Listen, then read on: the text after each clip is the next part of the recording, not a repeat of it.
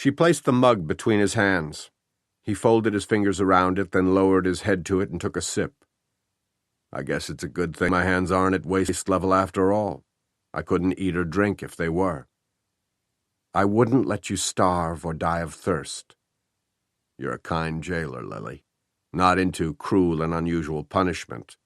Although, he waited until he was sure he had her full attention before saying, "It'll be pretty damn cruel if you die on me." I don't plan to. See that you don't. His voice had meaning behind it. So did the way he was looking at her. She resisted both. Ready for your crackers? I'll finish my coffee first. She backed away and sat down in the rocking chair a safe distance from the bed, keeping her head averted. Did Dutch talk to you often about the missing persons cases? Surprised by the question, she looked at him sharply. He must have been the one who told you about the blue ribbon, the nickname Blue. I never asked him to discuss his cases, but I listened when he did. What else did he tell you about the Cleary disappearances? She responded with a cool, steady stare. Come on, Lily. If you're convinced I'm blue, you won't be divulging anything I don't know. Did Dutch know the significance of the blue velvet ribbon? Its significance to Blue, you mean? He nodded. He had a theory about it. What was it? She was hesitant to discuss what she knew about the cases with Tierney, but if she did, she might learn something. The first to disappear, Tori Lambert, is the only one who isn't a local resident. She and her parents were vacationing in Cleary, he said. They went on a guided hike to enjoy the autumn foliage. She and her mother quarreled. In typical 15-year-old fashion, the girl stalked off to pout alone. She was never seen again. That's right. Stop looking at me like that, Lily. I came to Cleary shortly after the girl disappeared. The story was front-page news for weeks. I read the accounts like everybody else. Anyone could tell you what I just did. What's Dutch's take on the ribbon? That's all they found of her, Lily said. The other hikers in the group, including her parents, thought she would eventually catch up with them. When she didn't, they became concerned. By nightfall, they panicked. After 24 hours, they concluded that this was more than just an adolescent snit, that she was no longer missing by choice. Either she had been injured and couldn't make it back, or she was hopelessly lost, or she'd been taken. Rescue teams searched for weeks, but winter came early that year, he said, picking up the story. The girl, stop calling her the girl, she said testily. Her name is Tori Lambert. Tori Lambert vanished as though the ground had opened up and swallowed her. Not a trace of her has been found. Except for a blue velvet ribbon, Lily said. It was discovered in some underbrush across the state line in Tennessee. That's what led the authorities to believe that she'd been kidnapped. To get to the spot where the ribbon was found, she would have had to walk 10 miles over some of the most rugged terrain east of the Mississippi, he said. Her mother identified the ribbon as the one Tori had been wearing in her hair that day. She stared into near space for a moment, then said quietly, Mrs. Lambert must have gone through pure hell when she saw that ribbon. Tori has very long hair, almost to her waist. Lovely hair. That morning she wore it in a single braid and had plaited the ribbon into it. Shifting her gaze back to Tierney, she said, So whatever else you did to her, you took the time to unbind her hair and remove the ribbon. Blue did. I wonder, she continued as though he hadn't contradicted her, were you careless, or did you leave the ribbon behind deliberately? Why would it deliberately be left behind? To throw off search parties, mislead them? If so, it worked. After the ribbon was found, trained track dogs were brought in. They quickly lost the scent. She ruminated for a moment. I question why you didn't take the ribbon as a trophy. Blue had his trophy. He had Tori Lambert. His tone made Lily shiver. So the ribbon is only a symbol of success. Tierney took a last quick sip of coffee. I'm done. Thanks. She took the mug from his hands and passed him 2 of the crackers, 1 for each hand. He demolished the first in one bite. When he bent his head to eat the second, she noticed the bandage. Does the head wound hurt? It's tolerable. It doesn't appear to be bleeding. She extended him another cracker, but instead of taking it, he snatched her wrist, tightly closing his fingers around it. I'll survive, Lily. I'm more worried about your survival. She tried to pull her hand free, but he held on. Let go of my hand. Unlock the cuffs. No. She struggled futilely. I'll go to your car and get your medication. Flee, you mean? Flee. He gave a short laugh. You've been outside, you know what it's like. How far do you think I'd get if I wanted to flee? I want to save your life. I'll live. Your face is gray. I could hear every breath you took when you were in the living room. You're struggling. I'm struggling with you. This time, when she tugged on her hand, he released it. She took several wheezing breaths. Do you want this? She asked, extending the last cracker toward him. Please. Rather than holding it within reach of his hands, she held it a few inches from his mouth. Don't bite me. Frowning as though she had again insulted him, he inclined his head forward and caught the cracker between his teeth, being careful not to touch her fingers. She snatched her hand back. He worked the cracker into his mouth. She picked up the empty plate and mug and headed for the living room.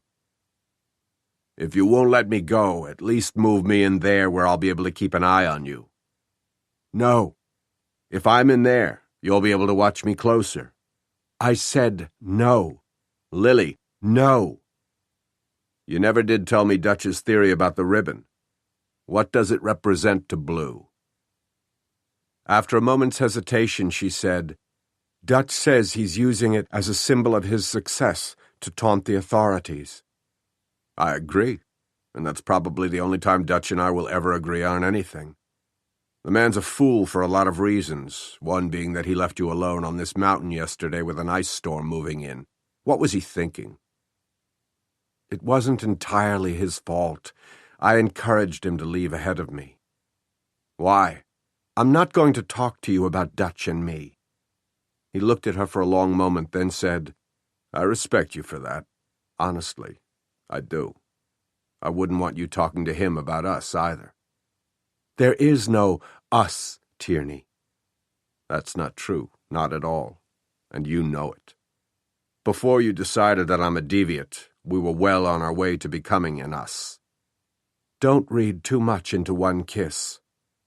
Ordinarily I wouldn't, he said, but that kiss wasn't ordinary. She knew she should separate herself from him without delay, close her ears, avoid looking into his eyes. Yet they held her in place as though they'd cast a spell over her. Deny it all you want, Lily, but you know that what I'm saying is the truth. It didn't start for us last night. It's been going on from the moment you stepped aboard the bus. Every second of every day since then, I've wanted to put my hands on you. She dismissed the quickening in her lower body. Is that how you do it? What? Do you sweet-talk those women into going with you without a whimper? You think this is sweet talk? Yes. A line to woo you? Yes. So you'll unlock the cuffs and I'll be free to ravage you. Something like that. Then explain why I stopped with one kiss last night. His eyes searched hers while he waited for an answer that never came. Eventually he said, I stopped because I wouldn't take advantage of the situation. We were in dangerous circumstances, cut off from the rest of the human race. We'd been talking about Amy.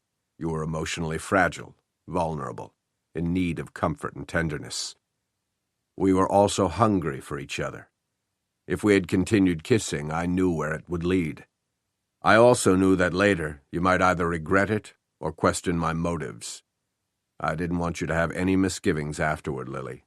That's the only reason I didn't join you on the mattress. He sounded earnest. God, did he ever. That was quite a sacrifice, St. Tierney. No. His eyes speared into hers like twin pinpoints of light. If you had asked me to fuck you, I would have in a heartbeat. Her sudden intake of air caused her lungs to wheeze. You're very good, Tierney. Her voice was a mere croak, not entirely from asthma. "Sweet 1 minute, erotic the next. You say all the right things." "Unlock the cuffs, Lily," he whispered. "Go to hell." Last night her survival had depended on trusting him. Today, it depended on mistrust. Chapter 18. "What the hell, Wes?" "Before you blow a gasket, stop and think about this." Wes joined Dutch where he was standing in front of an electric space heater. It did minimal good inside the cavernous garage, but the glowing red coils gave the impression that, by standing near it, he was staving off the penetrating cold. It was only an impression. The cement floor conducted the cold up through the thick soles of Dutch's boots and woolen socks, straight into his feet and legs. He stamped his feet to keep the blood circulating. He also stamped with impatience. Cal Hawkins had been in the men's room since they arrived. The last time Dutch had checked on him, he was still heaving into a nasty toilet. "They were going to follow you anyway," Wes said of the 2 FBI agents who had trailed him to the garage in their own car. They'd remained inside the sedan with the motor running. The tailpipe was emitting a cloud of exhaust, which to Dutch looked like the breath of a beast on his tail. "This Bagley character wants to get to Tierney just like you do," Wes continued. "So, instead of tearing up the mountainside on your own, why not let them shoulder some of the responsibility?" As much as Dutch hated to admit it, Wes made sense. If something bad happened up there, for instance, if Tierney sustained a fatal gunshot wound while trying to escape, there would be inquiries and review boards and paperwork out the wazoo. Why not let the Phoebes bite off a chunk of that? "If this doesn't work," Wes said, nodding toward Hawkins, who had emerged from the restroom looking like a walking cadaver, "the feds have choppers, trained rescue teams, high-tech tracking equipment, all that." "But if I use them, I answer to them," Dutch argued. "That galled, big time. Besides, when I get to Tierney—" "I hear you, and I'm with you 100% on that issue, buddy," Wes said in a low voice. "Especially if he's our women's snatcher. All I'm saying is, use the FBI up to a point." Wes slapped him on the back and gave him the grin he used to give him in the huddle, when they'd agreed on the play that would leave the other team bum-fuzzled and beaten. "Let's get this show on the road." But as they walked toward the sanding truck, he frowned. "Is he all right, you think?" Hawkins was in the driver's seat, but his arms were draped over the steering wheel, hugging it like a life preserver. "He'd better be. If he fucks this up, I'm going to kill him, and then I'm going to keep him in jail for the rest of his natural life." Dutch opened the passenger door and climbed in. "I'm right behind you if you need me," Wes told him. When Wes closed the passenger door, Hawkins flinched. "No need to slam it," he grumbled. "Start her up, Hawkins," Dutch said. He cranked the ignition key. "I'll start her, but ain't gonna do no good. I've said it 1,000 times, I'll say it again. This is knucking futs." Dutch eyed him suspiciously. "Do I smell liquor on your breath?" "Last night's. Recycled," he replied as he checked his side mirrors. Dutch looked into the mirror on the passenger door and watched Special Agent Wise back up the sedan. Then Wes backed his car into the street, leaving Hawkins a clear route. No more than 10 seconds out of the garage, the windshield became blanketed in snow. Hawkins's glance toward Dutch said, "I told you so." Muttering to himself, he turned on the windshield wipers and shifted gears. With a great deal of reluctance, or so it seemed to Dutch, the rig chugged forward. The plow attached to the truck's front grille cleaved a temporary path for the cars following them. Hawkins also laid down the mix of sand and salt. It helped, but each time Dutch looked into the side mirror, Wise and Wes were searching for traction. So he stopped looking. He had set his cell phone to vibrate rather than ring. Knowing it hadn't, he checked it anyway to see if he had a voicemail. He didn't. He dialed Lily's cell number, hoping that on a fluke he would find a signal. He got the expected no service indicator. She would call if she could, he told himself. Her cell phone was as useless as his. Otherwise, she would contact him. He leaned into the windshield and craned his neck to look toward the crest of Cleary Peak. He could see no farther than a few feet above the roof of the truck. It was total whiteout beyond the point where individual snowflakes were distinguishable as they kamikazed into the windshield. If it was this bad down here, it would be far worse at the top of the mountain. Not wanting to spook his driver, he didn't say that out loud, but Hawkins read his mind. "Higher we go, the worse it's going to get," he said. "We'll take it a foot at a time." "More like an inch." After a moment he said, "What I'm wondering—" Dutch looked over at him. "What?" "Does your old lady want to be rescued?" "What do you think, Hoot?" "About what, sir? Specifically?" Hoot was focused on the center of the car's hood, trying to keep it in the middle of the chute that the sanding truck had opened for them. "Dutch Burton, what's your read on him?" "Extremely sensitive to criticism. Even when it's only implied, he immediately gets his back up. The common reaction of one who perpetually fails and/or has low self-esteem. What else, Hoot?" "He wants to get his former wife away from Ben Tierney, more from rank jealousy than a conviction that Tierney is blue. He's reacting like a man, not an officer of the law." Begley beamed at him as though he were a prodigy who'd given the correct answer to a trick question. "What did Perkins unearth about the lady?" While waiting for Chief Burton to arrive at Ritt's store, Hoot had used the payphone to call the Charlotte office. He had his laptop with him, of course, but the computers in the office had faster and better access to more extensive information networks. He'd asked Perkins to see what he could find on Burton's ex, and had warned his counterpart that Begley was in a hurry to get the information. Perkins had said, "Damn. Okay, give me 10.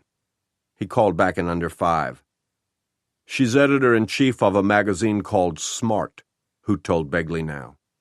"You're shitting me," he exclaimed. "No, sir." "Mrs. Begley swears by that magazine. I've seen her spend a weekend with an issue. She redecorated our living room to match one she saw in it. Are you married, Hoot?" The sudden question gave him a start. "Sir? Oh, no, sir." "Why not?" He wasn't opposed to the idea. In fact, he favored it. The problem was finding a woman who wouldn't become bored with him in his ordered life. That had been the pattern with him and women. There would be a few dates, some of them overnighters, before he and the woman drifted apart for lack of enthusiasm. Recently he'd begun exchanging email with a woman he'd met on the internet. She lived in Lexington and was pleasant to talk to. She didn't know he worked for the FBI. Women were often more infatuated with the macho image of the Bureau than with him. All Karen, that was her name, knew of his work was that it involved computers. Miraculously, she was still interested. Their last chat had lasted an hour and 38 minutes. She actually had him sitting at his computer in his immaculate home office laughing out loud over an anecdote involving her one and only attempt to save money by coloring her own hair. She assured him that the disastrous result had been remedied in a salon and had been worth every penny spent on it. It had got him to thinking that maybe he needed a little zaniness in his life. More than once she had mentioned to him how pretty Kentucky was in the spring. If that lead-in resulted in an invitation for him to come and see the splendor of a Kentucky spring for himself, he would seriously consider going. He got nervous thinking about meeting her face to face, but it was a good kind of nervousness. Hoping that Begley couldn't see the flush he felt in his cheeks, he said stiffly, "My focus the last few years has been the pursuit of my career, sir." "Fine, well and good, Hoot. But that's your job, not your life. Work on that." "Yes, sir." "Mrs. Begley keeps me sane and happy. Don't know what I'd do without her. I'd like you to meet her sometime." "Thank you, sir. It would be an honor." "Lily Martin. It's safe to assume that she's a savvy lady?" Hoot's brain tried to shift tracks with the agility of Begley's. "Yes, sir. She holds dual degrees in art and journalism. Started out as a gopher at another magazine and came up through the ranks to her current position. Perkins passed along some websites we can look at later. He said photos show her to be quite attractive." He cast a glance at Begley before continuing. "And there was something else, sir. About Ben Tierney. Perkins said that on one of his credit card statements there was a charge to a catalog that sells paramilitary gear. He purchased a transponder and a pair of handcuffs. Jesus Christ. How long ago? The charge was on his August statement. Begley thoughtfully tugged on his lower lip. Mr. Elmer told us that Tierney had met Lily Martin last summer, and that he was attracted to her. What we don't know is whether or not the attraction was mutual, Begley said. Maybe they've been seeing each other since last summer. As the ex, Dutch Burton wouldn't necessarily know about it. Correct. On the other hand, Begley began, if Ms. Martin was not attracted to Tierney, and if he is blue— Yeah, Begley sighed. He wouldn't like being rebuffed. He lapsed into a glum silence for several minutes, then thumped his fist against his thigh with aggravation. Son of a bitch, this just doesn't gel, Hoot. Simon & Schuster Audio presents Chill Factor, a novel by Sandra Brown. Read by Stephen Lang. Chapter 1. The grave was substandard. The storm was forecast to be a record-breaker.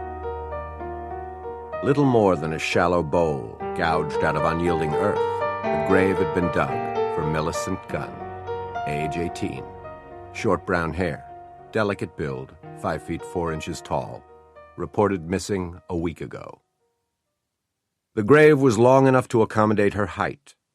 Its depth, or lack thereof, could be remedied in the spring, when the ground began to thaw, if scavengers didn't dispose of the body before then. Ben Tierney shifted his gaze from the new grave to the others nearby. 4 of them. Forest debris and vegetative decay provided natural camouflage, yet each lent subtle variations to the rugged topography, if one knew what to look for. A dead tree had fallen across one, concealing it entirely except to someone with a discerning eye. Like Tierney. He took one last look into the empty shallow grave, then picked up the shovel at his feet and backed away. As he did, he noticed the dark imprints left by his boots in the white carpet of sleet. They didn't concern him overmuch.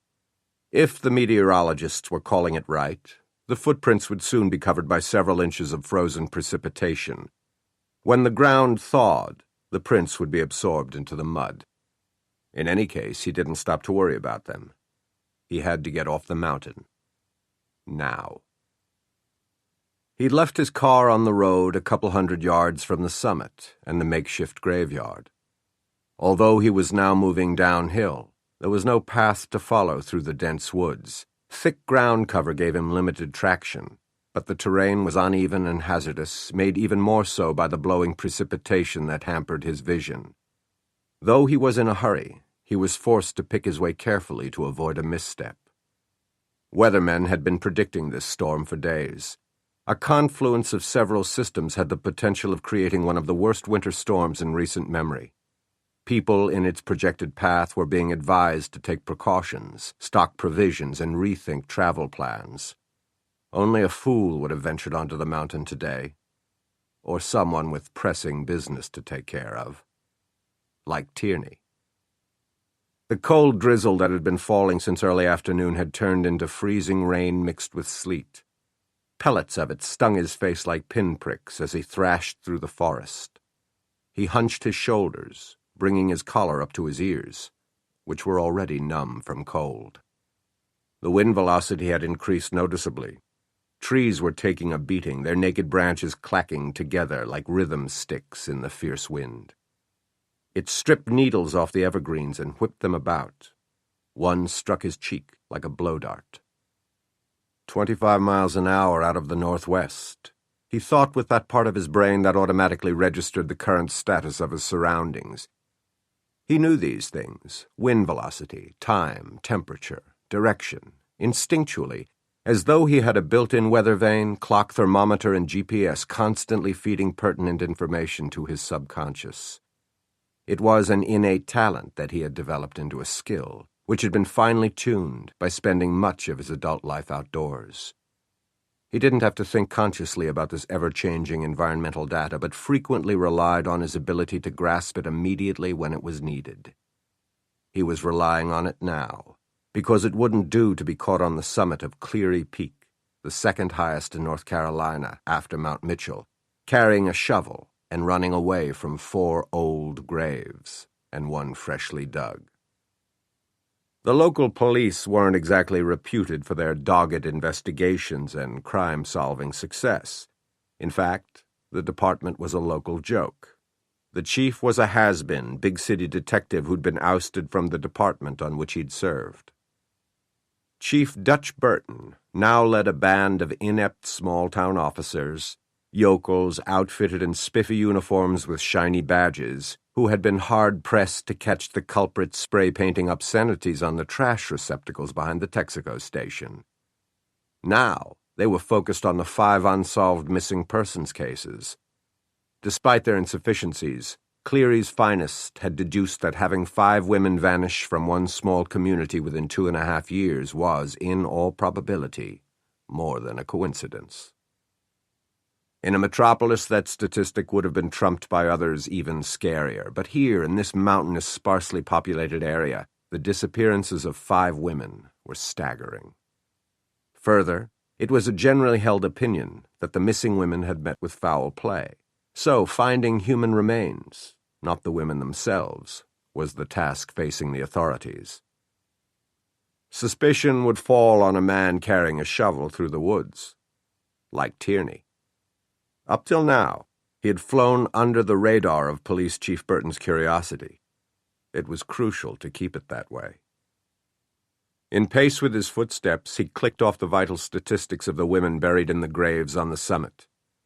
Carolyn Maddox, a 26-year-old who had a deep bosom, beautiful black hair, and large brown eyes, reported missing last October, a single mom and sole supporter of a diabetic child. She had cleaned rooms at one of the guest lodges in town. Her life had been a cheerless, non-stop cycle of toil and exhaustion. Carolyn Maddox was getting plenty of peace and rest now. As was Laureen Elliott, single, blonde, and overweight. She had worked as a nurse at a medical clinic. Betsy Calhoun, a widowed homemaker, had been older than the others. Tori Lambert, the youngest of them, had also been the first, the prettiest, and the only one not a resident of Cleary. Tierney picked up his speed, trying to outrun his haunting thoughts as well as the weather. Ice was beginning to coat tree limbs like sleeves. Boulders were becoming glazed with it. The steep, curving road down to Cleary would soon become unnavigable, and it was imperative that he get off this goddamn mountain. Fortunately, his built-in compass didn't fail him, and he emerged from the woods no more than 20 feet from where he'd entered it. He wasn't surprised to see that his car was already coated with a thin layer of ice and sleet. As he approached it, he was breathing hard, emitting bursts of vapor into the cold air. His descent from the summit had been arduous, or perhaps his labored breathing and rapid heart rate were caused by anxiety, or frustration, or regret. He placed the shovel in the trunk of his car. Peeling off the latex gloves he'd been wearing, he tossed them into the trunk as well, then shut the lid. He got into the car and quickly closed the door, welcoming shelter from the biting wind. Shivering, he blew on his hands and vigorously rubbed them together in the hope of restoring circulation to his fingertips. The latex gloves had been necessary, but they hadn't provided any protection against the cold. He took a pair of cashmere-lined leather gloves from a coat pocket and pulled them on. He turned the ignition key. Nothing happened. He pumped the accelerator and tried again. The motor didn't even growl. After several more unsuccessful tries, he leaned back against the seat and stared at the gauges on the dashboard as though expecting them to communicate what he was doing wrong. He cranked the key one more time, but the engine remained as dead and silent as the women crudely buried nearby. Shit! He thumped both gloved fists against the steering wheel and stared straight ahead, although there was nothing to look at. A sheet of ice had completely obscured the windshield. "Tierney," he muttered, "you're screwed." Chapter 2. The wind has picked up and there's icy stuff falling out there, Dutch Burton remarked as he let the drape fall back into place over the window. We'd better start down soon. I need to empty these few shelves, then I'll be done.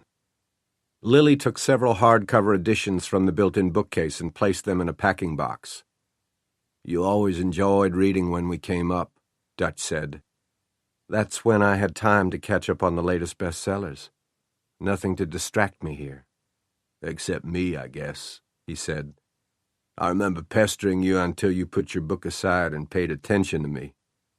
She glanced up at Dutch from where she sat on the floor and smiled. But she didn't pursue his fond recollection of how they'd spent their leisure time in the mountain retreat. Initially, they had come here on weekends and holidays to escape their hectic schedules in Atlanta. Later, they'd come here simply to escape. She was packing what remained of her personal belongings to take with her when she left today. She wouldn't be coming back, neither would Dutch. This would be the last page written, an epilogue, actually, of their life together. She had hoped to make their final farewell as unsentimental as possible. He seemed determined to stroll down memory lane. Whether his recollections of times past were designed to make him feel better or to make her feel worse, she didn't want to engage in them. Their good times together had been so eclipsed by their bad ones that any memory reopened wounds. She steered the topic back to pragmatic matters. I made copies of all the closing documents. They're in that envelope along with a check for your half of the sale.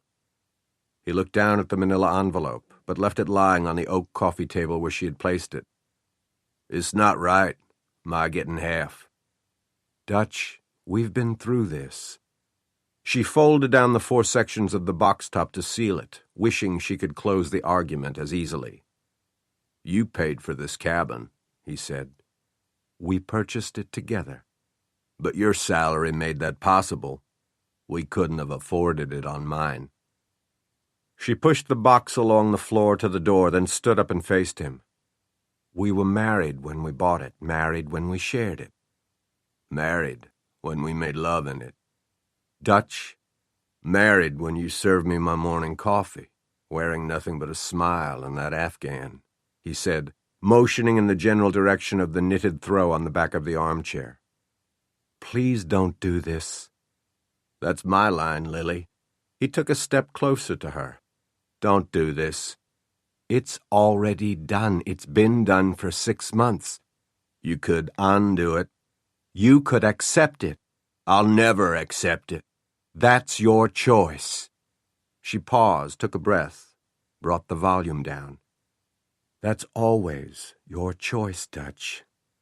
You refuse to accept change, and because you can't, you never get over anything. I don't want to get over you, he argued. You'll have to. She turned away from him, pulled an empty box nearer the bookcase and began filling it with books, although taking less care with them than before. She was now in a hurry to leave, before she was forced to say more hurtful things in order to convince him that their marriage was, finally and forever, over. Several minutes of tense silence were broken only by the soughing of the wind through the trees surrounding the cabin. Branches knocked against the eaves with increasing frequency and force. She wished he would leave ahead of her, preferred he not be there when she left the cabin, knowing that it would be for the last time. He might have an emotional meltdown. She'd been through such scenes before and didn't want to experience another. Their leave-taking didn't have to be bitter and ugly, but Dutch was making it so by resurrecting old quarrels. Although clearly it wasn't his intention, his rehashing of these arguments only underscored how right she'd been to end the marriage. I think this Louis L'Amour is yours. She held up a book. Do you want it, or shall I leave it for the new owners? They're getting everything else, he said morosely. Just as well throw in a paperback book. It was easier to sell the furnishings along with the cabin, she said. The furnishings were bought specifically for this place and wouldn't look right in any other house. Besides, neither of us has extra space, so what would I have done with it? Move it all out only to sell it to someone else? And where would I have stored it in the meantime? It made more sense to include everything in the sell price. That's not the point, Lily. She knew the point. He didn't want to think of strangers living in a cabin using their things. Leaving everything intact for someone else to enjoy seemed to him like a sacrilege, a violation of the privacy and intimacy they'd shared in these rooms. I don't care how sensible it is to sell the whole kit and caboodle, Lily. Screw sensible. How can you bear to think of other people sleeping in our bed between our sheets? That had been his reaction when she told him her plans for the furnishings. Obviously her decision still riled him, but it was too late for her to change her mind even if she were so inclined, which she wasn't. When the shelves in the bookcase were empty, save for the lone Western novel, she looked around for anything she might have missed. Those canned goods, she said, pointing to the grocery items she'd placed on the bar that separated the kitchen from the living area. Do you want to take them with you? He shook his head. She added them to the last box of books, which was only half full. I scheduled the utilities to be disconnected since the new owners won't be occupying the cabin until spring. Doubtless he already knew all this. She was talking to fill the silence, which seemed to become conversely weightier the more of herself she removed from the cabin. I have some last-minute items in the bathroom to gather up. Then I'll be out of here.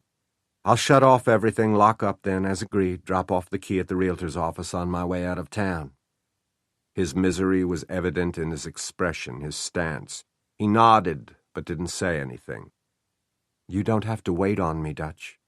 I'm sure you have responsibilities in town. They'll keep. With an ice and snowstorm forecast, you'll probably be needed to direct traffic in the supermarket, she said, making light. You know how everyone stocks up for the siege. Let's say our goodbyes now, and then you can get a head start down the mountain. I'll wait on you. We'll leave together. Do what you need to do in there, he said, indicating the bedroom. I'll load these boxes in your trunk. He hefted the first box and carried it out. Lily went into the next room. The bed, with a nightstand on each side, fit compactly against the wall under the sloping ceiling. The only other furnishings were a rocking chair and a bureau.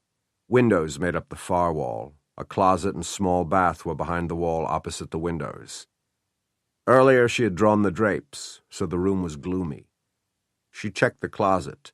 The empty hangers on the rod looked forlorn. Nothing had been overlooked in the bureau drawers. She went into the bathroom and collected the toiletries she had used that morning, zipped them into a plastic travel case, and, after checking to make certain that she'd left nothing in the medicine chest, returned to the bedroom. She added the bag of toiletries to her suitcase, which lay open on the bed, then closed it, just as Dutch rejoined her. Without preamble of any kind, he said, If it hadn't been for Amy, we'd still be married. Lily looked down and slowly shook her head. Dutch, please, let's not. If not for that, we'd have lasted forever. We don't know that. I do. He reached for her hands. They felt cold in his hot clutch. I take full responsibility for everything. Our failure was my fault. If I had handled things differently, you wouldn't have left me. I see that now, Lily. I acknowledge the mistakes I made, and they were huge, stupid, I admit that, but please, give me another chance, please. We could never go back to the way we were before, Dutch. We're not the same people as when we met. Don't you realize that? No one can change what happened, but it changed us. He seized on that. You're right. People change. I've changed since the divorce. Moving up here, taking this job, it's all been good for me, Lily. I realize that Cleary is a far cry from Atlanta, but I've got something to build on here, a solid foundation. It's my home, and the people here know me and all my kinfolk.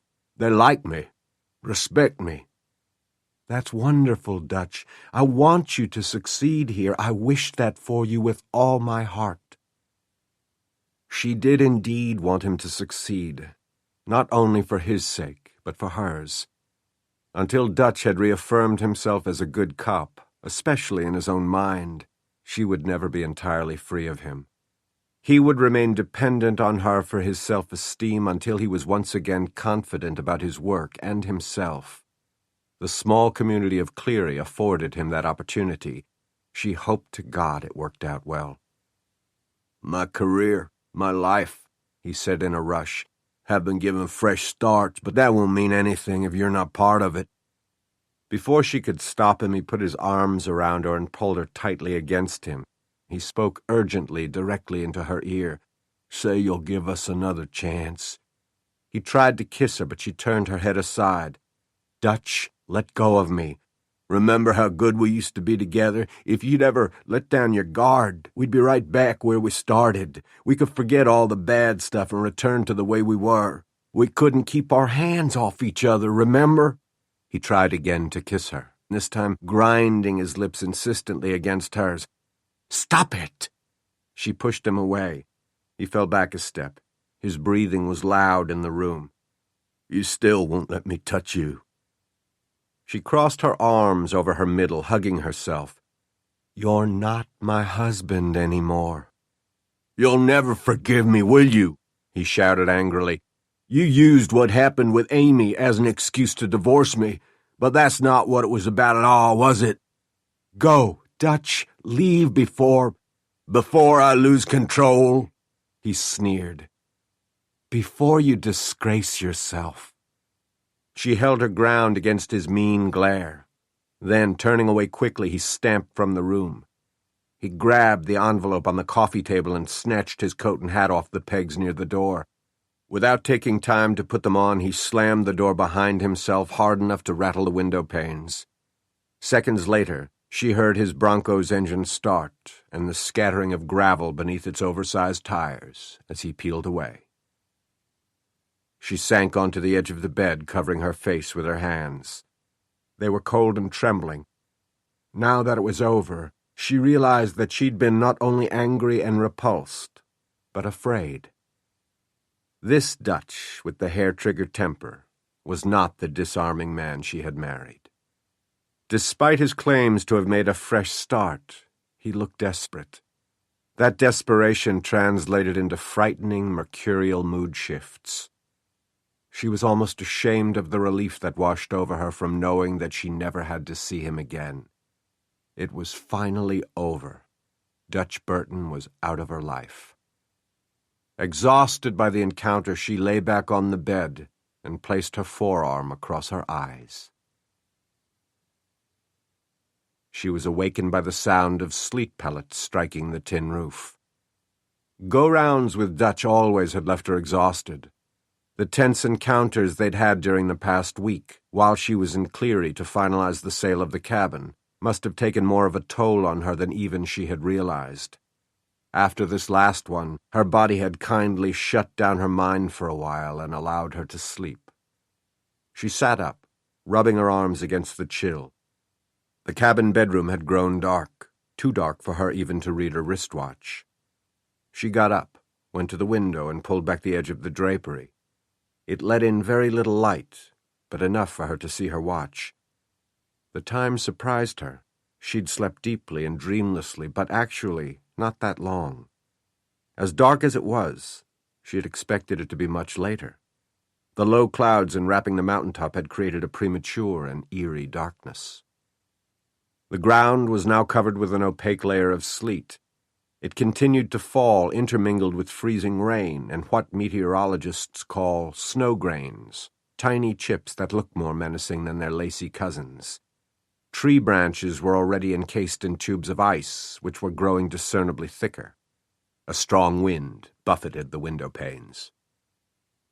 It had been careless of her to fall asleep. That mistake was going to cost her a harrowing trip down the mountain road.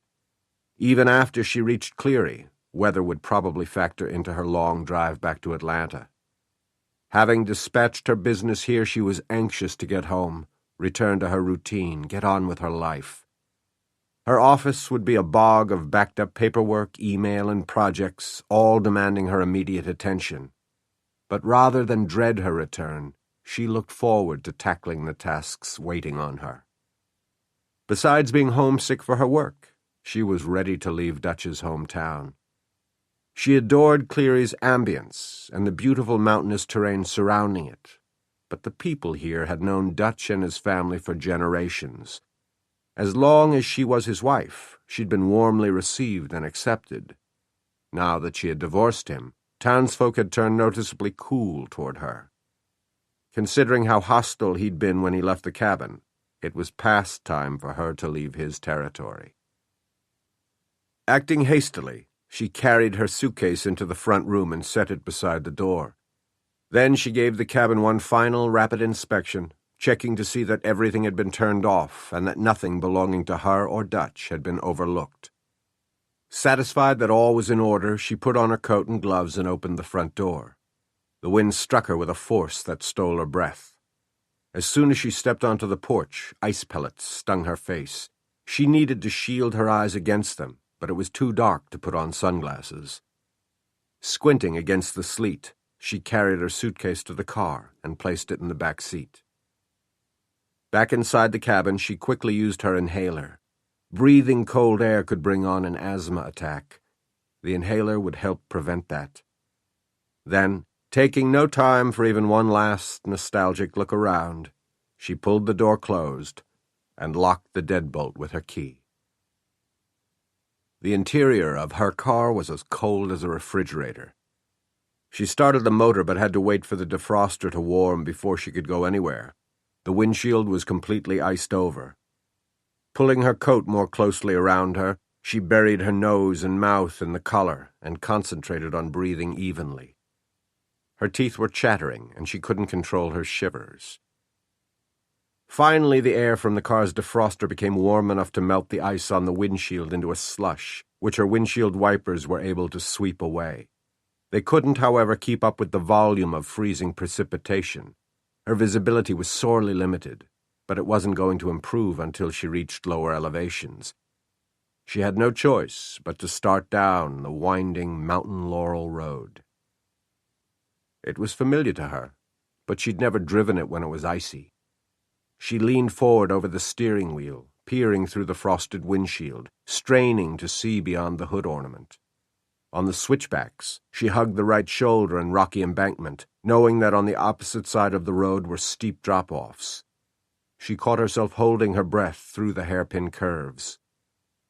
Inside her gloves, her fingertips were so cold they were numb, but her palms were sweaty as she gripped the steering wheel. Tension made the muscles of her shoulders and neck burn. Her anxious breathing grew more uneven. Hoping to improve her visibility, she rubbed her coat sleeve across the windshield, but all that accomplished was to give a clearer view of the dizzy swirl of sleet. And then suddenly, a human figure leaped from the wooded embankment onto the road directly in her path. Reflexively, she stamped on her brake pedal, remembering too late that braking abruptly was the wrong thing to do on an icy road. The car went into a skid. The figure in her headlights jumped back, trying to get out of the way. Wheels locked. The car slid past him, the back end fishtailing wildly. Lily felt a bump against her rear fender. With a sinking sensation in her stomach, she realized he'd been struck. That was her last sickening thought before the car crashed into a tree. Chapter 3. Her airbag deployed, smacking her in the face and releasing a choking cloud of powder which filled the car's interior. Instinctively, she held her breath to avoid breathing it. The seatbelt caught her hard across her chest.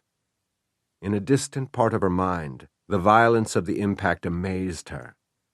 This had been a relatively mild collision, but it left her stunned. She took a mental inventory of body parts and determined that she wasn't in pain anywhere, only shaken. But the person she'd hit, my God. Batting the deflated airbag out of the way, she released her seatbelt and shoved open the door. As she scrambled out, she lost her footing and pitched forward. The heels of her hands struck the icy pavement hard, as did her right knee. It hurt like hell. Using the side of the car for support, she limped around to the rear. Shielding her eyes against the wind with her hand, she spotted the motionless figure lying face up, head and trunk on the road's narrow shoulder, legs extending into the road. She could tell by the size of his hiking boots that the victim was male. As though skating across the glassy pavement, she made her way to him and crouched down. A watch cap was pulled low over his ears and eyebrows. His eyes were closed. She detected no movement of his chest to indicate breathing. She dug beneath the wool scarf around his neck, beneath the collar of his coat, beneath the turtleneck sweater, and searched for a pulse. Feeling one, she whispered, "Thank God, thank God." But then she noticed the spreading dark stain on the rock beneath his head. She was about to lift his head and search for the source of the bleeding when she remembered that an individual with a head wound shouldn't be moved. Wasn't that a strict rule of emergency aid? There could be a spinal injury, which moving could exacerbate or even make fatal. She had no way of determining the extent of his head injury, and that was a visible injury. What injuries might he have sustained that she couldn't see? Internal bleeding, a rib-punctured lung, a ruptured organ, broken bones. And she didn't like the look of the awkward angle at which he was lying, as though his back was bowed upward. She must get help immediately. She stood up and turned back toward her car. She could use her cell phone to call 911. Cell service wasn't always reliable in the mountains, but maybe. His groan halted her. She turned so quickly her feet almost went out from under her. She knelt beside him again. His eyes fluttered open, and he looked up at her. She'd seen eyes like that only once before. "Tierney?" He opened his mouth to speak, then looked as though he was about to throw up. He clamped his lips together and swallowed several times, containing the urge. He closed his eyes again, then after a few seconds opened them. "I was hit." She nodded. "By the rear quarter panel, I think. Are you in pain?" After a few moments' assessment, he said, "Everywhere." "The back of your head is bleeding. I can't tell how bad it is. You fell on a rock. I'm afraid to move you." His teeth had begun to chatter. Either he was cold or he was going into shock. Neither was good. "I've got a blanket in the car. I'll be right back." She stood up, ducked her head against the wind, and labored back to her car, wondering what on earth he'd been thinking to have charged out of the woods like that straight into the middle of the road. What was he doing up here on foot during a winter storm in the first place? The trunk lid release on the dashboard didn't work, possibly because of damage to the electrical system, or possibly because the lid was frozen shut. She removed the key from the ignition and took it with her to the rear of the car. As she'd feared, the lock was glazed over. She groped her way to the shoulder of the road and picked up the largest rock she could handle, then used it to chip away the ice. In emergency situations like this, people were supposed to experience an adrenaline rush that imbued them with superhuman strength. She felt no such thing. She was panting and exhausted by the time she'd knocked away enough ice to raise the trunk lid. Shoving the packing boxes aside, she found the stadium blanket zipped into its plastic carrying case. She and Dutch had taken it to football games. It was for warding off an autumn chill, not surviving a blizzard, but she supposed it was better than nothing. She returned to the prone figure. He lay as still as death. Her voice rose in panic. "Mr. Tierney!" He opened his eyes. "I'm still alive." "I had a hard time getting the trunk open. Sorry it took so long." She spread the blanket over him. "This won't be of much help, I'm afraid. I'll try." "Save the apologies. Do you have a cell phone?" She remembered from the day they'd met that he was a take-charge kind of man. Fine. This wasn't the time to play the feminist card. She fished her cell phone from her coat pocket. It was on. The panel was lighted. She turned it toward him so he could read the message. No service. "I was afraid of that." He tried to turn his head, winced and gasped, then clenched his jaw to keep his teeth from chattering. After a moment he asked, "Can your car be driven?" She shook her head. What she knew about cars was limited, but when the hood looked like a crumpled soda can, it was reasonable to assume that the car was disabled. "Well, we can't stay here." He made an effort to get up, but she pressed her hand against his shoulder. "You could have a broken back, a spinal injury. I don't think you should move." "It's a risk, yeah, but it's either that or freeze to death. I'll take the gamble. Help me up." He extended his right hand, and she clasped it tightly as he struggled to sit up, but he couldn't stay up. Bending forward from the waist, he fell on her heavily. Lily caught him against her shoulder and held him there while she repositioned the stadium blanket around his shoulders. Then she eased him back until he was in a sitting position. His head remained bent low over his chest. Fresh blood trickled from beneath the tight watch cap, eddied around the front of his earlobe, and dribbled down his jaw. "Tierney," she lightly smacked his cheek. "Tierney."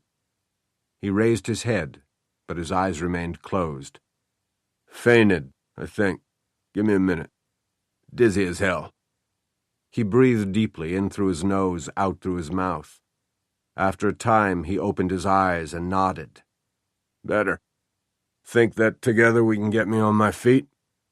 "Take all the time you need." "Time is what we don't have. Get behind me and put your hands under my arms." She released him cautiously, and when she was certain that he could stay upright, moved behind him.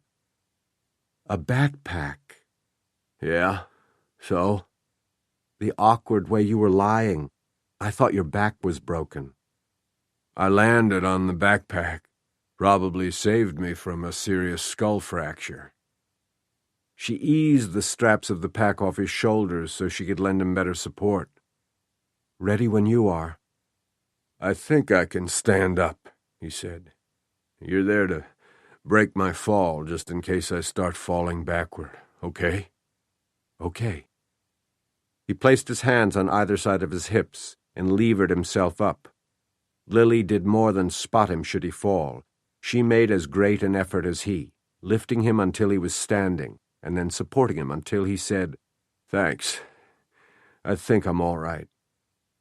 He reached beneath his coat, and when he withdrew his hand he was holding a cell phone, which evidently had been clipped to his belt.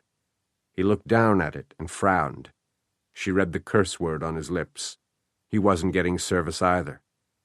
He motioned toward the wrecked car. "Is there anything in your car we should take back to your cabin?" Lily looked at him with surprise. "You know about my cabin?" Scott Hamer clenched his teeth against the strain. "Almost there, son. Come on. You can do it. One more." Scott's arms trembled with the effort. Veins bulged to a grotesque extent. Sweat rolled off him and dripped from the weight bench onto the gym mat, making small splats against the rubber. "I can't do one more," he groaned. "Yes, you can. Give me 110%. Wes Hamer's voice echoed in the high school gymnasium. Except for them, the building was deserted. Everyone else had been allowed to go home more than an hour ago. Scott was required to stay long after classes were dismissed, long after all the other athletes had gone through their after-school workouts as set out by their coach, Scott's father, Wes. "I want to see maximum effort." It felt to Scott like his blood vessels were on the verge of bursting. He blinked sweat from his eyes and expelled several puffs of breath through his mouth, spraying spittle.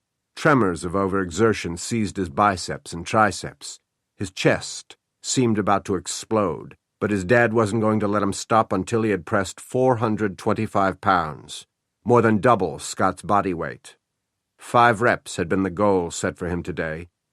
His dad was big on setting goals. He was even bigger on achieving them. "Stop screwing around, Scott," Wes said impatiently.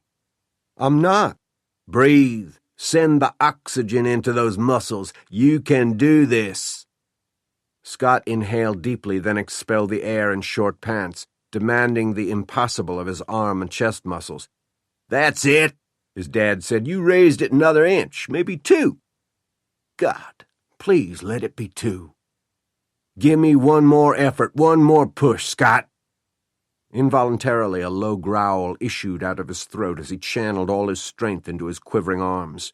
But he got the weight bar up another inch, enough to lock his elbows for a millisecond before his dad reached over and guided it into the brackets.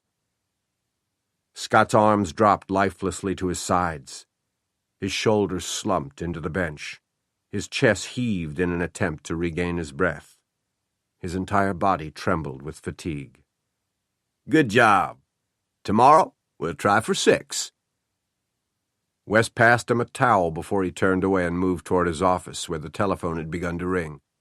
You shower. I'll get this, then start locking up. Scott heard his father answer the phone with a brusque, Hamer, then asked, What do you want, Dora? In the deprecating tone he always used with Scott's mother. Scott sat up and ran the towel over his face and head. He was whipped, absolutely spent. He dreaded even the walk to the locker room. Only the promise of a hot shower got him off the bench. That was your mother, Wes called to him through the open door of his office. It was a messy space that only the brave dared enter. On the desk were stacks of paperwork which Wes considered a waste of time and therefore avoided doing for as long as possible. The walls were covered with season schedules for numerous sport teams. A 2-month calendar was filled with his handwritten hieroglyphics, which only he could read. Also taped to the wall was a topographical map of Cleary and the surrounding area. His favorite hunting and fishing spots had been highlighted with a red marker. In framed photos of the last 3 years' football teams, head coach Wes Hamer stood proudly in the center of the front row. She said it's beginning to sleet, he told Scott. Get a move on. The pungent odor of the high school locker room was so familiar to Scott he didn't even notice it. His own stink mingled with the stench of adolescent sweat, dirty socks, jerseys, and jockstraps. The odor was so pervasive, it seemed to have soaked into the grout between the tiles in the shower room. Scott turned on the faucets in one of the stalls. As he peeled off his shirt, he looked over his shoulder into the mirror and frowned with disgust at the outbreak of acne on his back. He stepped into the shower and put his back to the spray, then vigorously scrubbed as much of it as he could reach with an antibacterial soap. He was washing his crotch when his dad appeared carrying a towel. In case you forgot to pick one up. Thanks. Self-consciously, he removed his hand from his private parts and went to work on his armpits. Wes draped the towel over a bar outside the stall, then motioned toward Scott's groin. You take after your old man, he said around a chuckle. Nothing to be shy about in that department.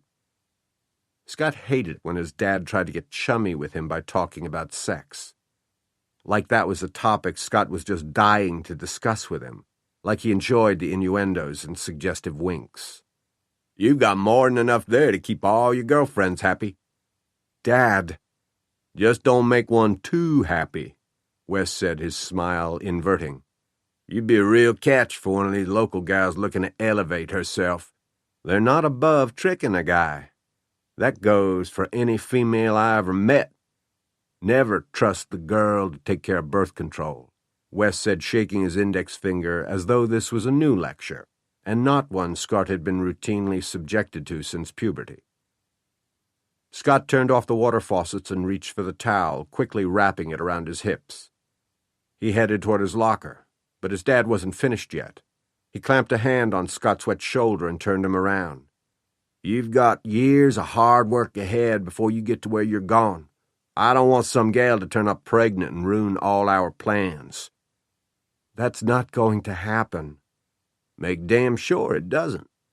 Then Wes gave him an affectionate push in the general direction of his locker. Get dressed. 5 minutes later, Wes locked the gymnasium door behind them, securing the building for the night. Bet anything school's out tomorrow, he remarked. Intermittent sleet was falling, along with the dreary rain that instantly froze on any surface. Be careful where you step. It's already getting slick. Cautiously, they made their way to the faculty parking lot, where Wes had a premium space reserved for the athletic director of Cleary High School, home of the Fighting Cougars. The windshield wipers labored against the freezing rain on the tempered glass. Scott shivered inside his coat and pushed his fists deep into the flannel-lined pockets. His stomach growled. I hope Mom's got dinner ready. You can have a snack at the drugstore. Scott turned his head quickly and looked at Wes. Wes kept his eyes on the road. We're stopping there before we go home. Scott sank lower into his seat, pulled his coat close around him, and moodily stared through the windshield as they moved along Main Street. There were closed signs in most of the store windows. Shopkeepers had left early, before the worst of the weather moved in. But it seemed no one had gone straight home. Traffic was heavy, especially around the grocery market, which was still open and doing a brisk business.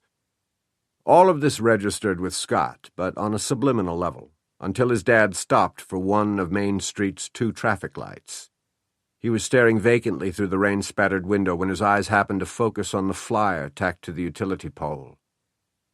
Missing. Beneath that bold headline was a black-and-white photo of Millicent Gunn, followed by a basic physical description, the date of her disappearance, and a list of telephone numbers to call with any information as to her whereabouts. Scott closed his eyes, thinking about what Millicent had looked like the last time he'd seen her. When he reopened his eyes, the car was once again in motion, the flyer no longer in sight. Chapter 4. Are you certain we have everything we may need?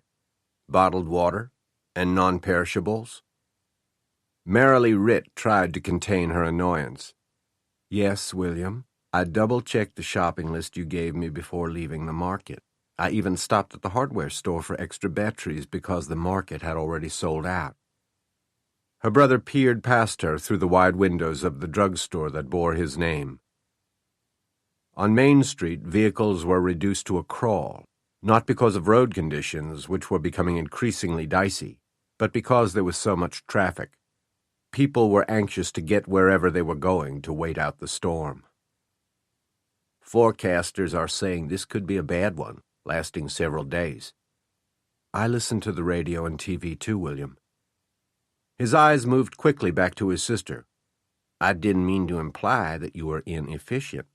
Just a little absent-minded sometimes. How about a cup of cocoa on the house? She glanced outside at the slow-moving stream of cars. I don't think I'd get home any faster if I left now. So, all right, I'd love some cocoa. He ushered her toward the soda fountain at the front of the store and motioned her onto one of the chrome stools at the counter. Linda, Marilee would like a cup of cocoa. Extra whipped cream, please, Marilee said, smiling at the woman behind the counter. Coming right up, Miss Marilee. Linda Wexler had been managing the drugstore soda fountain long before William Ritt bought the business from the previous owner. When he took over, he'd been smart enough to keep Linda in place. She was a local institution, knowing everyone in town, who took cream in their coffee and who drank it black. The tuna salad was made fresh by her every morning, and she wouldn't even consider using frozen patties for the hamburgers she cooked to order on a griddle. Can you believe this mess outside? She asked as she poured milk into a saucepan to heat for the cocoa. I remember, when we was kids, how excited we'd get every time snow was in the forecast, wondering was we going to have school the next day or not. You probably enjoy a free holiday much as your pupils. Marilee smiled at her. If we have a snow day, I'll probably use it to grade papers. Linda sniffed with disapproval. Waste of a day off. The entrance door opened and the bell above it tinkled. Marilee swiveled around on her stool to see who'd come in.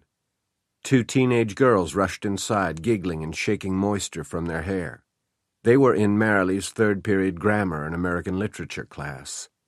You girls should be wearing caps, she said to them.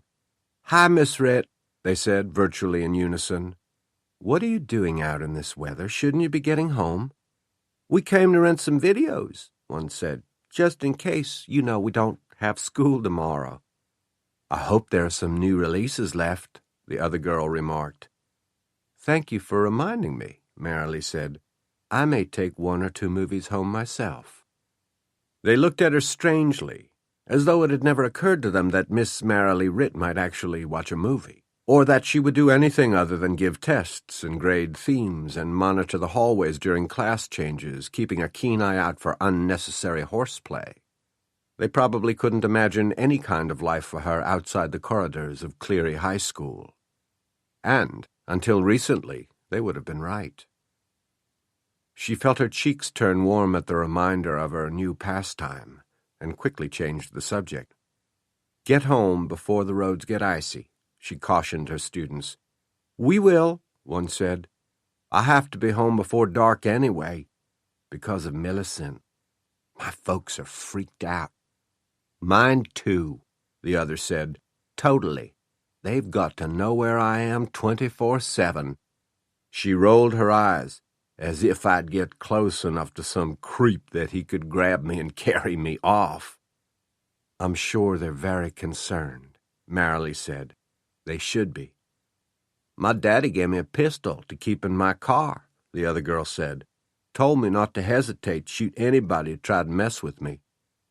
Marilee murmured, "It's become a frightening situation." Gauging their impatience to get on with their evening, she told them to enjoy the snow day, if indeed they had one, then turned back to the counter, just as Linda was serving her cocoa. "Careful, hon. It's hot." Looking after the girls, Linda said, "People have gone plumb nuts." Marilee took a tentative sip of the hot chocolate.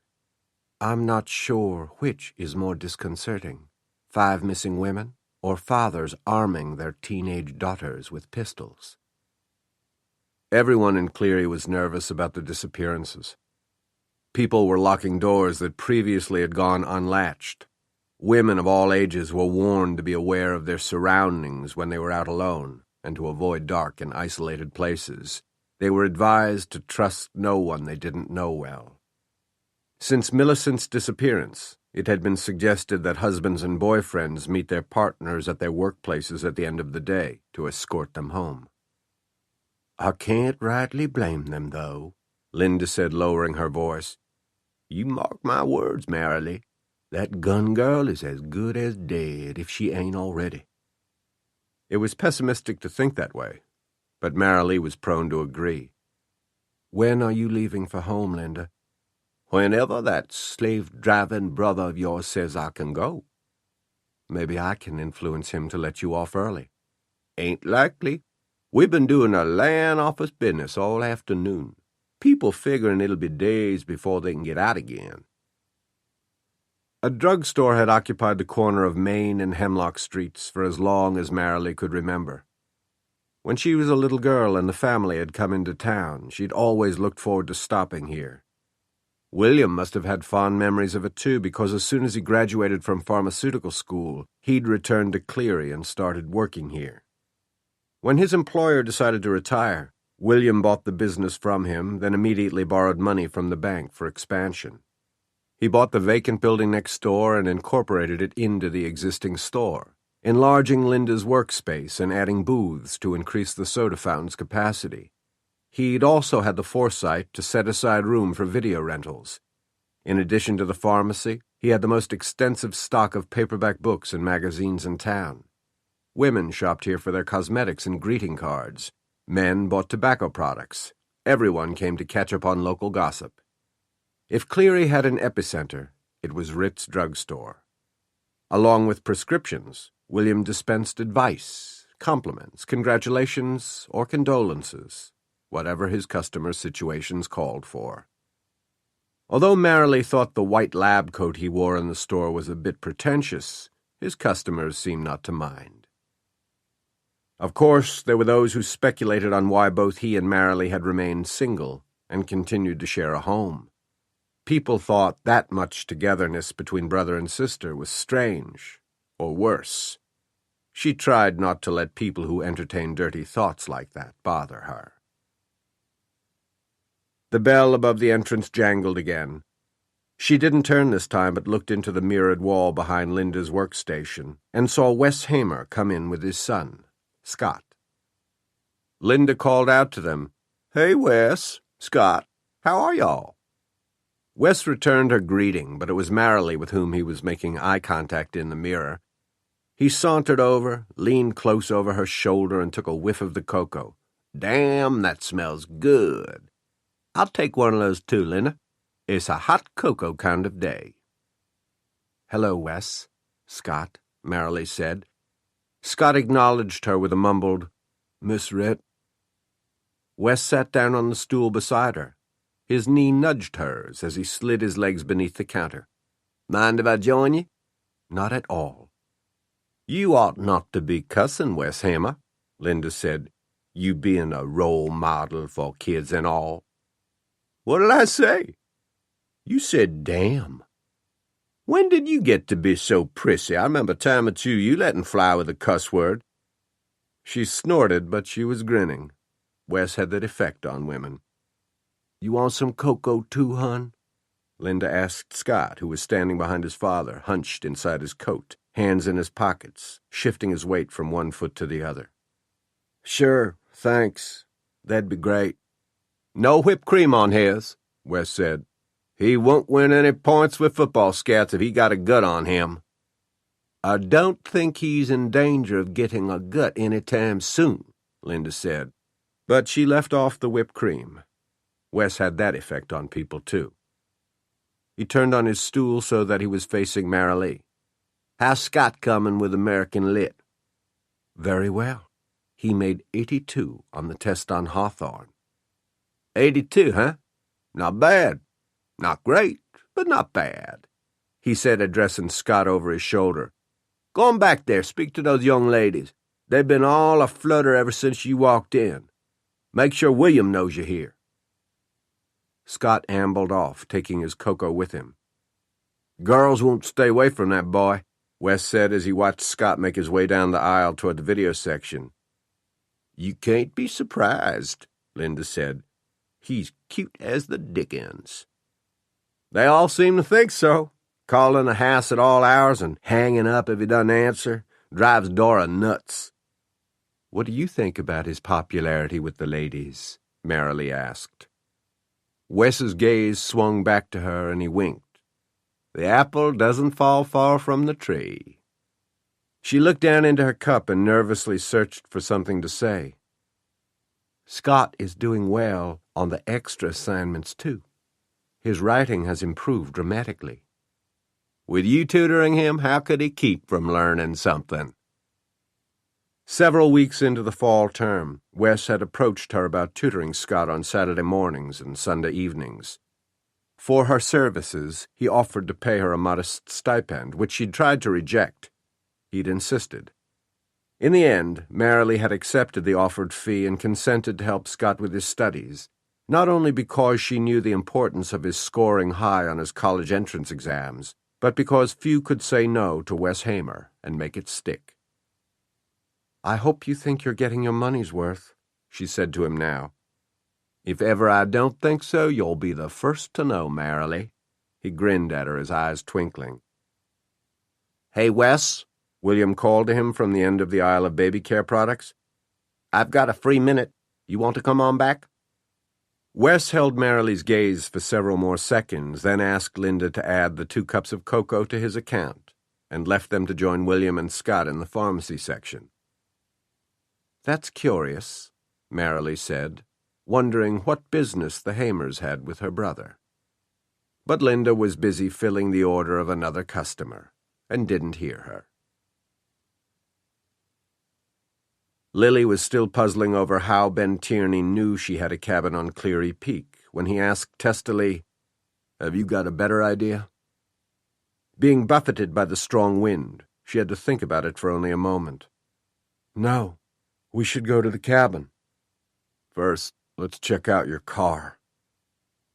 They made it to her car without mishap, although he was wobbly on his feet. She got in on the driver's side. He pushed her suitcase aside and climbed into the back seat because the right half of the dashboard had been jammed into the front passenger seat. Once he had pulled the door closed, he removed his gloves and rested his forehead against the heel of his right hand. Are you going to faint again? Lily asked. No, we don't have time for it. He lowered his hand and peered at her over the back of the seat, giving her a critical once-over. "You're underdressed." "Tell me," she said through chattering teeth. "What have you got in your suitcase? Anything useful?" "Nothing warmer than what I've got on." Apparently wanting to judge that for himself, he opened the suitcase on the seat beside him. He rifled through her garments, heedlessly sorting through lingerie, nightgowns, socks, slacks, tops. "Thermal underwear?" "No." He tossed her a wool sweater. "Put this on over what you're wearing." She removed her coat long enough to pull on the sweater. "Let me see your boots." "My boots," he repeated impatiently. She pulled up her pants leg and extended her leg far enough for him to see her foot. He frowned. Taking several pairs of socks from the suitcase, he tossed them over the seat at her. "Put those in your pocket. Take this too. You can put it on once we get to the cabin."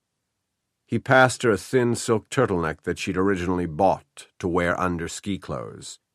Then, startling her, he reached over the seat and took a strand of her hair. "Wet." He dropped the strand quickly, but Lily was glad he was thinking about her damp hair and not the fistful of panties he was holding in his other hand. "Have you got a cap? A hat of any kind?" "I didn't plan on being outdoors much during this trip." "You've got to have something on your head." He tossed the undies back into the suitcase and pulled the stadium blanket from his shoulders. "Lean toward me." She came up on her knees and faced the back seat. He fashioned a hood for her out of the blanket, placing it over her head and folding it across her chest. He buttoned her coat up over it, then patted it into place. "There. Before you get out of the car, pull this loose fabric up over your nose and mouth. Is there anything in the trunk except a spare tire?" The familiar way in which he'd touched her left her surprised and slow to process thought. Her mind raced to catch up with what he'd asked her. I think there's a first aid kit that came with the car." "Good." "And some food I was taking from the cabin." "Even better." He gave the car's interior a cursory glance. "Flashlight? Anything in the glove box?" "Only the instruction manual for the car." "Just as well. I doubt we could have gotten anything out of it bashed in as it is." He made a swipe at the fresh blood trickling down his cheek, then pulled on his gloves. "Let's go." "Wait, my handbag. I'll need it." She looked around for her purse and discovered that it had been slung down to the passenger side floorboard when the car crashed into the tree. It was difficult, but she managed to reach between the dash and the seat and wrest her bag from beneath the wreckage. "Loop the shoulder strap around your neck to keep your arms free. Better balance." She did as he suggested, then reached for the door latch. There she paused and looked at him apprehensively. "Maybe we should just stay put until we can call for help." "We could, but nobody's coming up this road tonight, and I doubt we'd survive till morning." "Then I guess we don't have a choice, do we?" "Not really, no." Again she reached for the door latch, but this time it was he who stopped her by laying a hand on her shoulder. "I didn't mean to sound so curt." "I understand the need for haste." "We've got to get to shelter before it gets worse out here." She bobbed her head in agreement. Their gazes held for a second or two. Then he removed his hand from her shoulder, opened the back door, and got out. Lily joined him at the rear of the car, where he was surveying the contents of the open trunk. He found the first aid kit and told her to put it in her pocket. "Some of those canned goods, too. And the crackers." He was likewise filling the many pockets of his coat with cans, which must have weighed him down, especially after he retrieved his backpack from where they'd left it lying in the road. "Ready?" he asked, squinting at her through the blowing frozen precipitation. "As much as I'll ever be." Using his chin, he motioned for her to precede him. They'd trudged only a few yards when they determined that trying to walk uphill on the road's icy surface would be futile. For every step forward they took, they slipped back 3. Tierney nudged her toward the road's shoulder. It was narrow, often forcing them to walk single file, hugging the embankment, and dodging outcropping boulders. However, the uneven ground actually worked to their advantage. They found purchase on rocks and vegetation beneath the ice and sleet. The grade was steep. On a fair day with ideal weather conditions, the uphill hike would have been a strenuous workout for even the most physically fit. Most of the time they were walking directly into the wind, which forced them to keep their heads bent against it, sometimes walking blind through a maelstrom of ice pellets that felt like shards of glass when they struck the exposed skin of their faces. They stopped frequently to catch their breath. Once Tierney stopped suddenly, turned away from her, and vomited, leading her to believe that he had a concussion, at the very least. She noticed that he had begun to favor his left leg and wondered if he also had a fracture. Finally, walking became such an effort for him she insisted that he place one arm across her shoulders. He did so reluctantly, but out of necessity. With each footstep he leaned more heavily upon her. She slogged on. They reached a state of total exhaustion and continued only because they had to. The distance she had covered in 3 minutes by car took almost an hour on foot. They were stumbling over each other by the time they reached the cabin's porch steps. Lily propped him against a support post on the porch while she unlocked the door, then assisted him inside. She paused only long enough to shut the door and dump her handbag on the floor before collapsing onto one of the sofas. Tierney slid his backpack off and sprawled on the sofa facing hers, separated by the coffee table. For several minutes they remained where they'd landed, their breath soughing loudly in the darkness. Because she had turned off the heat before leaving, the room was cold, but compared with outside, it felt balmy. Lily didn't think she would have the energy ever to move again, but eventually she stirred and sat up. She reached for the lamp on the end table and switched it on. "Thank goodness," she said, blinking against the sudden light. "I was afraid the electricity may have been shut off by now." She unloaded the cans of food from her pockets and set them on the coffee table, then fished out her cell phone and punched in a number. Suddenly alert, Tierney sprang up and asked, "Who are you calling?" "Dutch." Chapter 5. Lily's prediction about the chaos in town had been correct. Dutch had been back for only a couple of hours, and already he was wishing for the peace of his mountain cabin. Formerly his cabin, he thought bitterly. Rush hour in downtown Atlanta had never been as congested as Main Street in Cleary this evening. It was bumper to bumper in both lanes, a ribbon of red taillights on one side, a ribbon of white headlights on the other. Everyone on one side of town seemed bent on getting to the other side, and vice versa. The sheriff's office was dealing with the outlying areas of the county, leaving the township itself up to Dutch and his department. Now would have been a good time for a burglar to burgle, because no one was at home where they should be, and every police officer was busy trying to control the pandemonium generated by the approaching storm. The signal light at Moultrie in Maine was busted again. On any other day it would have been no big deal. Drivers would take turns, politely waving one another through the intersection and joking about the inconvenience. But today, when Patience was wearing thin, the malfunctioning traffic light had caused a gridlock that was making motorists fractious. The officers not on the streets directing traffic were monitoring the crowds in the market, trying to prevent fistfights over the scant merchandise left on the shelves. There had been one altercation already over the last tin of sardines. With sleet pellets larger than grains of rock salt, the rapid accumulation would soon become nasty. As the weather system moved over the mountain and swept down the eastern face of it into the valley, picking up moisture, conditions were going to get even more unmanageable. Until the storm was over and all the ice and snow had melted, Dutch could count on little or no rest. Glancing up toward the crest of Cleary Peak, he saw that it was completely engulfed in clouds. He'd come down just in time, and was relieved to know that Lily had been right behind him, and was well on her way south to Atlanta by now. If she made good time, she could probably outrun the storm, arriving home before it caught up with her. He still thought of her constantly, of where she was, of what she was doing. It was a habit that no goddamn decree of divorcement could break. Remembering how she'd looked at him before he left the cabin created a weight in his chest as heavy as an anvil. She'd been afraid of him, which was nobody's fault but his own. He'd given her reason to fear him. "Hey, Chief!"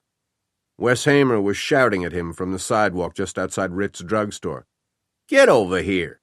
I'm a tax-paying citizen and I've got a gripe." Dutch pulled his Bronco out of the line of cars inching along Main Street and into the handicapped parking space in front of the drugstore. He lowered his window, letting in a blast of frigid air. Wes came toward him with the shoulder-rolling amble of a former football player. Both his knees and one hip were afflicted with osteoarthritis, but that wasn't something Wes advertised. He would do damn near anything to keep from owning up to a weakness of any sort. "You got a complaint, Coach?" Dutch deadpanned. "You're the #1 peace officer around here. Can't you clear the streets of these morons?" "I'd start with you." Wes guffawed, but immediately sensed Dutch's dour mood and leaned in closer. "Hey, buddy, why the long face?" "I said goodbye to Lily for the last time, a couple hours ago up at the cabin.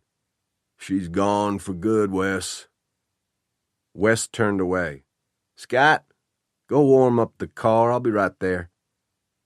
Scott, who'd been standing beneath the awning outside Ritt's store, caught the set of car keys Wes tossed to him, raised his other hand in a farewell wave to Dutch, then sauntered off down the sidewalk.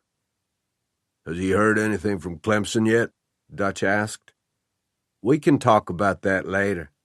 Let's talk about your wife." "Ex-wife." Emphasis on the ex, which she made perfectly clear this afternoon. "I thought you were going to talk to her."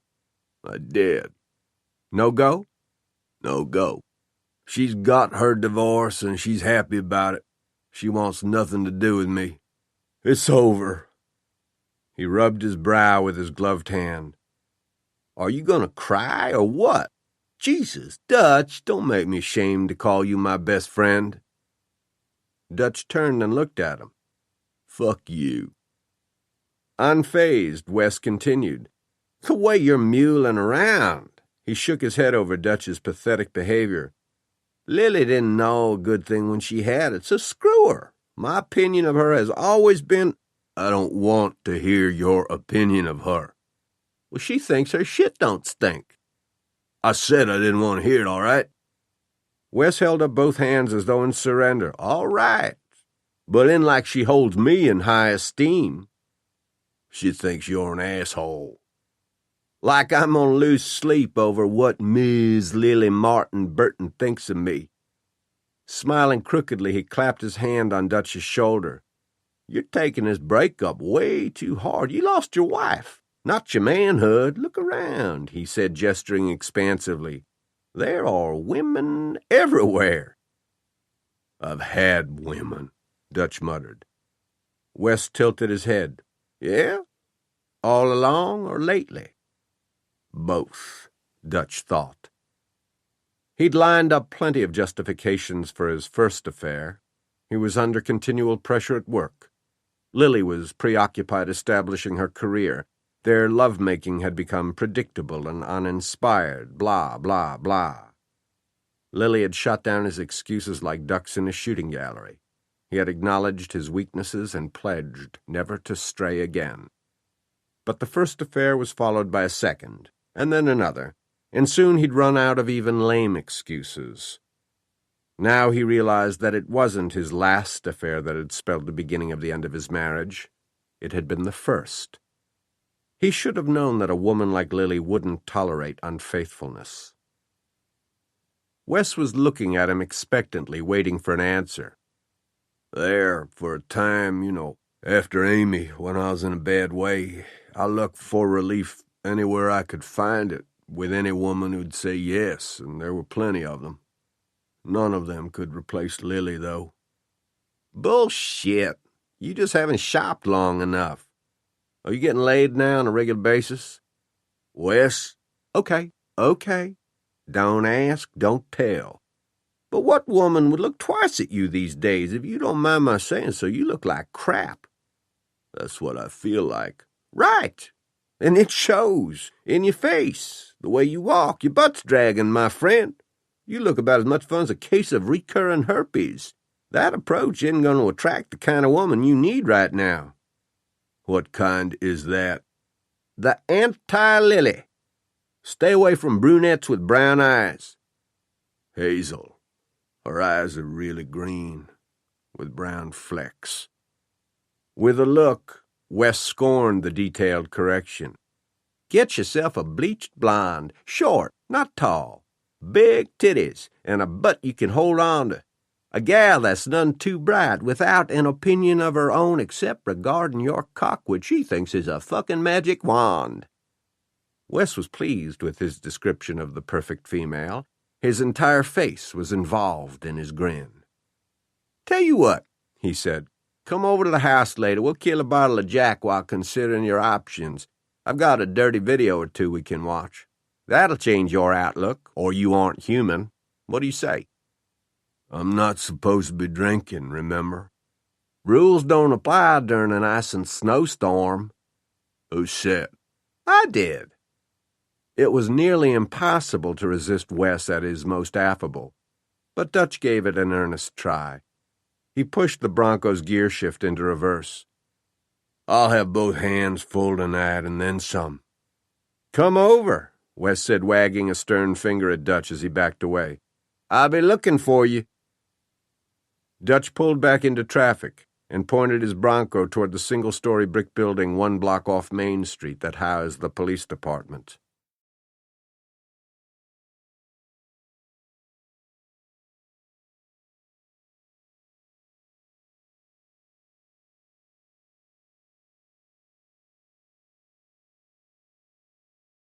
Before finally being booted out of the Atlanta PD, Dutch had been required to see the department's psychiatrist twice a week. He'd told Dutch during one of their sessions that he was borderline paranoid. But what was that old joke? Just because you're paranoid doesn't mean everybody still isn't out to get you. He was beginning to think that everybody in the whole damn world had it in for him today. When he entered headquarters and saw Mr. and Mrs. Ernie Gunn sitting in the waiting area, that cinched it. He must have a bullseye painted on his back. Lily, Millicent Gunn's folks, the people of Cleary, even the weather had conspired to make this the worst day of his life. Okay, one of the worst. Mrs. Gunn, a raw-boned sparrow of a woman on her best day, looked like she hadn't slept or had a meal since her daughter's disappearance a week ago. Her small head poked from the collar of her quilted coat, like that of a turtle from its shell. As Dutch walked in, she looked at him with naked despair. He wasn't a stranger to that feeling. He empathized all right. He just didn't want to cope with Mrs. Gunn's desperation tonight, when he was having a hell of a time battling his own. Mr. Gunn was a rotund man who looked even larger in his red and black checked wool coat, the kind Dutch associated with lumberjacks. Gunn did, in fact, work with wood, his carpenter's hands, roughened by decades of manual labor and chapped by the cold, looked like sugar-cured hams. He was threading his hat between his scarred fingers, staring vacantly at the stained brown felt. At an elbow nudge from his wife, he looked up and followed her hollow-eyed gaze toward Dutch. He stood. Dutch? Ernie, Mrs. Gunn? Dutch nodded at them in turn. It's getting bad out there. You ought to be at home. We just came by to ask, was there anything new? Dutch knew the reason for this ambush. He'd received several telephone messages from them today, but hadn't responded. He wished one of his men had warned him that they were in the office, so he could have delayed his return until they gave up and went home. But he was here, and so were they. He might just as well get the meeting over with. Come on back. We'll talk in my office. Did somebody offer you coffee? It's thick as road tar, but it's usually hot. No, thanks, Ernie Gunn said, speaking for both of them. Once they were seated across the desk from him in his private office, Dutch frowned with regret. Unfortunately, I don't have anything new to report. I had to call off the search today for obvious reasons, he said, motioning toward the window. Before this storm hit, we towed Millicent's car to the county pound. We'll be gathering all the trace evidence we can from it, but there are no obvious signs of a struggle. Like what? Dutch squirmed in his seat and shot a glance at Mrs. Gunn before answering her husband. Broken fingernails, clumps of hair, blood. Mrs. Gunn's head wobbled on her skinny neck. That's actually good news, Dutch said. My men and I are still trying to reconstruct Millicent's movements her last evening at work. Talking to everybody who saw her in and out of the store. But we had to suspend the canvassing this afternoon, again on account of the storm.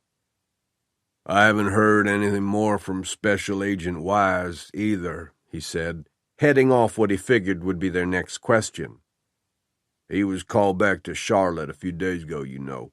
He had another case there that needed his attention. Before he left, though, he told me he was still actively working on Millicent's disappearance and wanted to use the computers there in the bureau office to check out some things. Did he say what? Dutch hated admitting to them that Wise, in fact, all those FBI sons of bitches, was stingy with information. They were especially tight-lipped around cops they considered to be inferior, incompetent burnouts. Like yours truly, for instance. I believe you gave Wise access to Millicent's journal, he said. That's right. Mr. Gunn turned to his wife and clasped her hand for encouragement. Maybe Mr. Wise will come across something in it that'll lead them to her. Dutch pounced on that point. That's a very real possibility. Millicent might have left of her own accord. He held up his hand to stave off their protests.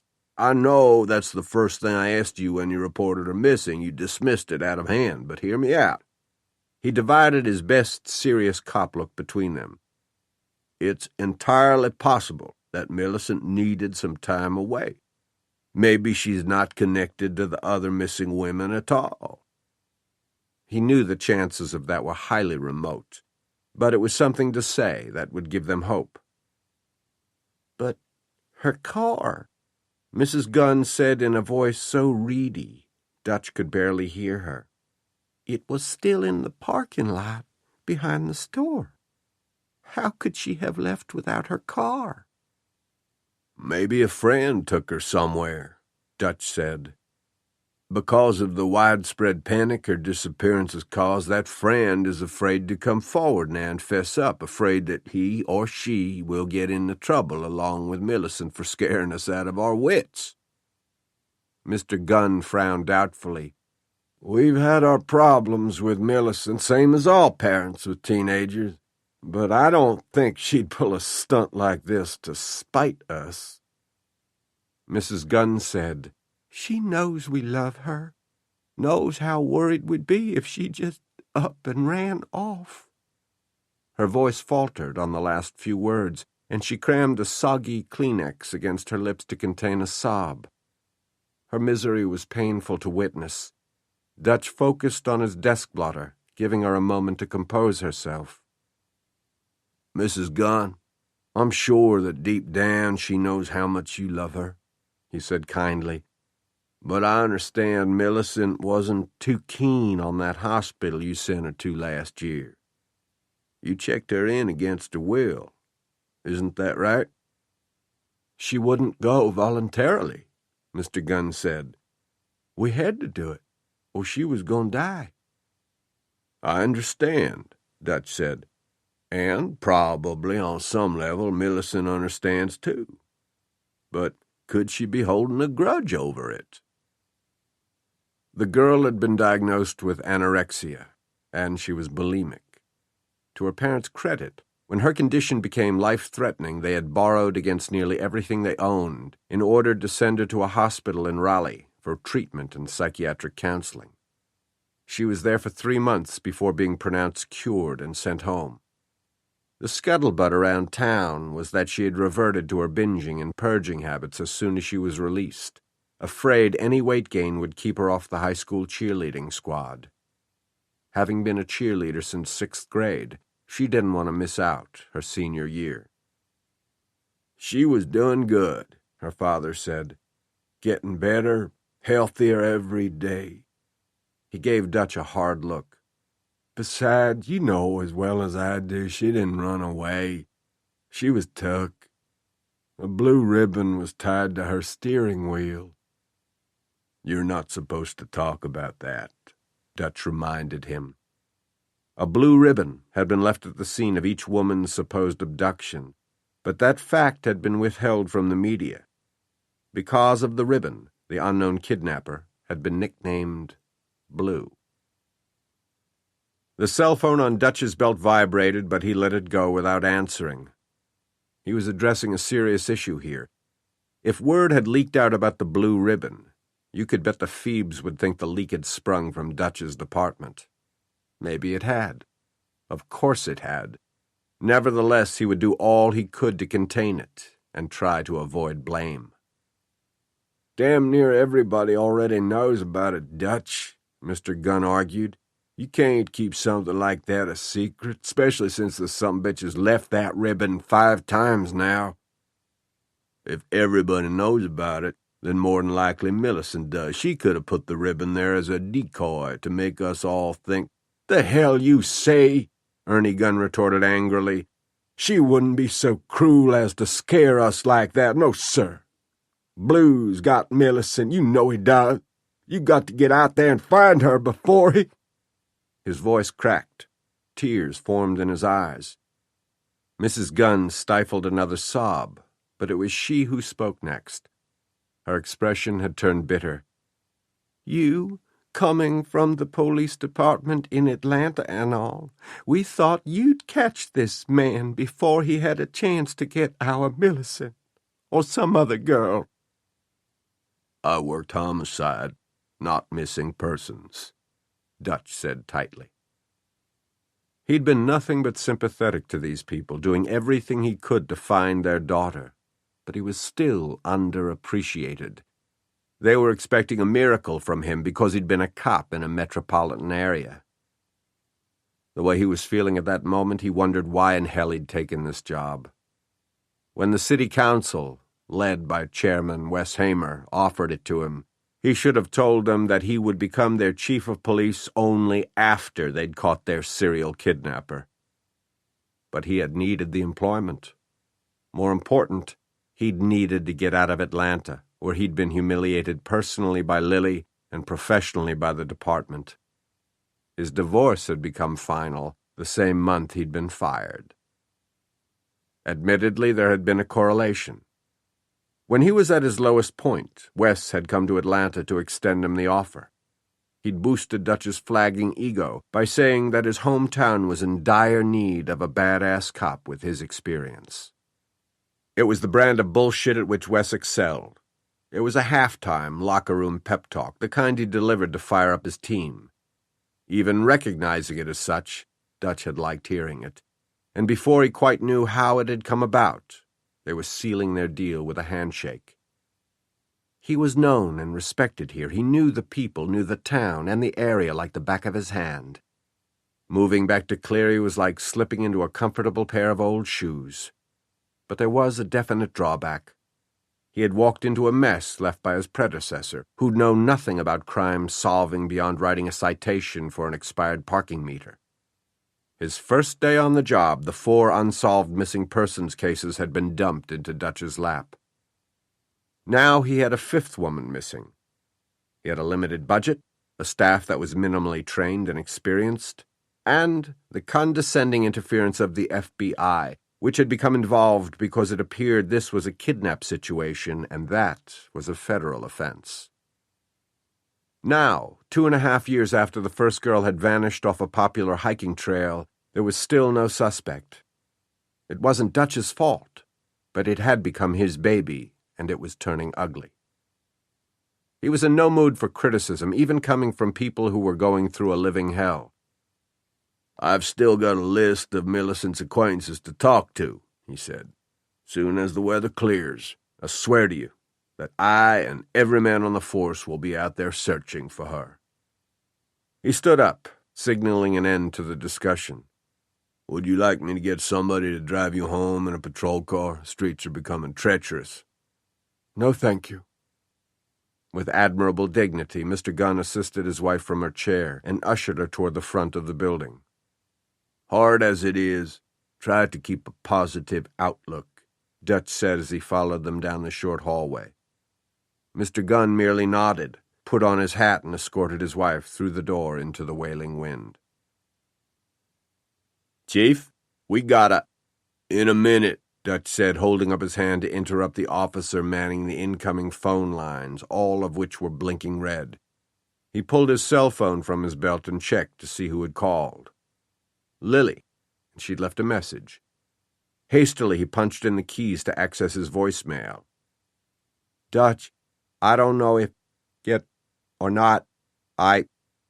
Accident coming down the mountain. Ben Tierney hurt. Where the cabin. He needs attention. If possibly can help as soon as possible." Chapter 6. Lily had kept the voicemail message brief and to the point, in case her cell phone lost its tenuous signal. By the time she stopped talking, the phone was dead again. "I don't know how much of that went through," she said to Tierney. "Maybe Dutch will get enough of it to figure out the rest." She had pulled the stadium blanket off her head, but it was bunched around her shoulders. The wool was wet, unmelted sleet still clinging to it. She was cold, wet, and uncomfortable. Of course, she couldn't complain of her discomfort. It was mild compared with Tierney's. He was sitting upright but swaying as though at any moment he would topple over. Fresh blood had soaked the black watch cap. Frost clung to his eyebrows and eyelashes, making him look ghostly. She motioned toward his eyes. "You've got frost? You've got it too. It'll go away in a minute." She brushed the ice crystals from her eyes and nostrils. "I've never been exposed to the elements like this, never. Nothing more extreme than getting caught in the rain without an umbrella." She got up and crossed the room to the wall thermostat. After setting the gauge, she heard the reassuring whir of moving air coming from the vent in the ceiling. "It'll get warm in here soon." As she moved back toward the sofa, she said, "I can't feel my toes or fingers." He put his middle finger between his teeth and used them to pull off his glove, then motioned her toward the sofa on which he sat. "Sit down and take off your boots." She sat down next to him and removed her gloves, then worked her feet out of her wet boots. "You knew these weren't going to keep my feet dry." It was a safe guess. Her socks were wet, as were the legs of her slacks from the knees down. Her outfit had been chosen for fashion, not for protection against blizzard conditions. He patted the top of his thigh. "Put your leg up here." Lily hesitated, but then settled her leg across his thighs. He removed her thin sock. She didn't recognize her own foot. It was as white as bone, bloodless. He pressed it tightly between his hands and began to chafe it vigorously. "This will hurt," he warned. "It does." "Got to get the circulation going again." "Have you ever written about surviving a blizzard?" "Not from first-hand experience. I realize now just how smug and uninformed that article was." "Better?" "My toes are stinging." "That's good. Blood is returning to them. See? Turning pink already. Give me the other foot." "What about yours?" "They can wait. My boots are waterproof." Lily switched legs. He peeled off her sock, closed his hands around her foot, then began to massage, feeling back into it, but not quite so briskly as before. He lightly pinched each toe. The pad of his thumb followed the curve of her arch, forward toward the ball of her foot, back toward her heel. Lily watched his hands. He watched his hands. Neither spoke. Finally, he sandwiched her foot warmly between his palms. He turned his head, bringing them face to face, so close she could see individual eyelashes left wet by melting frost. "Better?" he said. "Much. Thank you." You're welcome. He made no move to release her foot, leaving it to her to withdraw it from his hands. She lowered her leg off his thighs. Taking a dry pair of socks from her coat pocket allowed her to move away from him without it being awkward. She watched him from the corner of her eye as he bent down and untied the laces of his hiking boots. But even when they'd been loosed, he remained bent forward. He propped his elbow on his knee and rested his head in his hand. "Are you going to be sick again?" she asked. "I don't think so. Just a wave of dizziness. It'll pass." "You probably have a concussion." "No probably about it." "I'm so sorry." Her apologetic tone brought his head up. "Why should you be sorry? If it hadn't been for me, you wouldn't have crashed your car." "I couldn't see beyond my hood. Suddenly you were just there, right in front of me, and—" "It was as much my fault as yours.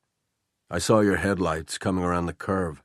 I didn't want to miss my last hope of getting a ride into town, so I started running full out, gained too much momentum coming down the incline.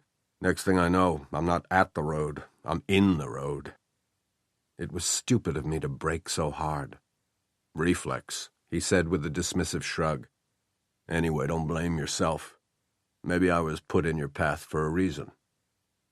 "You probably saved my life. If I'd been alone, I would have stayed in the car and been frozen by morning." "Then it's lucky I came along." "What were you doing up here on the peak on foot?" He bent down and began tugging off his right boot. "Sightseeing." "Today?" "I was hiking along the summit." "With a storm bearing down?" "The mountains have a different kind of allure during the winter months." He took off his second boot and tossed it aside, then began to massage his toes. "When I got ready to head back into town, my car wouldn't start. Dead battery, I guess. Anyway, rather than follow the road and all those switchbacks, I decided to take a shortcut through the woods." "In the dark?" "In hindsight, it wasn't the smartest of decisions, but I would have been okay if the storm hadn't moved in so quickly." "I miscalculated, too. Stupidly, I fell asleep and—" She stopped when she noticed that he was blinking rapidly as though to ward off vertigo. "Are you about to pass out?" "Maybe. This damn dizziness." She stood up and placed her hands on his shoulders. "Lean back. Lay your head down." "If I pass out, wake me up. I shouldn't go to sleep with a concussion." "I promise to keep you awake. Lie back." Still he resisted. "I'll get blood on your couch." "I hardly think that matters, Mr. Tierney. Besides, it's not my couch anymore." He relented and let her press him back until his head was resting on the cushion. "Okay now?" "Better, thanks." She went to the other sofa and, being chilled in spite of her coat, wrapped herself in the knitted throw. Although Tierney kept his eyes closed, he said, "Not your couch anymore. I'd heard this place was on the market. It sold?" "The closing was yesterday." "Who bought it? Someone in town?" "No, a retired couple from Jacksonville, Florida, who want to spend their summers here." He opened his eyes and looked around the main room. The cabin had every modern convenience, but it had been built and decorated to look rustic in keeping with the mountain setting. The furnishings were oversized and homey, designed for comfort rather than show. "They bought themselves a great second home." "Yes, they did." She glanced around the room, gauging the sturdiness of its construction. "We'll be all right here, won't we? For the duration of the storm, I mean." "What's your water source?" "A reservoir on the plateau about midway between here and town." "Hopefully the pipes aren't frozen yet." She got up and rounded the bar that separated the main room from the kitchen. "We have water," she announced as it sputtered from the faucet. "Got anything to collect it in?" Kitchen utensils were included in the sale of the cabin. "Start filling every pan and pot available. We need to collect all the drinking water we can before the pipes freeze. Lucky you had that food with you. We won't starve." She found a roasting pan she had used one Thanksgiving and put it in the sink beneath the faucet. As she came back into the main room, she motioned toward the hearth. There's firewood stacked on the porch. Yeah, but I noticed when we came in that most of it is wet and the logs haven't been split. Very observant of you. I have a knack for taking in details quickly. So I've noticed. When? When? She repeated. When did you notice my knack for taking in details? Tonight, or during that day last summer? Both, I suppose. At least on a subconscious level. She wondered what details about her his keen blue eyes had taken in quickly, both tonight and last June. Why did you call him? His blunt question seemed out of context, but it wasn't really. She glanced toward her cell phone, which she'd laid on the coffee table within easy reach, should it ring. Before giving her time to answer, he said, I heard you got divorced. We did. So why did you call him tonight? Dutch is Cleary's chief of police now. I heard that too. He'll be handling emergencies caused by the storm. He has the authority to get help to us if he can. He mulled that over for several seconds, then glanced toward the door. Nobody's coming up here tonight. You realize that? She nodded. I think that for tonight we're on our own. In reaction to her sudden nervousness, she shoved her hands deep into her coat pockets. Oh, the first aid kit, she exclaimed. I'd almost forgotten it. She pulled it from her pocket. It was a small white plastic box with a red cross on the lid, something a conscientious mom would pop into her tote bag before an excursion to the playground. She opened it and checked the contents. There's not much here, I'm afraid, but that head wound should at least be cleaned with one of these disinfectant pads. She looked at him dubiously. Do you want to remove your cap yourself, or do you trust me to do it? Either way, Mr. Tierney, I'm afraid it's going to be painful. Lily? Why have I suddenly become Mr. Tierney? She shrugged uneasily. It seems, I don't know, more appropriate somehow, under the circumstances. The circumstances being that we're stranded together for an indefinite period of time and dependent on each other for our survival. Which is rather awkward. Why awkward? She frowned at him for being obtuse. Because, except for that day on the river, you and I are strangers. When he stood up, he swayed noticeably, but he was steady enough on his feet as he walked toward her slowly. If you think we're strangers, then you're not remembering the day we met the same way I remember it. She took a step back and shook her head, either to clear it of memories of a sun-sparkled day or to stave him off. She wasn't sure which. Look, Tierney. Praise be. He flashed the engaging smile she remembered with unsettling detail. I'm back to being Tierney. Tierney? Special Agent in Charge Kent Begley repeated the name. That's right, sir. Tierney. First name Ben, replied Special Agent Charlie Wise. Everybody in the FBI office in Charlotte called Charlie Wise by his nickname, Hoot. Someone, no one could remember specifically who, had linked his last name to a hoot owl. The moniker was doubly apropos because he wore tortoiseshell eyeglasses with large round lenses, making him resemble an owl. Begley was peering through those lenses now directly into Hoot's unblinking eyes, giving him one of the incisive stares that his subordinates called nutcrackers. Behind Begley's back, of course. Begley was a staunch, born-again believer, always having at hand the large Bible with his name engraved in gold lettering on the black leather binding. It had the worn look of being read frequently. He quoted from it often. One of the notches on Begley's rigid moral yardstick was the usage of foul or suggestive language. He had no tolerance for it and didn't allow it from the men and women serving under him. He used it himself only when he felt it was absolutely necessary to getting his point across, which was about every 10 seconds. Hoot was a confident, capable, and unflappable agent. He quailed less than most beneath Begley's nutcrackers. No one knew his accuracy on the firing range, but indisputably he was a quick draw on a computer. He excelled at research, and there his talent was unsurpassed. If Hoot couldn't uproot needed data, the data didn't exist. He met his boss's hard stare with aplomb. "I've been looking at Ben Tierney for several days now, sir, and some interesting facts have emerged."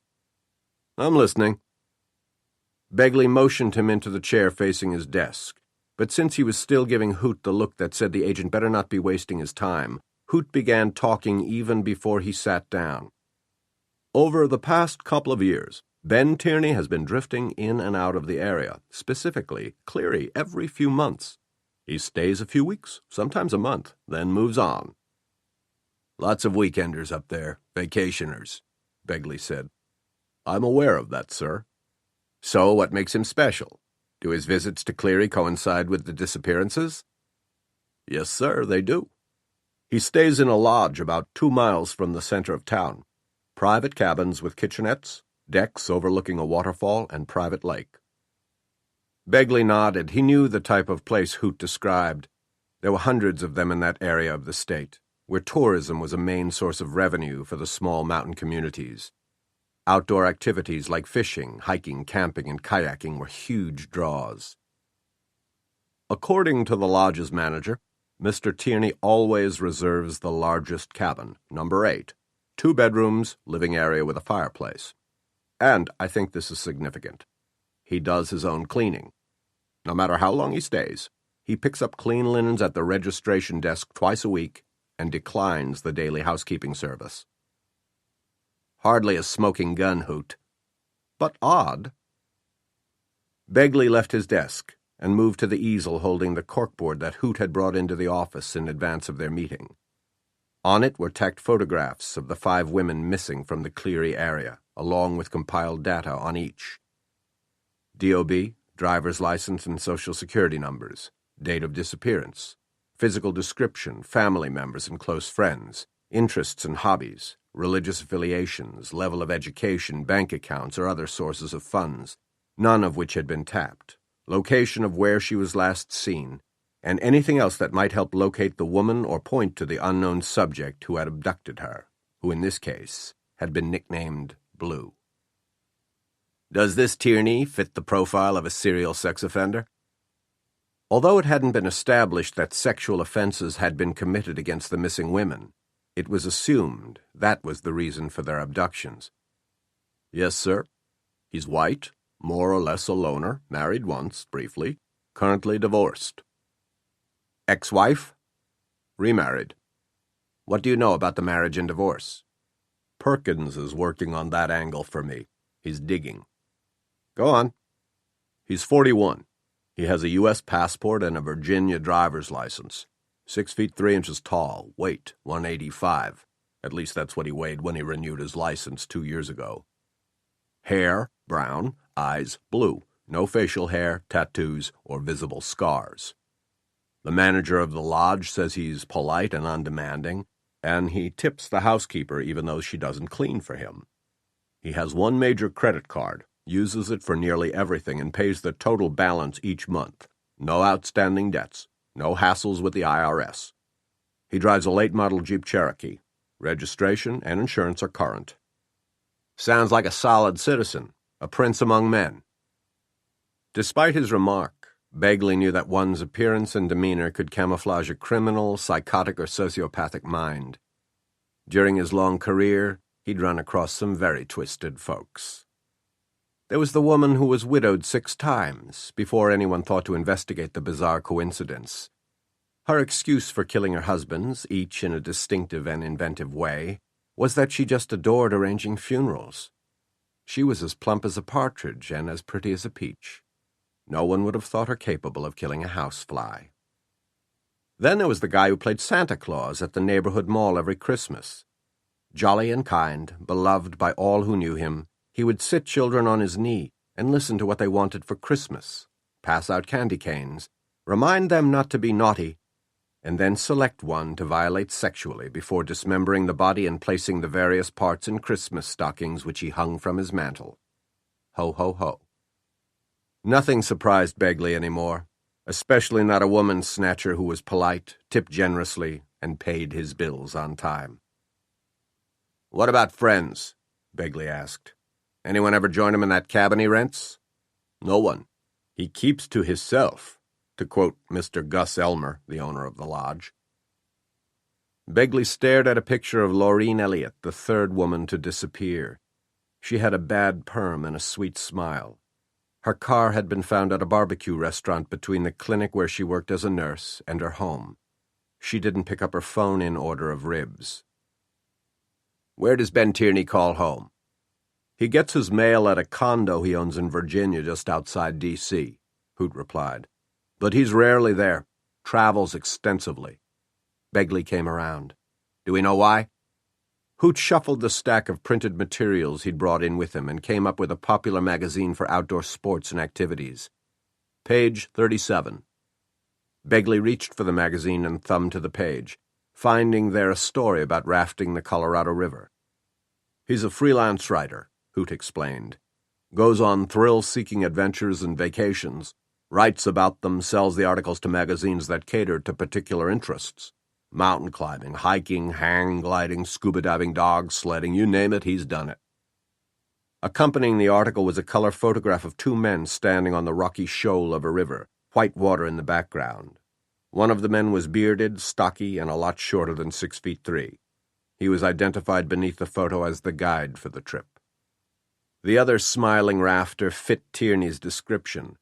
Wide white smile in a lean tanned face, windblown hair, calves as hard as baseballs, sculpted arms, washboard abs, Michelangelo's David in a pair of cargo shorts. Begley scowled down at Hoot. "Are you fucking kidding me? He's the kind of man women throw their panties at." "Ted Bundy was a reputed ladies' man, sir." Begley snorted, conceding the point. "What about women? Relationships? Or whatever. His neighbors in Virginia barely know him because he's seldom there, but unanimously they said they'd never seen a woman at his place." "A good-looking bachelor like him?" Begley asked. Hoot shrugged. "He could be gay, I guess, but there's no indication he is." "He could have a lady-love stashed away somewhere else," Begley ventured. "If he does, we've found no evidence of one. No long-term relationship, or short-term for that matter. But, as I said, he travels a lot. Maybe he, catches romance when and where he can." Begley ruminated on that. Serial rapists or women killers rarely cultivated or maintained healthy, lasting relationships. Indeed, they typically had an intense dislike for women. Depending on the psyche of the offender, the hostility could be latent and well-concealed or openly expressed. Either way, it was usually manifested in violent acts against the opposite sex. "Okay, you've aroused my interest," Begley said. "But I hope you have better than this." Hoot shuffled through more paper. Finding the sheet he was looking for, he said, "This is a quote from Millicent Gunn's diary. Saw B.T. again today. Second time in past 3 days. He's so freaking cool. Always very nice to me. The very is underlined, sir. I think he likes me. Takes time to talk to me even though I'm fat." That entry was dated 3 days before her disappearance. Her parents claim none of her friends are named B.T. They don't know anyone who goes by that name or has those initials. "Fat?" "Actually, Miss Gunn is anorexic and bulimic." Begley nodded, having read on her stat sheet about her hospitalization last year. "Where did she see this B.T. twice in 3 days?" "That's what put me on to Ben Tierney. I went digging to see who B.T. might be. The first logical place to look was the high school. I came up empty. All the B.T.s were girls. Second logical place would be where Millicent works. She clerks part-time in her uncle's store. In addition to hardware and gardening equipment, he sells—" Hoot paused and pushed up his eyeglasses. "Sporting goods, clothing, and equipment." Begley turned back to the corkboard, studying the photographs of the 5 apparent victims as he thoughtfully tugged on his lower lip. He focused on the first. Was he in Cleary at the time Tory Lambert disappeared off that hiking trail? I don't know, Hoot admitted. So far, I have no record of his being there on the actual day she disappeared, but he definitely was in town soon thereafter. The lodge's registry bears that out. Maybe after Tory Lambert he thought the pickings in the area were good, so he came back and has kept coming back ever since. My thinking exactly, sir. He travels. Have you researched similar missing persons cases near any of his destinations? Perkins is working on that too. VICAP? NCIC? Begley asked, referring to the information networks widely used by law enforcement agencies. Nothing. After a short pause, Hoot continued. But we don't yet know all the places he's been. We're having to review his credit card statements to see where his travels have taken him over the last several years, then cross-checking our unsolved cases in those specific areas. It's tedious and time-consuming. Was he in the vicinity of Cleary when Millicent Gunn disappeared? He checked into the lodge a week before her parents reported her missing. What do the boys in the RA out there think about him? I haven't shared this information with them, sir. Begley came around. Then let me rephrase. What do they think about you working this case? There was a resident agency nearer to Cleary than Charlotte. Hoot had been transferred from it to the field office in Charlotte 13 months ago, but his investigation into Tory Lambert's disappearance and assumed kidnapping had begun in the RA that covered that jurisdiction. It's been my case from the start, sir. The agents in that office recognize it as such and frankly are glad to let me have it. I'd like to see it through, sir. 20 seconds of silence ticked by as Begley continued to stare at the photographs on the corkboard. Suddenly he made an abrupt about-face. Hoot, I think it's worth our time to make a trip up there to talk to Mr. Tierney. Hoot was stunned. You and me, sir? I haven't done field work in a long time. Begley glanced around the walls of his office as though they'd suddenly become constricting. It'll be good for me. Having made the decision, he began immediately to plan their course of action. I don't want it to get around Cleary that we're looking at Ben Tierney. How did you explain your interest to that, what's-his-name, the owner of the lodge? Gus Elmer. I told him that Tierney is a contender for a humanitarian award at his alma mater, and that all aspects of his life are being reviewed. And he bought that? He's got 3 teeth, sir. Begley nodded absently, his mind already racing ahead. For as long as possible, let's keep the local PD in the dark, too. I don't want to put them on alert and give them a chance to fuck it up if this guy's blue. What's the asshole's name? Tierney. Not that asshole, he said impatiently. The police chief. Burton. Dutch Burton. Right. Isn't there a story there? He was formerly with Atlanta PD, Hoot explained. Outstanding homicide detective, commendations, flawless record. Then he went round the bend, started drinking heavily. How come? Family problems, I believe. Whatever. He got his ass fired, I remember now. Begley had been gathering up personal items, including his cell phone, the framed photograph of his wife of 30 years and their 3 children, and his Bible. He yanked his overcoat from the coat tree and pulled it on. Bring all that with you. He indicated the case files stacked in Hoot's lap. I'll read them on the way while you drive. Hoot stood up and cast a wary glance out the window, where darkness was closing in over the city. You mean you want... We're going tonight? We're going right fucking now. But, sir, the forecast... He got the undiluted, full-out nutcracker treatment.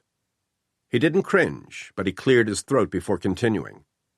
They're predicting record-freezing temperatures, ice and snow, and blizzard conditions, especially in that part of the state. We'd be driving straight into it. Begley pointed to the corkboard. Do you want to venture a guess as to what happened to those ladies, Hoot? What sort of sicko torture do you think this jerk-off puts them through before he kills them? I know, we don't know with absolute certainty that they're dead because no bodies have turned up yet. I'd like to think we'll find them alive and intact, but I've had 30-plus years of dealing with this kind of shit. Let's face it, Hoot, the odds are good that we're going to locate bones, and that'll be all that's left of those ladies who had futures, dreams, and people who loved them. Now, can you look at the faces in those pictures and still whine about a little bad weather? No, sir. Begley turned and strode out the door, saying as he went, I didn't think so. Tierney had pulled the watch cap from his head in one swift motion. Lily had been standing by with a towel. That had been 15 minutes ago, and his scalp wound was still bleeding. The towel was almost saturated. Scalp wounds always bleed a lot, he said when she expressed concern. All those capillaries up there. Here's a fresh towel. As she passed it to him, she reached for the bloody one. He withheld it. You don't have to touch that. I'll take it into the bathroom. I assume it's through there? He indicated the door leading into the bedroom. To your right. I'm going to wash the blood out of my hair. Maybe the cold water will help staunch the bleeding. As unsteady as a drunk, he walked toward the bedroom where he braced himself against the door jamb and turned back. Keep filling up every available container with water. Pipes will freeze soon. We'll need drinking water. He disappeared into the room and the light in there came on. He'd left a smear of blood on the door jamb, she noticed. When he'd said, Praise be, I'm back to being Tierney, he'd smiled in the relaxed, easy fashion that she remembered from last summer.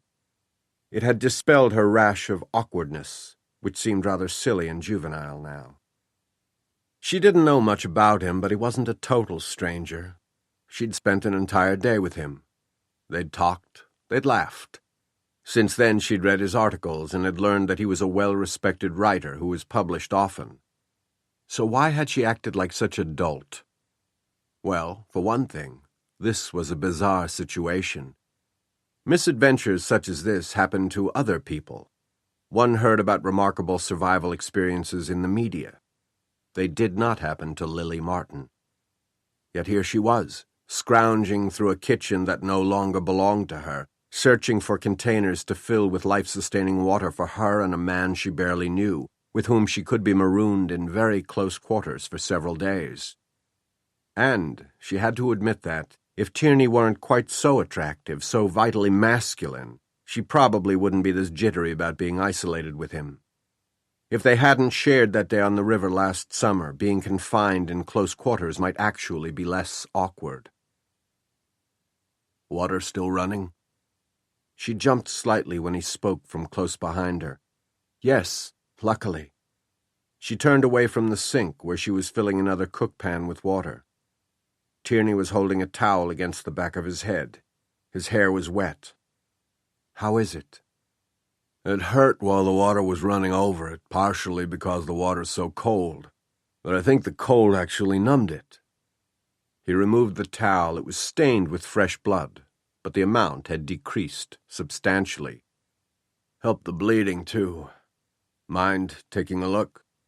I was about to insist. He straddled one of the bar stools, facing its back.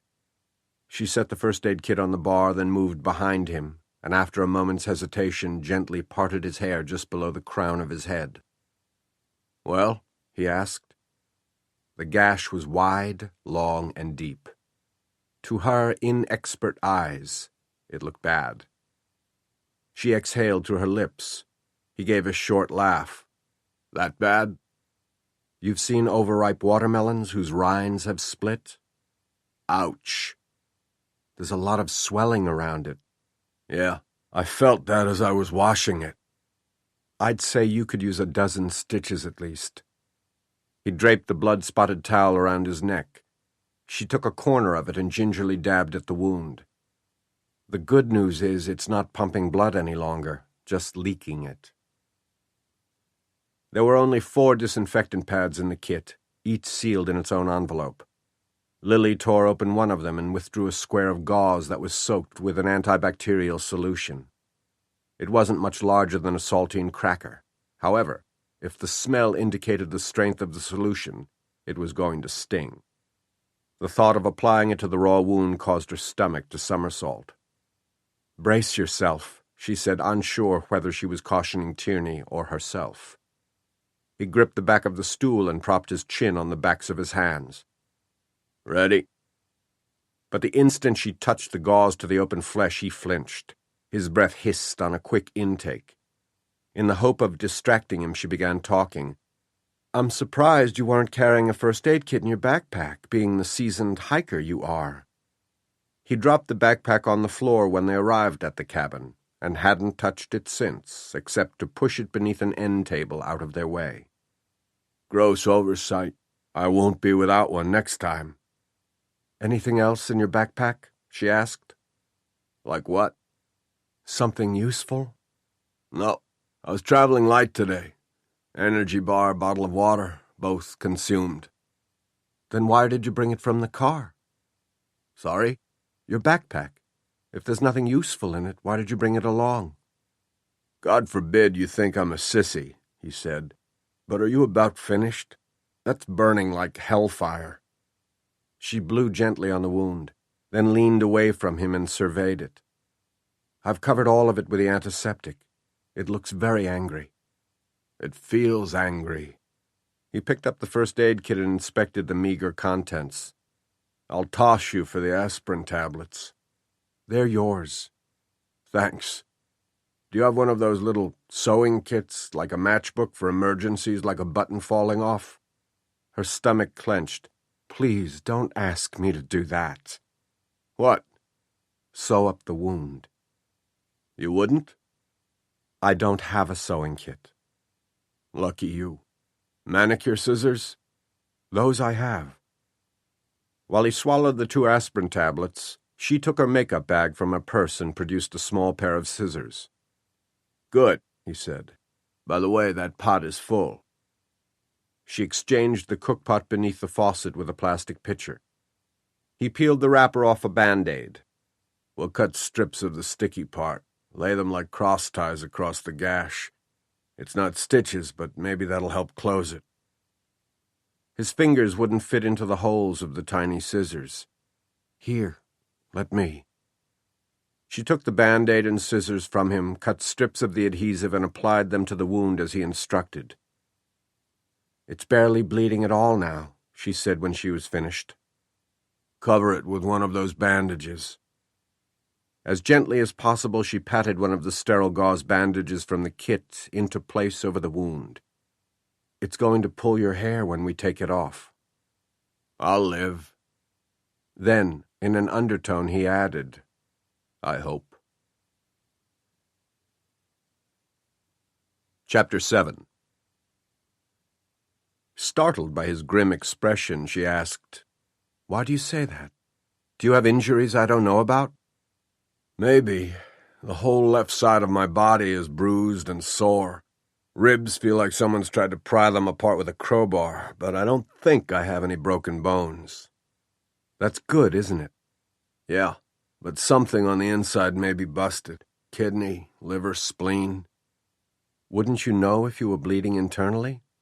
"You'd think, but I've heard that people can die of internal hemorrhage before it's discovered. If my belly starts to balloon, that'll be a good indicator that it's filling up with blood." "Have you noticed any distension, tenderness?" "No."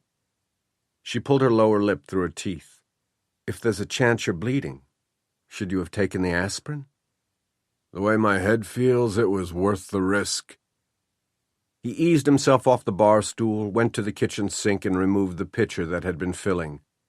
"Assuming I live, we're going to need drinking water for an indefinite period of time. What other containers have you got?" Together they searched the cabin and began filling anything that would hold water. "Too bad you only have a shower," he said. "We could use a bathtub." Once they'd filled all the pots and pans, even the mop bucket, they began thinking of other matters. "What's the source of your heat? Electricity?" he asked. "Propane. There's an underground tank." "When was it last filled?" "As far as I know, last winter. Because I was selling the place, I didn't order it to be refilled this past fall. To my knowledge, Dutch didn't either." "So it could run out?" "I suppose, depending on how much Dutch used it when I wasn't here." "How long since you were here?" "Until this week. It had been months." "Did you stay up here this week?" "Yes." "Did Dutch?" Suddenly, the emphasis of their conversation had shifted away from the amount of propane remaining in the tank. "That's an inappropriate question, Tierney." "Meaning he did?" "In fact, he didn't," she said testily. He held her gaze for several beats, then turned away and walked to the thermostat on the wall. "I'm going to set the temperature lower so the propane will last longer. Okay?" "Fine." "If the tank empties, we'll have to rely strictly on the fireplace. I hope you've got more wood than what's on the porch." She disliked his implication that she was still sleeping with her ex-husband, but cooped up together as they were, there was no room for anger. She let the matter drop. "More firewood is stored in a shed," she replied, motioning in the general direction. "There's a path to it through—" "I know where it is." "The shed? You do?" The small structure had been built of weathered wood, and positioned so it wouldn't be visible from either the road or the cabin. It blended seamlessly into the environment, and was virtually invisible. Or so she had thought. "How did you know about this cabin, Tierney?" "You told me about it last summer." She remembered specifically what she had told him because, since then, she'd replayed their conversations in her head 1,000 times.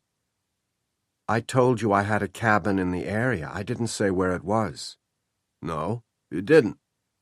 "So, tonight, how did you know?"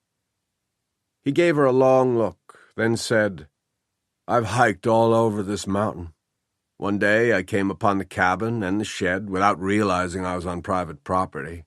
I suppose I was trespassing, but not on purpose. I saw the for sale sign, and because I liked the look of the place, contacted the realtor. I learned that it belonged to you and your husband, but because of a pending divorce, you were selling." He raised his arms at his sides. "That's how I came to know the location of your cabin." He gave her a look that practically dared her to question him further. Then he said, "Now how much wood is in the shed? A cord?" Although she wasn't quite ready to relinquish the matter of his knowing so much about her, she didn't see any advantage to pursuing it and creating ill will. "No way near a cord," she replied. "Well, hopefully we'll be rescued before we have to start breaking up the furniture and burning it." "How long do you think that might be? Until we're rescued, I mean." He sat down on the sofa, where a towel now covered the bloodstain on the back cushion, and laid his head against it. "Probably not tomorrow. Possibly the day after, depending on the storm and the amount of ice accumulation. It could be longer." She recalled the winter before last, when an ice storm had closed the mountain road for days. People in remote areas were stranded without electricity because of downed lines. In some cases, it had taken weeks for the service to be restored and the communities returned to normal. The storm raging outside now was predicted to be much worse and longer lasting than that one. Lily sat down on the opposite sofa and pulled the throw over her legs and feet, very glad that Tierney had thought of the extra socks.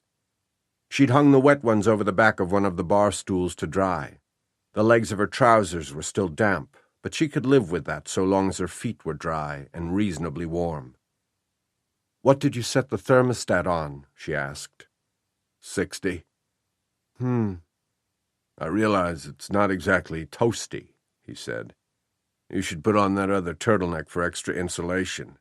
Keep in your body heat." She nodded but made no move to get up. "What do you think the outdoor temperature is?" "Wind chill is sub-zero," he replied without hesitation. "Then I'm not going to complain about 60. She glanced at the fireplace. "A fire would be nice, though." "It would, but I honestly think—" No, you're right about conserving the fuel. I was just wishing out loud. I love the ambience of a fireplace." "Me too." "Makes any room seem cozier." "Yeah." After a moment she asked, "Are you hungry?" "My stomach's still queasy, but if you're hungry, don't be polite. Eat something."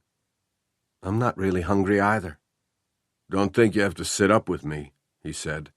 "I can keep myself awake if you're tired or sleepy." "I'm really not." No way would she go to sleep and risk his slipping into unconsciousness and possibly a coma. He needed to stay awake for a few more hours before it would be safe for him to sleep. Besides, her nap that afternoon had been long enough to keep her from being sleepy now. She'd been talking to fill the silence. Now that they'd stopped, the only sounds were those of the wind, tree limbs knocking against the eaves, and the sleet pattering on the roof. Their eyes drifted around the room, which had been stripped of everything except the furniture. There was little to look at, so eventually they looked at each other. When their gazes connected, the emptiness of the room closed in around them, creating a taut intimacy. Lily was the first to look away. She noticed her cell phone lying on the coffee table between them. If Dutch got my message, he'll be working out a way to get someone up here. I shouldn't have said what I did about the two of you staying here together. With a gesture, she indicated that an apology was unnecessary. I'd just like to know how involved you still are with him, Lily. She thought of contesting his need to know, but then decided to lay the issue to rest once and for all. Apparently he was going to continue bringing it up until she did. I called Dutch tonight because he's the chief of police, not because of any lingering personal involvement. Our marriage is over, but he wouldn't leave me to freeze to death any more than I would turn my back on him in a life-or-death situation. If it's at all possible, he'll rescue us. He'd rush to your rescue, Tierney said. I doubt he'd rush to mine. Why do you think that? He doesn't like me. Again, what makes you think so? It's nothing he's done, really, more what he hasn't. I've bumped into him on occasion. He's never gone out of his way to introduce himself. Maybe it just hasn't been convenient. No, I think there's more to it than that. Like what? For one thing, I'm an outsider, immediately distrusted because my great-great-great-grandparents didn't hail from these mountains. She smiled, acknowledging that he'd accurately described the prevailing regional attitude. The people around here can be clannish. I'm a visitor, but I've been coming here often enough that a lot of people at least know my name and speak when they see me, welcome me back, that kind of thing. But whenever I go to the soda fountain at Ritz for my morning coffee, I still sit alone at the counter. I've never been invited to join the good old boys club that fills up the booths every morning. Dutch Burton, Wes Hamer, a few others, all who grew up here. That's a closed clique. Not that I want to be included, but they're not even friendly enough to say hello. Then accept my apology for them. Trust me, it's not that important. But I wondered. He began, then hesitated. What? I wondered if the reason for him avoiding me was that you might have mentioned me to him. She ducked her head. No, that is, not until yesterday. He said nothing in response to that, so after a long moment it was left to her to fill the ponderous silence. I was surprised to see you in town. Haven't you run out of things around here to write about? It's not subject matter that's bringing me back, Lily. The bait he'd thrown out was dangerous, but enticing and impossible to resist. She raised her head and looked across at him. He said, I sold an article about our day on the river. I know. I read it. Yeah? He asked, obviously pleased. She nodded. That water sports magazine and mine have the same publisher, so I received complimentary copies. I was thumbing through an issue and spotted your byline. Actually, she'd been perusing that and similar magazines for months, wondering if he'd written and sold an article about the kayaking excursion. It was great writing, Tierney. Thanks. Truthfully, your descriptions were vivid. They captured the excitement we experienced. Catchy title, too. The Tempestuous French Broad. He grinned. I thought that would grab those not in the know. You had to read the article to learn that's the name of the river. It was a good piece. It was a good day. He came back in a low and stirring voice. Early June last summer. There'd been 2 of a dozen people who'd signed up for a day-long whitewater kayaking excursion. They'd met on the bus that transported the group several miles upriver, where they put in for the wild ride through several Class 3 and Class 4 rapids. Equally skilled, They'd fallen into a natural camaraderie, especially after discovering that their careers were, as Tierney had put it, kissing cousins. He was a freelance writer who sold articles to magazines. She was a magazine editor. When the group put ashore for lunch, they separated from the others and sat together on a large boulder that was cantilevered over the rushing water below. "You're editor-in-chief," he exclaimed when she told him the position she held. "Going on 3 years now." "I'm impressed. That's a slick publication." "It started out as a magazine for the Southern woman. We now have national distribution, and the numbers are increasing with each issue." Smart contained features on home decorating, fashion, food, and travel. Its target reader was the woman who combined homemaking with a career, who wanted it all and made it happen. An article might be about how to convert carry-out dinners into gourmet delights simply by adding a few spices from the kitchen pantry and serving the meal on good china, or a preview of shoe trends for the upcoming season. "We certainly don't exclude stay-at-home moms from our readership," she'd explained, "but our focus is on the woman who wants to succeed in the office, plan the perfect family vacation, and host fabulous dinner parties she can throw together at a moment's notice." "Is that possible?" "You'll find out how in the July issue." Laughing, he had toasted her success with his water bottle. The sun was warm and the conversation relaxed. They developed an easy, I like the looks and sound of you rapport. As much fun as they'd had in the river before lunch, they were a bit reluctant to resume when the guide announced an end to the lunch break. Throughout the afternoon they chatted when they could, although they were forced to concentrate on the challenge of the sport. But they were constantly aware of each other. They communicated with hand signals and smiles. Their admiration for each other's skill allowed for good-natured teasing when one or the other went belly up. He shared his sunblock cream when she discovered she'd come away without any. But he also shared it with 2 college girls who flirted with him shamelessly and strove all day to attract his attention. When they put in at the area where they'd left their cars that morning, Lily went her way, he went his. But after stowing his gear in his Cherokee, he jogged over to her. "Where are you staying?" "Cleary. I'm there most weekends during the summer. I have a cabin." "Nice." "Yes, it is." The college girls pulled their open Jeep even with them. "See you later, Tierney," the driver said. Yeah, sure." "You remember the name of the place?" the other asked from the passenger seat. He tapped his forehead. "Committed to memory." Ignoring Lily, but grinning conspiratorially at him, they drove away, raising a cloud of dust. As he waved them off, he shook his head. Party girls, begging for trouble. Then he turned back to Lily and smiled. "It hurts my manly pride to admit it, but you bested me with your rodeo moves coming through that last Class 4. She gave a mock curtsy. "Thank you very much. Coming from someone as skilled as you, that's a real compliment." "The least I can do is buy you a congratulatory drink. Can we meet somewhere?" She nodded toward the wake of dust created by the girl's Jeep. "I thought you had plans." "I do," he said. "I plan to see you." Her smile faltered. She got busy searching for her car keys. "Thank you, Tierney, but I have to decline." "Oh. What about tomorrow night?" "I'm sorry I can't." She took a deep breath and looked up at him. "My husband and I have a dinner engagement." His smile didn't falter. It collapsed. "You're married." He said it as a statement, not a question. She nodded.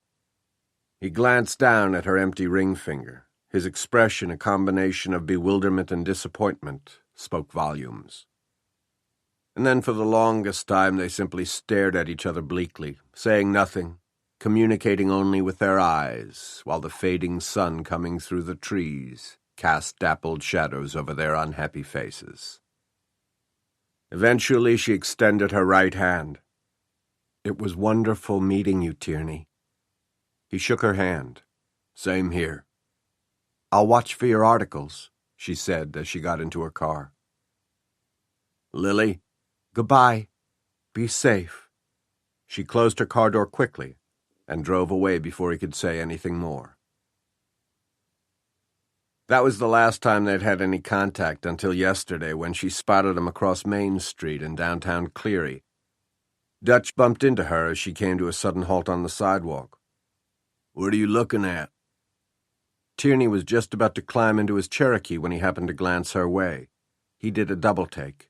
They made eye contact, and it held. "Ben Tierney," she said, replying absently to Dutch's question. Or perhaps she was just speaking aloud a name that for the past 8 months had never been far from her mind. Dutch followed her gaze across opposing lanes of traffic and the median in between. Tierney was still standing there, half in, half out of his car, looking at her as though waiting for a signal as to what he should do. "You know that guy?" Dutch asked. "I met him last summer. Remember the day I kayaked the French Broad? He was in the group." Dutch pushed open the door to the attorney's office where they had an appointment to sign the closing papers on the sale of the cabin. "We're late," he said, and ushered her inside. When they left the office a half hour later, she found herself looking up and down Main Street for the black Cherokee. She would have liked to say hello at least, but there was no sign of Tierney or his car. But now, when he was sitting 4 feet from her, she found it difficult to look at him and was at a loss over what to say. Feeling his gaze on her, she looked across at him. He said, "After that day on the river, I called your office in Atlanta several times. Your articles wouldn't be for my readership." "I wasn't calling to peddle an article." She averted her head and looked into the empty fireplace. She'd swept the ash out of it that morning, which seemed now like a very long time ago. Softly she said, "I knew why you were calling. That's why I couldn't take your calls, for the same reason I couldn't meet you for a drink after our kayaking trip. I was married." He stood up, went around the coffee table and joined her on the sofa, sitting close and forcing her to look at him. "You're not married now." William Ritt smiled up at his sister as she cleared away his empty plate. "Thank you, Marilee. The stew was excellent." "I'm glad you enjoyed it." "I've been thinking about running a daily special on the lunch menu, something different for each day of the week. Wednesday, meatloaf. Friday, crab cakes. Would you agree to sharing your stew recipe with Linda?" "It's Mother's recipe." "Oh, well, she's past caring if you share it, isn't she?" To anyone else's ears, the words would have sounded harsh, but Marilee knew the reason for William's insensitivity and couldn't fault him for it. Their parents were deceased, but neither was missed. One had been completely indifferent, the other unconscionably selfish. To them, treating their offspring with love and affection had been an alien concept. Their father had been a stern and taciturn man. A mechanic by trade, he would get up before dawn every morning and make the trip down the mountain into town to the automotive shop where he worked. He returned home in time for dinner, which he ate methodically. He grumbled answers to direct questions, but otherwise had nothing to say that wasn't a criticism or a reprimand. After dinner he took a bath, then retired to his bedroom, closing the door behind him, shutting out his family. Marilee had never seen him derive pleasure from anything except the vegetable garden he cultivated each summer. It was his pride and joy. She was 7 years old when her father caught her pet rabbit nibbling at a cabbage plant. He'd wrung its neck right in front of her and made her mother fry it for their supper. Marilee considered it poetic justice when he dropped dead of a heart attack while hoeing a row of onions. Their mother had been a complainer and a hypochondriac who referred to her husband as an uncouth hillbilly behind his back. For 40 years she made sure everyone knew that she'd married far beneath her. Her misery was the focus of her life, to the exclusion of all else. When failing health made her practically bedridden, Marilee took a semester's leave of absence from Cleary High School to tend to her. One morning, when Marilee tried to awaken her, she discovered that her mother had died in her sleep. Later, while the minister consoled her with platitudes, Marilee's only thought was that a woman as embittered and self-absorbed as her mother hadn't deserved such a peaceful departure. The two children of these emotionally disabled people had learned early in life to be self-sufficient. Their family home had been on the far side of Cleary Peak, away from town, isolated from neighborhoods where children played together. Their parents had been lacking in social skills, so neither she nor William had been taught them. The ways and means of how people interacted had been awkwardly acquired in public school. William was a good student who'd applied himself to scholastics. His efforts were rewarded with excellent report cards and prizes for achievement. He tried to make friends with the same kind of determination, but his overzealous attempts usually had the opposite result.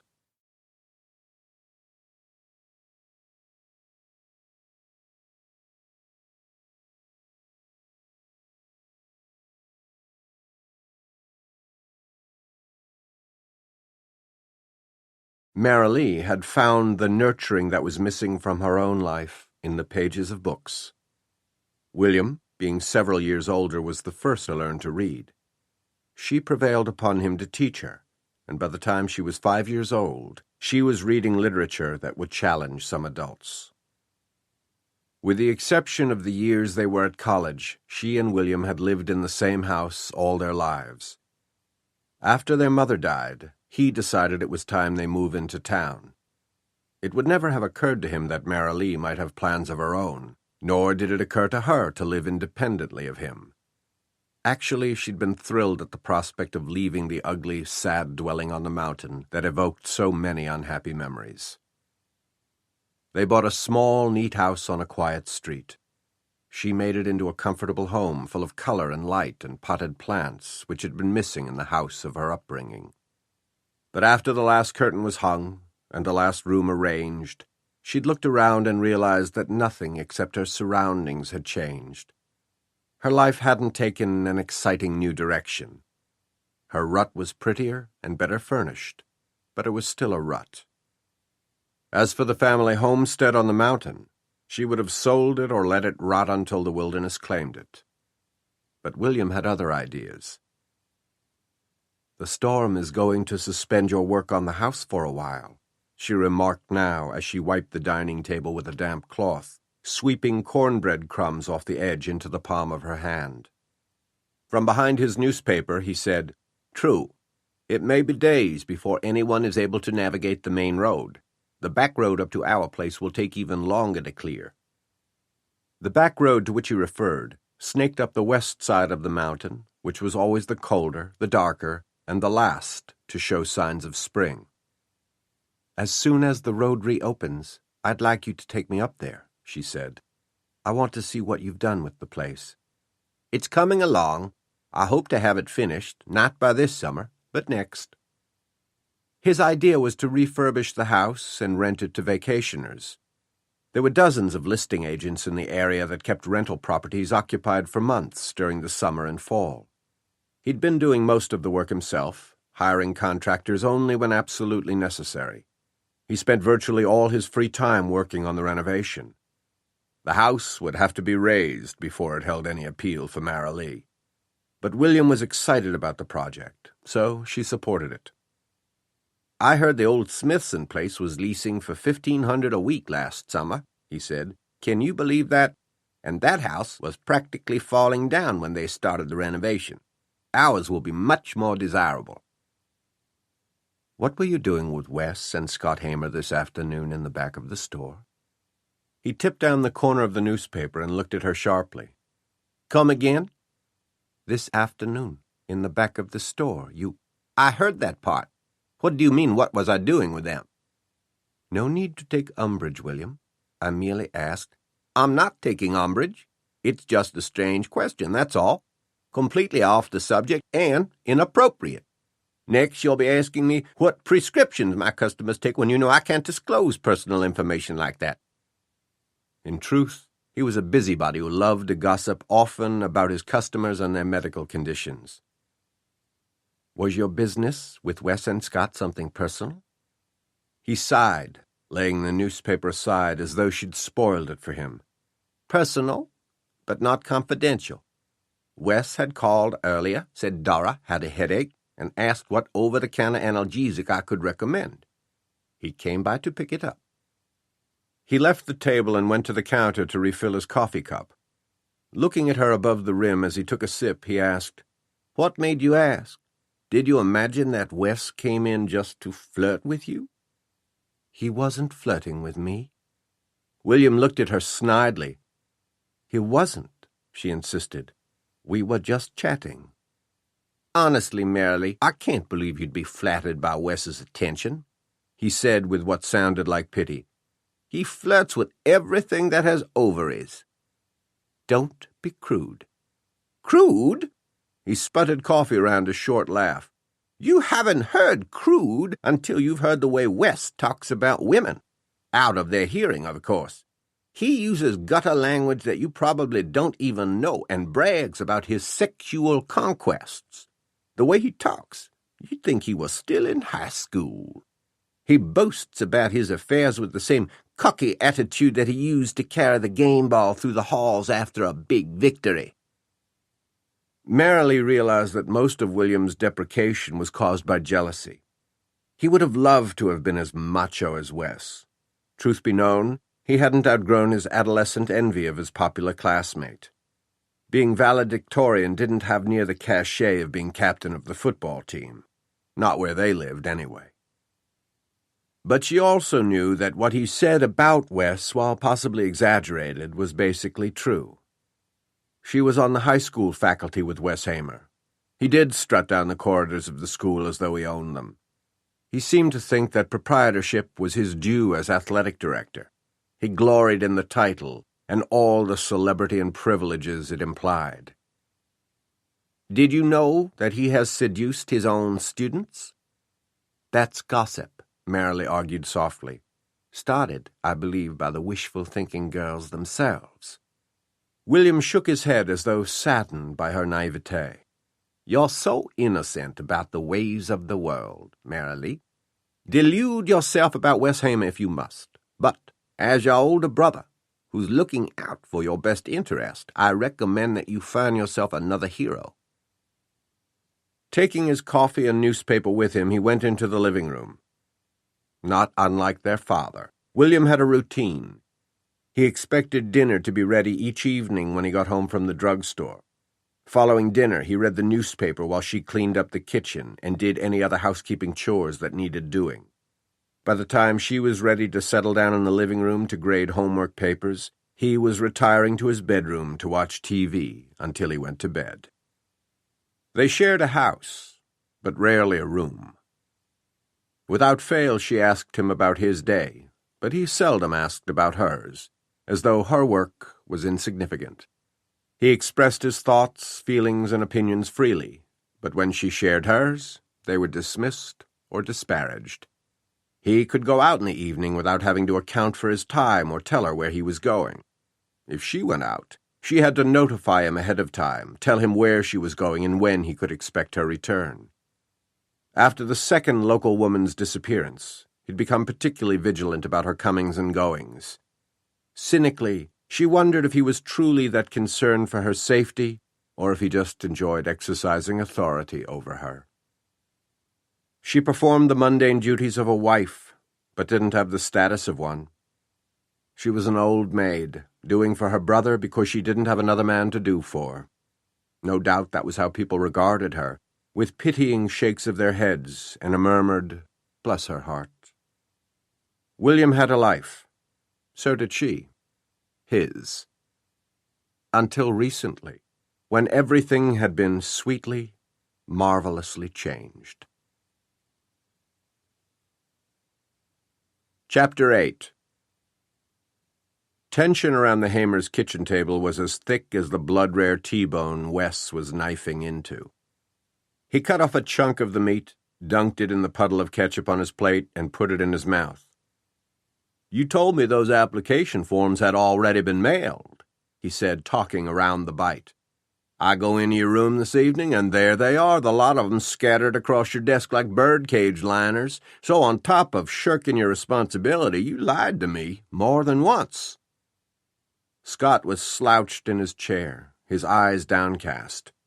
With the tines of his fork, he was making disinterested stabs at his serving of mashed potatoes. I was studying for semester exams, Dad.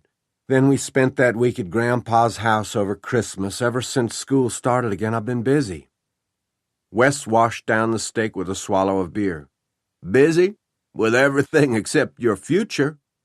No. Wes. He shot a look at his wife. Keep out of this, Dora.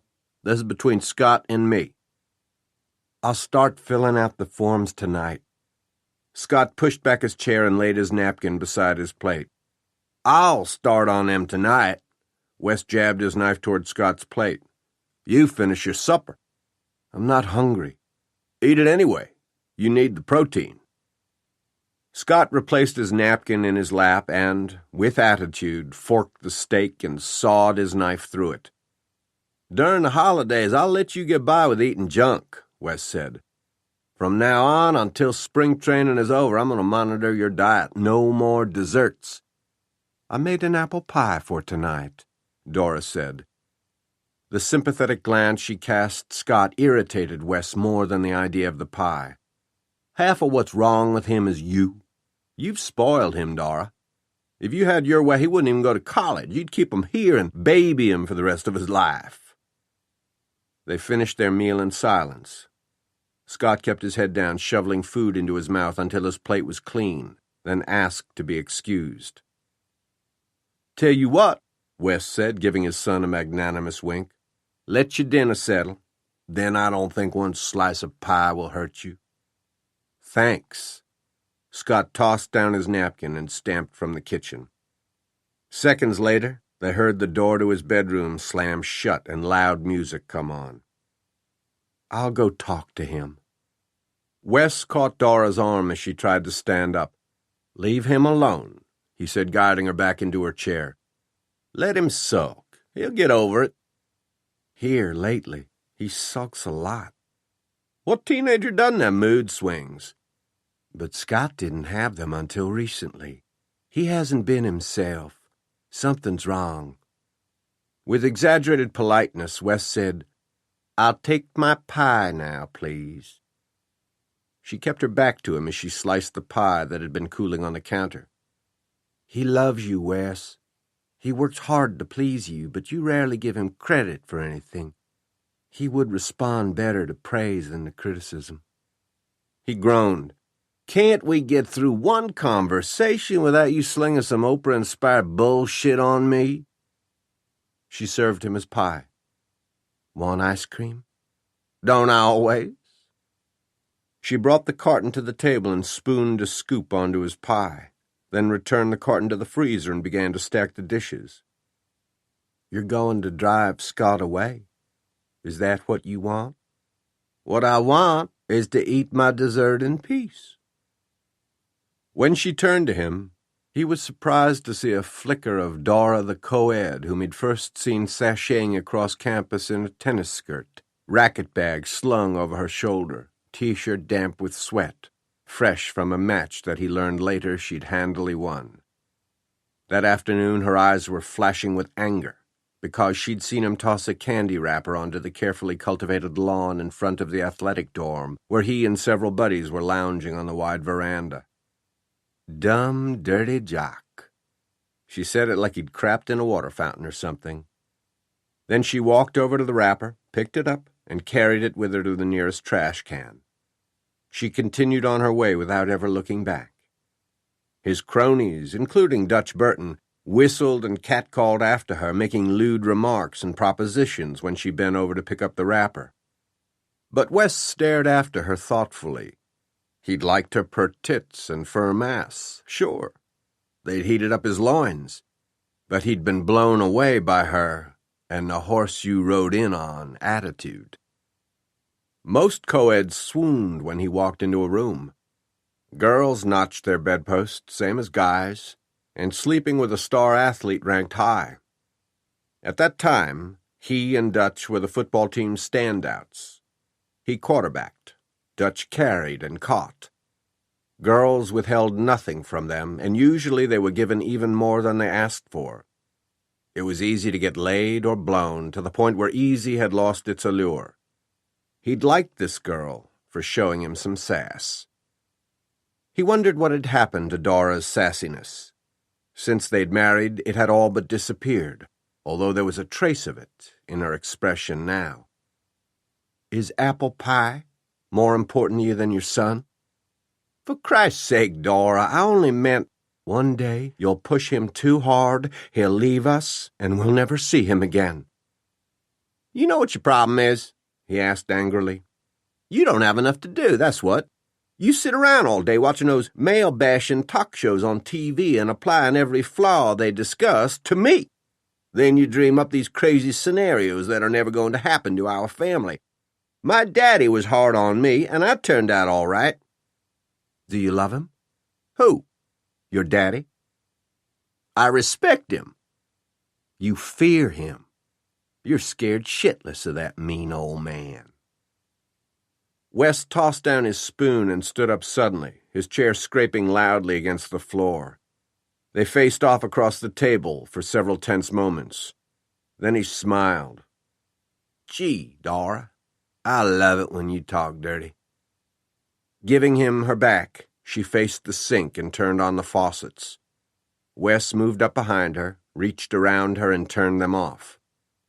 "The dishes can wait." Placing his hands on her hips, he drew her back against him. "You've given me a hard-on that can't." "Take it somewhere else, Wes." He snickered with contempt and dropped his hands. "I do." "I know." She turned the water taps back on. Dutch knocked several times on the Hamers' back door. Through the window he could see into the kitchen where all the lights were on, but there was no sign of anyone.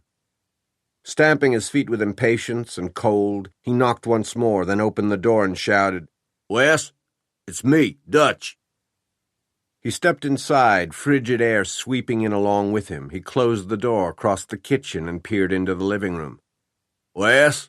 he called in a voice that he hoped could be heard above the bass thrum of rock music issuing from somewhere toward the back of the house, presumably Scott's bedroom.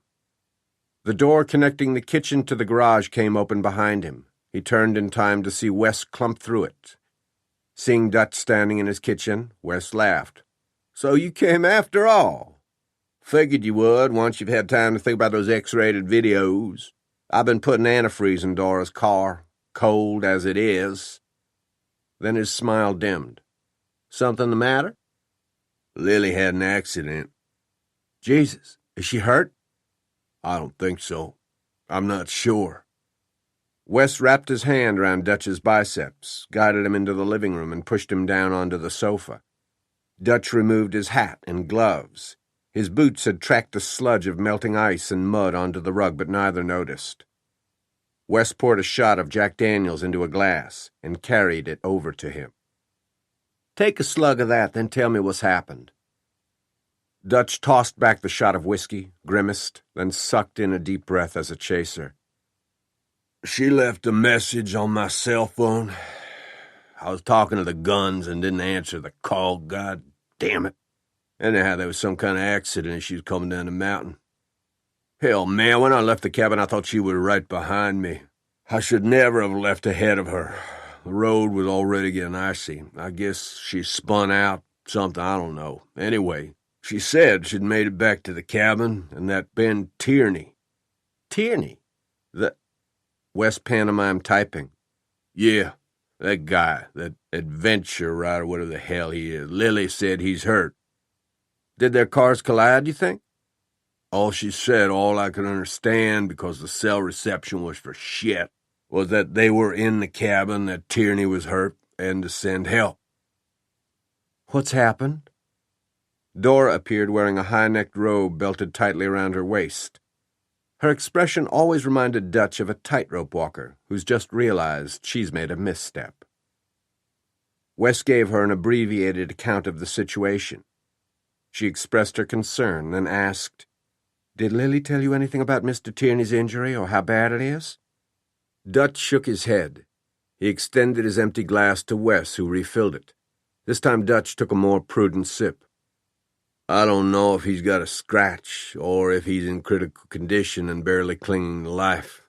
Frankly, I don't care. It's Lily I'm worried about. I've got to get up there, tonight. Tonight? Dora echoed. Wes took a glance out the living room window.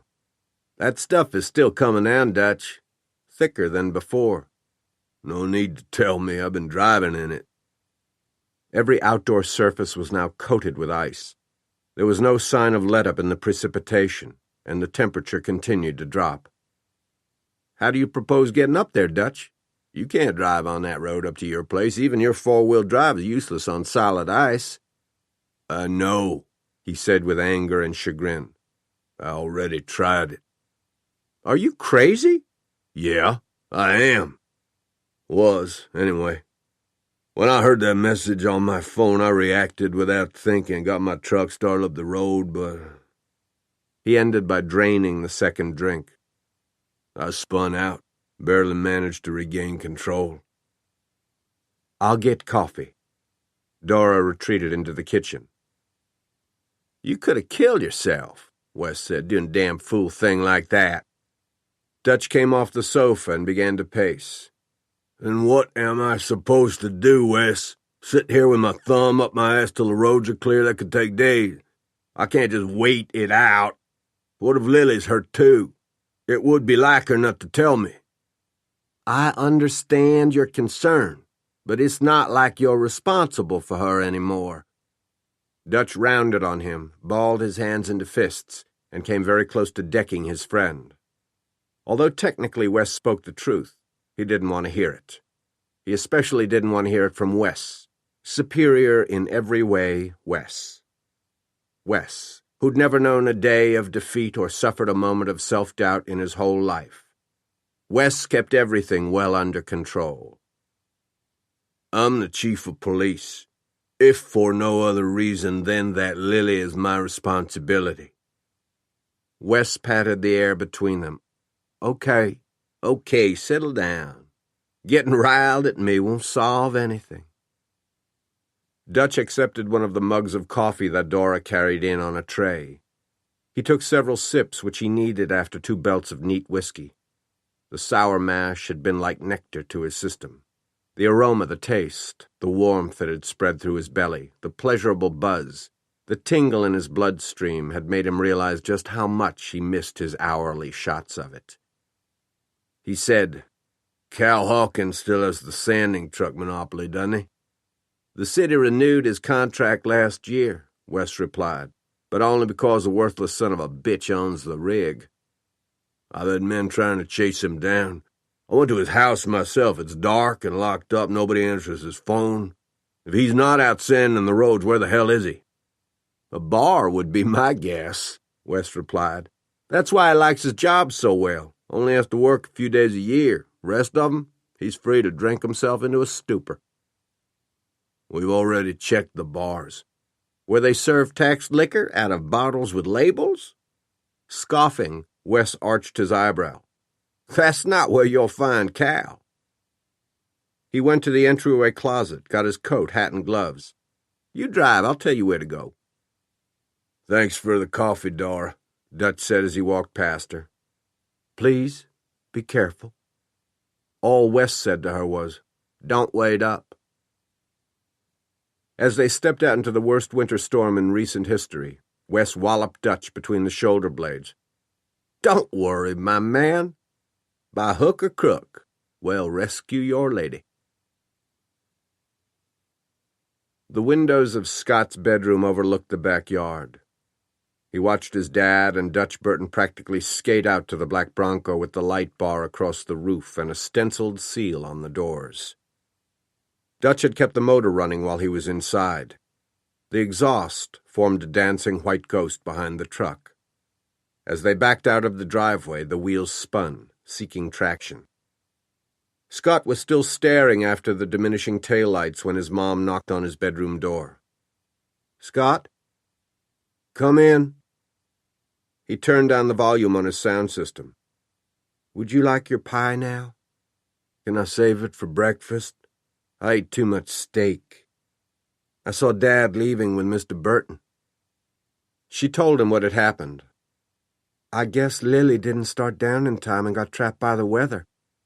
At least she had a good reason for being up there. For the life of me, I can't imagine what Mr. Tierney was doing on the peak today. He's a hiker. But shouldn't he have known better than to go hiking with a storm moving in? Scott wondered about that, too. He was an experienced hiker as well, and had read Tierney's articles on the regional trails. He'd grown up exploring and camping in the mountain forests, first with the Boy Scouts, then alone. As much as he enjoyed exploring Cleary Peak, which could be hostile terrain even on a good day, he certainly wouldn't have wanted to be on it this afternoon, when the weather turned bad. Even if they find Cal Hawkins, I don't think anybody can drive up Mountain Laurel Road tonight, he remarked. Neither do I, but they wouldn't have listened to me. If anyone is more stubborn than your father, it's Dutch Burton. Can I get you anything? A cup of hot chocolate? No thanks, Mom. I'm going to work a while on those applications like I promised Dad. Then I'm turning in. Okay. Good night. Sleep tight. Don't forget to lock up and set the alarm before you go to bed, he told her on her way out. She smiled at him. I won't forget. Wes has reminded me often enough to keep the doors and windows locked, especially since Millicent disappeared. But I don't worry about a break-in. Why would you? Thought Scott. A loaded pistol was kept in the nightstand drawer beside her bed. He wasn't supposed to know about it, but he did. He'd discovered it when he was in 6th grade and had sneaked into his parents' bedroom looking for rubbers with which to impress his friends. He'd been much more awed by the revolver in the drawer than he had been by the tube of spermicidal lubricant. It doesn't look like Millicent or the others were taken by force, she continued. Whoever the culprit is, he's someone the women know, or at least recognize and consider harmless. They seem to go with him willingly. Well, anyway, be careful, Mom. She blew him a kiss. I promise. Once the door was shut, Scott turned the volume back up on his sound system and set the built-in sleep timer to turn it off 20 minutes later. Then he bundled up in outerwear for his covert excursion. His bedroom window opened soundlessly because he kept all the sliding parts oiled. In a flash, he was outside, closing the window again. He didn't want his mom to feel a cold draft and come to investigate its source. The frigid air stung his eyes and made his nose drip. He hunched his shoulders against the blowing precipitation and dug his gloved hands into his coat pockets. Keeping to the unlighted areas of the yard, he set off on foot. Sometimes, particularly following one of his old man's lectures on how he was goofing off, when in fact he'd busted his balls to do everything he'd been told, he simply had to escape his house. Of course, nothing he did was ever enough to suit his dad. No blue ribbon was blue enough, no silver trophy shiny enough for Wes Hamer's kid. If he won an Olympic gold medal, his dad would want to know why he hadn't won too. Seeing a pair of headlights approaching and fearing it might be Dutch Burton's Bronco, he dodged behind a hedge and waited for the vehicle to pass. Going no more than 10 miles an hour, it seemed to take forever to reach Scott, whose legs were growing stiff with cold. But his caution was unnecessary. It wasn't the Bronco that crept past. He began walking again, the collar of his coat flipped up against his cheeks, his cap pulled down low so he wouldn't be recognized by anyone who happened to be watching the storm from his front window. People in this town loved to talk. If someone spotted him out tonight and later mentioned it to his dad, he would be in a world of hurt. What if he slipped on the ice and damaged something? His old man would stroke out, but only after killing him first. Lost in that thought, or perhaps fearing it so badly, he made it happen. He slipped on the icy sidewalk. His feet went airborne, and he came down hard, landing flat on his butt. His tailbone felt like it had been jammed up against the ceiling of his skull. The fall jarred his teeth, causing him to bite his tongue. He gave himself several moments to recover from the impact before he even tried to stand. After a few somewhat comical attempts to regain his footing on the slippery surface, he succeeded. He hobbled over to a picket fence and leaned against it. Jesus, he whispered shakily, as he imagined what his dad would have done if he'd limped home dragging a shattered ankle or broken tibia. See, Dad, it was like this. I sneaked out of the house. While walking the streets of town, I fell down on the ice. You should have heard the sound that bone made when it snapped, like a couple of 2x4s being clapped together. Sigh. Guess I won't be going out for the Crimson Tide of Alabama after all. They'll have to win the NCAA football championship without me. As he moved along the sidewalk, staying close to the fence, he shuddered to think of the H-bomb effect a mistake like that would have on his life. He would be paying for it until the day they buried him, when his dad would be leaning over his open casket saying, "What the fuck were you thinking, Scott?" There would be no end to Wes's ranting and raving, only an end to his grand ambitions for Scott. He glanced back at the icy patch that had caused him to fall. He'd come within a hair's breadth of disaster. It was damn lucky that he hadn't broken his neck. Or was it unlucky? Without any forewarning, the thought popped out of Scott's subconscious and stopped him dead in his tracks. Where had such a mutinous thought come from, he wondered. It was the kind of thought that, just for thinking it, you got struck down by lightning. He'd done some things lately that would be considered worthy of damnation by any moral code or religion on the planet, but he hadn't really feared a fiery eternity until now, and all because he had entertained, if only for a millisecond, that traitorous thought. But who can be condemned for what he's thinking, and who's to know? It was several moments before Scott continued on his way, with extreme caution. Chapter 9. Having just been reminded by Tierney that she was no longer married, Lily tossed aside the Afghan and scrambled off the sofa. She expected him to try to keep her beside him, but his injuries prevented him from moving that quickly. He managed only to stand up unsteadily. "Lily?" "No, listen, Tierney." Although he hadn't touched her, she put out her hand to stop him from trying. "Our present circumstances are unnerving enough without—" "Unnerving? You're unnerved? Don't you feel safe with me?" "Safe? Yes, of course. Who said anything about safe? It's just—" "What?" Eyebrows arched in silent inquiry. He let the question hang there. "We were getting personal. For the time we're here, we should avoid that. Let's leave everything personal alone and concentrate on practical matters." He seemed on the verge of arguing, but she added a please that softened her tone of voice. He agreed reluctantly. "All right, let's be practical. Are you up for a project?" "Like what?" "Scavenger hunt." He suggested they search the rooms to see if she had overlooked anything when she had cleared out the cabin earlier.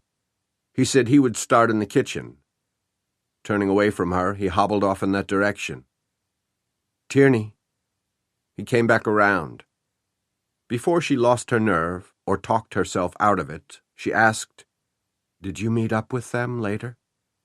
He frowned quizzically. "Oh." "The 2 college girls. The ones in the Jeep, begging for trouble. After I turned down your invitation to meet for a drink, did you hook up with them?" He gave her a long, measured look, then turned and continued toward the kitchen. "See what you can find in the bedroom and bath." The bedroom yielded only 3 straight pins she found stuck in a crack in a bureau drawer. She presented them to Tierney. "That's it. Other than 2 dead cockroaches under the bed. I left them there." "We may need them for protein," he said, only half in jest.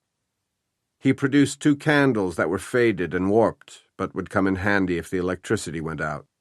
"They were way in the back of the drawer of the end table." He was leaning heavily against the kitchen bar, his hand planted firmly on the granite surface. His eyes were closed. "You should lie down," she said. "No, I'm fine," he mumbled absently as he opened his eyes. "You're about to keel over." "Just another wave of dizziness." Leaving the bar, he walked over to one of the windows flanking the front door and pushed aside the drape. "I've been thinking." Lily waited to hear his thought, but already she had a bad feeling about it. If snow comes behind this sleet and freezing rain, which is likely at this altitude, our situation is going to become more dangerous. I'm worried that the propane tank will empty, which means we'll need fuel. He turned back into the room. While it's fractionally safer than it will be later, I should go to the shed and bring back what firewood I can. She looked beyond his shoulder toward the window, then back at him. "You can't go out there. You can barely stand up without losing your balance. You have a brain concussion." "Which won't matter much if we freeze to death." "Well, forget about it. You can't go. I won't let you." Her vehemence made him smile. "I'm not asking permission, Lily." "I'll go." Yet even as she heard herself volunteering, she quailed at the thought of setting foot outside the security and relative warmth of the cabin. He looked her up and down. "You couldn't carry enough to make any difference. I may not be able to bring back much, but it would be more than you could handle. Besides, your boots are wet. You could get frostbite. I'm the one who has to go." They argued about it for another 5 minutes, but all the while, regardless of her arguments against the idea, he was preparing to do it. "Is there anything in the shed I could use, like a sled, something to stack the wood on and drag along?" She ran a quick mental inventory, then shook her head. "Unfortunately, Dutch and I removed everything except some basic tools. As you go in, on your right, there's a large wooden chest we used as a toolbox. You may find something useful in it. There's an axe, I know, larger than the hatchet on the porch. You said the logs needed to be split, so if you can carry the axe too, you should bring it back." "Once I get past the porch steps, I angle off that way, correct?" He indicated a general direction. "Correct." "Anything between here and there I should be aware of? Tree stump, sinkhole, boulder?" She tried to envision any potential obstacles on the path. "I don't believe so. It's a fairly straight shot. But once you get across the clearing and into the woods—" "Yeah," he said grimly. "It'll be rougher." "How will you see?" He removed a tiny flashlight from his coat pocket. It didn't look all that reliable. "What if the battery runs out? You could get lost." "I have a sixth sense about direction. If I can see well enough to get myself there, I'll be able to find my way back. But if the cabin light should go out while I'm not here, I'm expecting that at any time. Ice is hell on power lines." She nodded agreement. "If you lose power, light one of the candles and put it in a window." "I don't have any matches." He withdrew a matchbook from another coat pocket and handed it to her. "Keep the matches and candles together so you'll know where they are if you need them." Suddenly she was struck by the lunacy of what he was about to do. "Tierney, please rethink this. We can break up the furniture and burn it, the shelves and the bookcases, the coffee table, cabinet doors. Before we run out of fuel, we'll be rescued, and the propane may last longer than we expect." "I'm not willing to risk it. Besides, no sense in trashing the cabin unless we're absolutely forced. I'll be all right. I've trekked through worse." "During a blizzard?" He didn't respond to that as he reached for his cap. When he picked it up, he frowned with distaste. "It's stiff with dried blood. Mind if I borrow your stadium blanket?" She helped him fashion a hood as he had for her earlier, and then he was ready. Trying one last argument, she said, "People with concussions aren't supposed to exert themselves. You could black out. Your sixth sense of direction could fail you. You could lose your way and either walk off a cliff or get lost and freeze to death."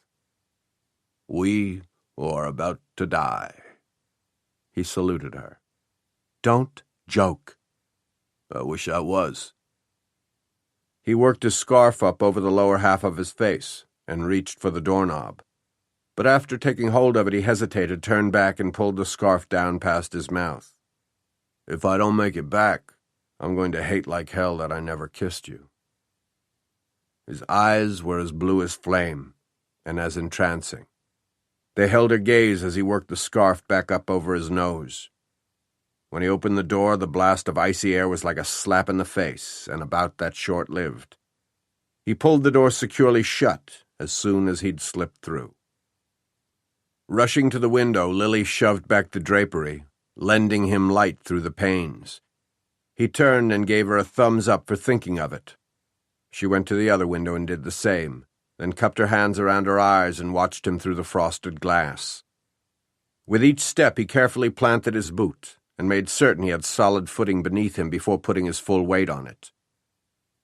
The windows shed an apron of light over the area immediately in front of the cabin, but it didn't extend far, and Tierney eventually walked out of it. Impatiently, Lily wiped away the fog created by her breath on the cold glass. She saw the feeble beam of the flashlight bobbing erratically in the swirling precipitation. Soon, she couldn't even see that. They found Cal Hawkins in the kind of place that Wes had described. It was deep in the woods where a dirt road ended at a wall of solid rock 200 feet high. Tucked beneath the face of the mountain, the windowless single-story structure had all the architectural detail of a cracker box. In the center of its flat facade was a dented metal door. A bare yellow light bulb had been screwed into an electrical socket directly above it. There were 3 pickup trucks parked in front of the building. Judging from the depth of the sleet on the windshields, they'd been there a while. Dutch had finessed his Bronco over 2 miles of dark, narrow, treacherous road to get there, so he was in a truculent mood when he and Wes went inside. Lighting was dim. The room was foggy with smoke and stank like wet wool and B.O. They stepped over splats of tobacco juice on the floor as they made their way to the particle-board bar along the far wall. Without ceremony, Dutch said, "Cal Hawkins?" The bartender nodded his head of stringy, greasy hair toward a corner. Hawkins was seated at one of the rickety tables, his head lying on it, his arms dangling lifelessly at his sides. He was snoring. "Been that way about an hour," the bartender volunteered as he absently scratched his armpit through his dirty flannel shirt. "What y'all want him for?" "What's he been drinking?" Dutch asked. "Something they brung in." He hitched a thumb in the direction of the only other occupied table, where a trio of sullen, bearded men was playing cards beneath the stuffed head of a snarling black bear mounted on the wall. "That bear's got the highest IQ of that lot," Wes whispered to Dutch. "I hope your gun in just for show. You can bet theirs aren't." Dutch had already spied the shotguns propped against each chair. "Cover my back." 3 against 1? Thanks for nothing. Dutch approached the table where Hawkins was sleeping it off. His slack lips had drooled a puddle of saliva onto the table. Dutch hauled back his foot and literally kicked the chair out from under the man. Hawkins landed hard. "Fucking hell!" He came off the floor with his hands balled into fists, but catching the glint of Dutch's badge, he backed down and blinked at them in confusion. Then he grinned. "Hey, Dutch. When I was a kid, I used to watch you play ball." "I ought to throw your sorry ass in jail," Dutch snarled. "But if you're sober enough to be stupid, you're sober enough to be working, and I need you." Hawkins wiped saliva off his chin with the back of his hand. "What for?" "What do you think?" Dutch thrust his face closer, only to recoil from the other man's breath. "You've got a contract with the city to sand roads during ice storms. Well, guess what, genius? We're in the throes of one, and where are you? Out here in the middle of freaking nowhere, stinking drunk? I've wasted several hours I didn't have tracking you down." He yanked what he assumed to be Hawkins's coat off the back of a chair and threw it at him. Hawkins caught the coat against his chest. Dutch was glad to see that his reflexes weren't completely pickled. "You're getting out of here right now. We'll follow you to the garage where your truck has already been loaded and is waiting for you. Have you got the keys?" Hawkins dug into the pocket of his oily blue jeans and produced a set of keys which he extended toward Dutch. "Why don't you just take them, then?" "I would, except nobody else has experience with the truck's mechanisms, and you're the only one who's insured to drive it. I don't need the liability, and neither does the township of Cleary. You're going, Hawkins. And don't think you can lose me between here and town. I'm going to stay so close I could bite your butt through the tailpipe. Let's go." "Won't do no good," Hawkins protested as Dutch gave him a hard shove toward the door. "I'll go with you, Chief, but fast as this stuff is coming down, anything I put down and out'll be a waste of good sand. It'll cost the town double, 'cause it'll just have to be did again soon as the storm blows out here." "That's my problem. Your problem is to keep me from beating you senseless once you've done what I need you to do." Lily had been anxiously watching for Tierney's return, and gave a glad cry when she saw him trudging out of the darkness. He was dragging something along behind him. When he got closer, she saw it was a tarpaulin stacked with firewood. He left it at the foot of the steps and stumbled up them. She opened the cabin door, caught him by the sleeve of his coat, and hauled him inside. He collapsed against the door jamb and pushed back his makeshift hood. His eyebrows and eyelashes were again covered with frost. Instinctually, she brushed it off them. "Glass of water, please." She rushed into the kitchen and filled a glass from the pitcher. The trickle from the faucet had stopped, she noticed. They'd done well to fill the containers while they could. Tierney had slid down the wall and was sitting propped against it on the floor, his legs stretched out in front of him. He had removed his gloves and was clenching and flexing his fingers, trying to restore circulation. She knelt beside him. He gratefully took the glass of water from her and drank it all. "Are you all right? Besides the obvious?" He nodded but didn't answer. Ordinarily, the walk to the shed would have taken about 60 seconds. According to her wristwatch, he'd been gone for 38 minutes. Minutes during which she had repeatedly castigated herself for letting him go. "I'm glad you're back," she said with all the sincerity at her disposal. "I'm going again." "What?"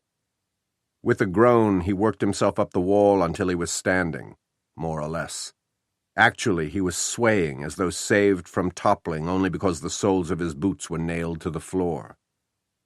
"Tierney, you can't." "One more load could make a difference.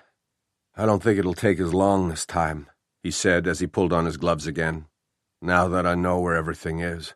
A lot of time was spent feeling my way around inside the shed." He stared into near space for a moment before shaking his head slightly as though to clear it. "You're not up to this." "I'm okay." He replaced the makeshift hood and scarf. "I wish I could talk you out of going."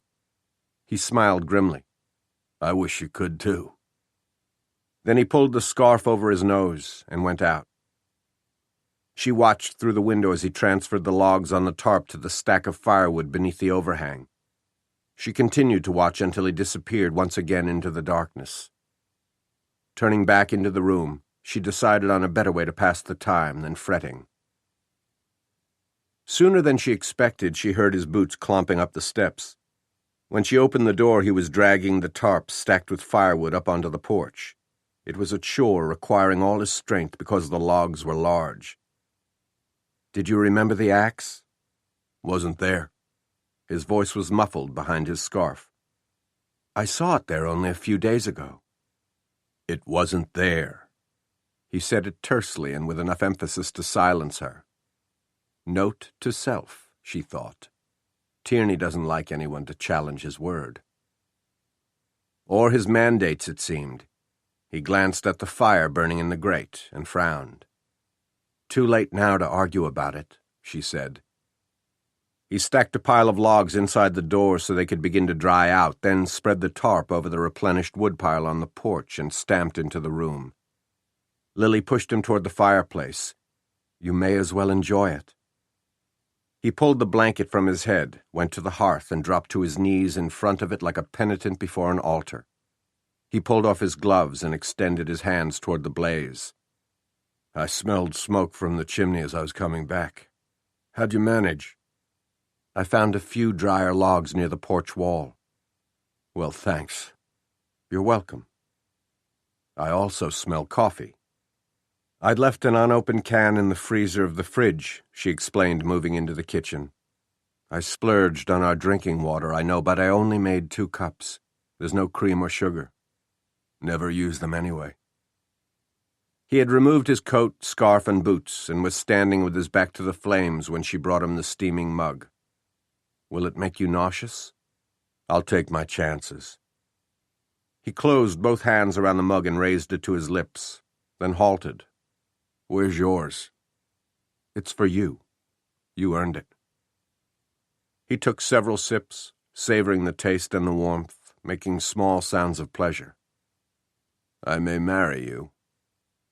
She gave a nervous laugh and sat down in the corner of the sofa nearest the fire, tucking her stocking feet under her hips. She hugged the throw to her chest as though for protection. Against what, she wasn't quite sure. Tierney's eyes, maybe, which seemed always to follow her, to see into her, to know more about her even than she knew about herself. He sat down on the hearth and extended his feet toward the fire. To fill the silence, she asked, "How's your head?" "Reeling." "Still hurt?" "Some." "I don't see any fresh blood in your hair, but after you've rested a while, I better check the wound again." He nodded but didn't say anything. Eventually she got up and took the empty coffee mug from him, then went into the kitchen to refill it. When she brought it back, he shook his head. "That's yours." "I made it for you." "I insist you have some too." She took a few sips, murmured thanks, then passed the mug back to him. As she did, his fingertips brushed hers. "This feels good, Lily. Thanks again." "Thank you for going after the firewood." "You're welcome." She took up her former post in the corner of the sofa. No sooner was she settled than he began a new conversation with a flat statement. "I know about your daughter." Her astonishment must have shown because he gave a small shrug, adding, "I picked up tidbits of information here and there." "From whom?" "The people in Cleary. There's been a lot of talk about you, especially since Dutch moved back to become police chief. You two remain a hot topic of gossip at Ritz Soda Fountain." "Do you spend a lot of time there?" "When in Rome, it's the place to be." "Oh, it's the hub of the city, all right," she said sarcastically. "I expected my split with Dutch to cause a flurry of rumor and speculation. Gossips thrive on marriages, pregnancies, affairs, divorces." "Deaths," he said softly. "Yes." Sighing, she looked over at him. "What do they say about Amy's death?" "That it was tragic." "Well, that much isn't rumor. She was only 3 when she died. Did you know that?" He nodded. 4 years ago. It's hard for me to believe that I've been without her for longer than I had her." "Brain tumor." "Right again. A real bastard of one, sneaky and deadly. For the longest time it didn't manifest itself. No paralysis or partial blindness or slurred speech. No warning of any kind of what was in store. Amy appeared to be a perfectly healthy little girl. That was the good news. It was also the bad news, because by the time we did begin to realize that something was wrong, the tumor had invaded an entire hemisphere of her brain." She picked at the fringe on the throw. "We were told at the outset that it was inoperable and incurable. The doctor said even with aggressive chemotherapy and radiation treatments, her life could be extended for a few weeks, perhaps a month or 2, but not spared. Dutch and I elected not to put her through the grueling treatments. We took her home and had 6 relatively normal weeks with her. Then the damn thing had a growth spurt. Symptoms appeared and progressed quickly, until one morning she couldn't swallow her orange juice. By lunch, other systems had begun to shut down. She would have had supper in the hospital, except that by then she'd lapsed into coma. Early the following morning she stopped breathing. Then her heart beat one last time, and she was gone." Her gaze slid over to him and then toward the flames. "We donated her body for medical research. We thought it might do some good, maybe prevent other children from suffering the same rotten fate. Besides, I couldn't bear the thought of sealing her inside a coffin. She was afraid of the dark, you see. Wouldn't sleep without her nightlight on. It was a little translucent angel, wings spread like a Christmas herald. I still have it and burn it every night myself. Anyway, I couldn't fathom putting her into the ground. We don't have to talk about it, Lily. No, I'm all right, she said, blotting tears off her cheeks. I shouldn't have brought it up. I'm glad you did. It's actually good for me to talk about her, about Amy. My grief counselor emphasized how healthy it is for me to talk about it and to refer to Amy by name. She met his steady gaze. Curiously, after she died, few people would talk to me about her. Without quite looking me in the eye, they made euphemistic references to my loss, my sorrow, my period of bereavement. But no one spoke Amy's name out loud. I guess they thought they were sparing me sadness by avoiding the subject, when actually I needed to talk about her. What about Dutch? What about him? How did he deal with it? What do the gossips say? That he developed a fondness for whiskey? She snuffled a humorless laugh. The gossips of Cleary are nothing if not accurate, yes. He began drinking excessively. It began affecting his work. He started making blunders which were dangerous to himself and his partners. He became unreliable. He had his hand slapped a few times, then was formally reprimanded, then demoted, which caused him to slip into a deeper funk, which caused him to drink more. It became a vicious downward spiral. Ultimately, he was fired. Just today he said that if it hadn't been for Amy, our marriage would have lasted forever. Perhaps he's right. Death did part us. Her death. I'm afraid we became a cliché. The couple whose marriage couldn't withstand the tragedy of losing a child. We were never the same, not as a couple, and not as individuals. She looked from the embers to Tierney. Did I omit anything? Do the die-hard busybodies know the terms of our divorce settlement? They're working on it. In any case, they're glad to have Dutch back among them. What do they say about me? He gave a dismissive shrug. Come on, Tierney, I've got a thick skin. I can take it. They say that you insisted on the divorce, demanded it, making me a cold-hearted bitch if ever there was one. I haven't heard it put quite that way. But close, I'm sure. I would expect the Clearians to side with their hometown boy. She stared into the fire again, speaking her thoughts aloud as they came to her. Divorcing Dutch wasn't a decision I made out of anger or spite. It was for my own survival. His failure to recover from Amy's death was preventing my recovery. She willed Tierney to understand what no one else seemed able to grasp. I had become his crutch.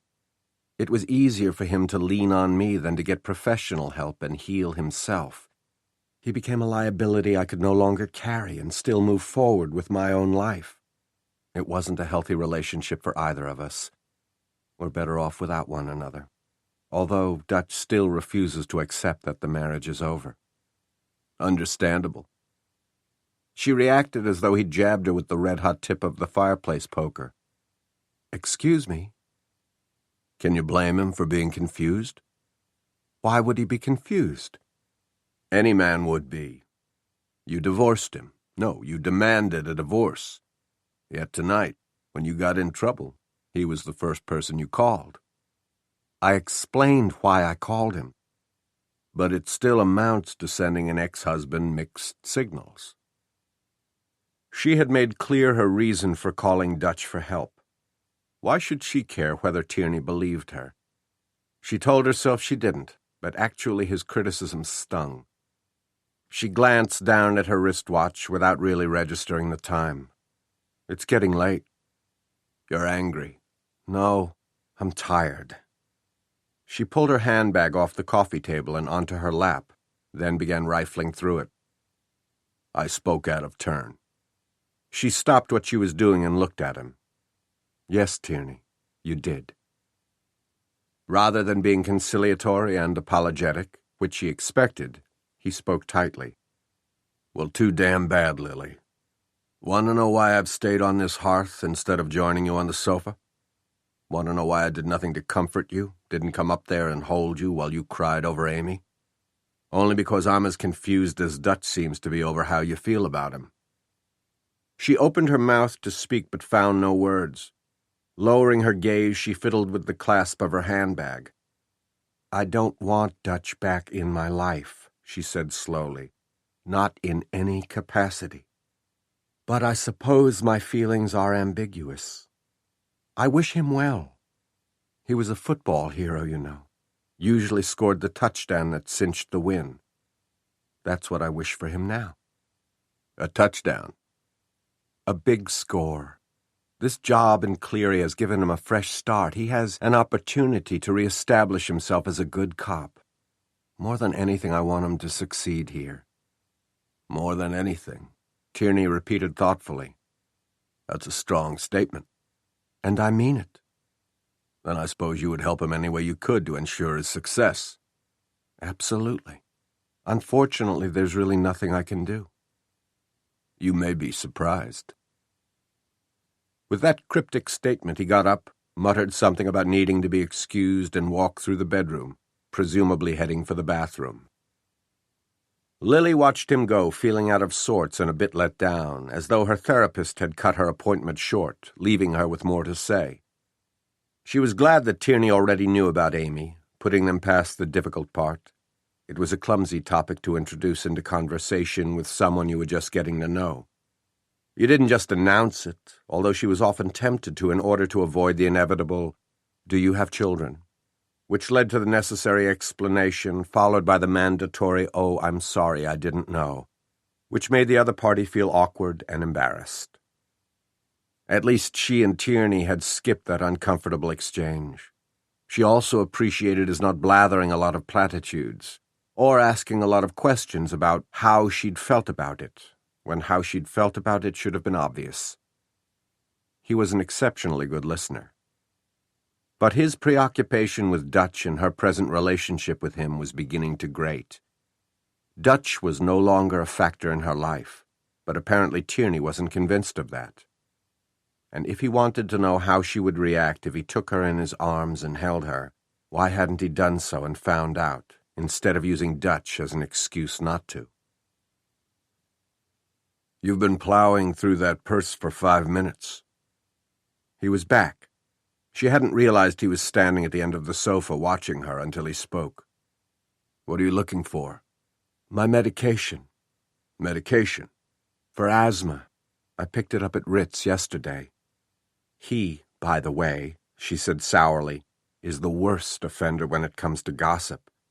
While I was there yesterday to pick up a prescription refill, William Ritt asked a dozen leading questions about Dutch and me, our divorce, the sale of this place. He even asked how much we got for it. Can you believe that? Maybe he was just being friendly, but I can't help thinking that, Distracted by the search through her handbag, she let her voice trail off. Impatiently, she upended the handbag and dumped everything in it onto the coffee table. There was the makeup bag where she'd found the manicure scissors earlier, her wallet and checkbook, a pack of tissues, a roll of breath mints, cell phone charger, security pass for her office building in Atlanta, key ring, sunglasses, hand soap. Everything was there, except what she needed.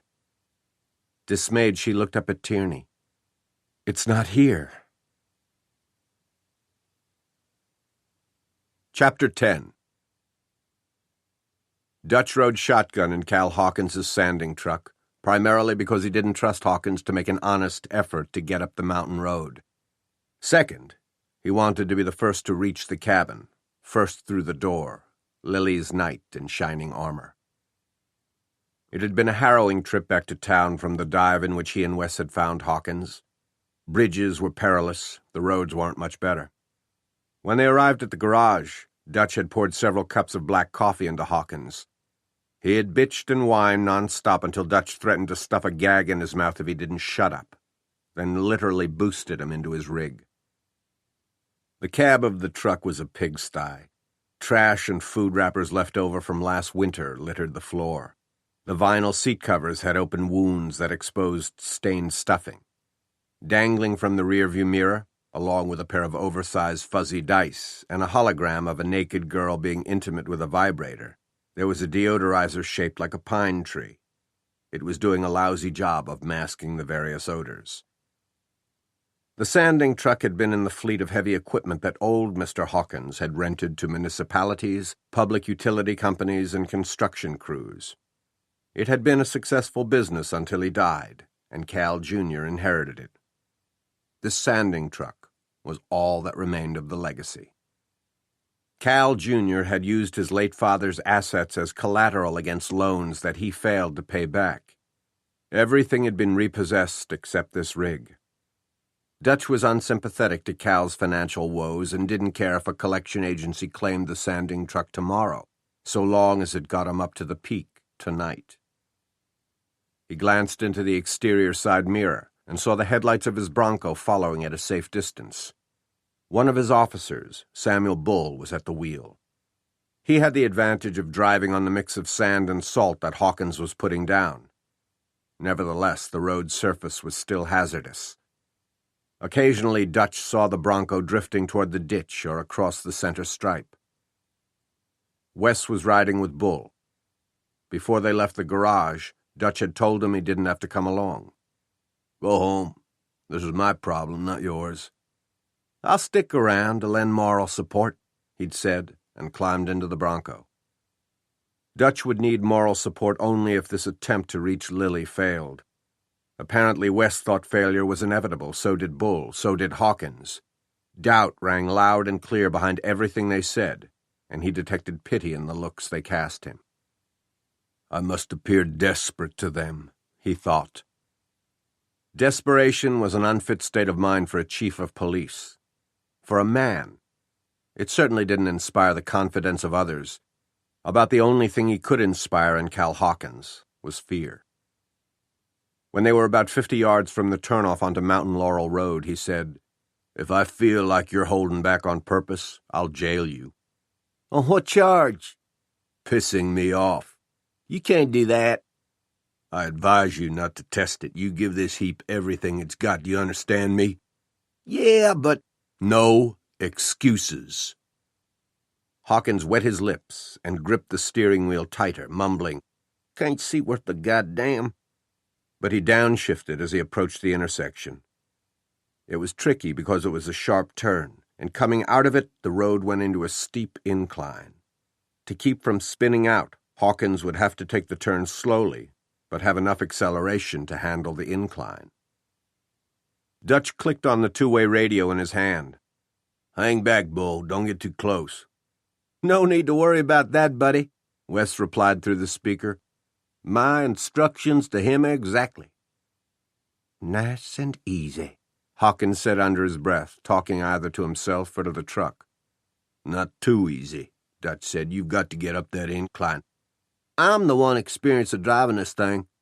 "So drive it, but you'd sure as hell better drive it right." Surreptitiously, he took a deep breath and held it. Hawkins went into the turn cautiously. The rig made it without mishap. Dutch exhaled. "Now give it some gas." "Don't tell me my job," Hawkins snapped. "Shit, this road's darker than Egypt." The state highway, which became Main Street in Cleary proper, was lined with streetlights all the way to the city limit signs at either end of town. But once off the beaten path, the roads were unlighted and the contrast was dramatic.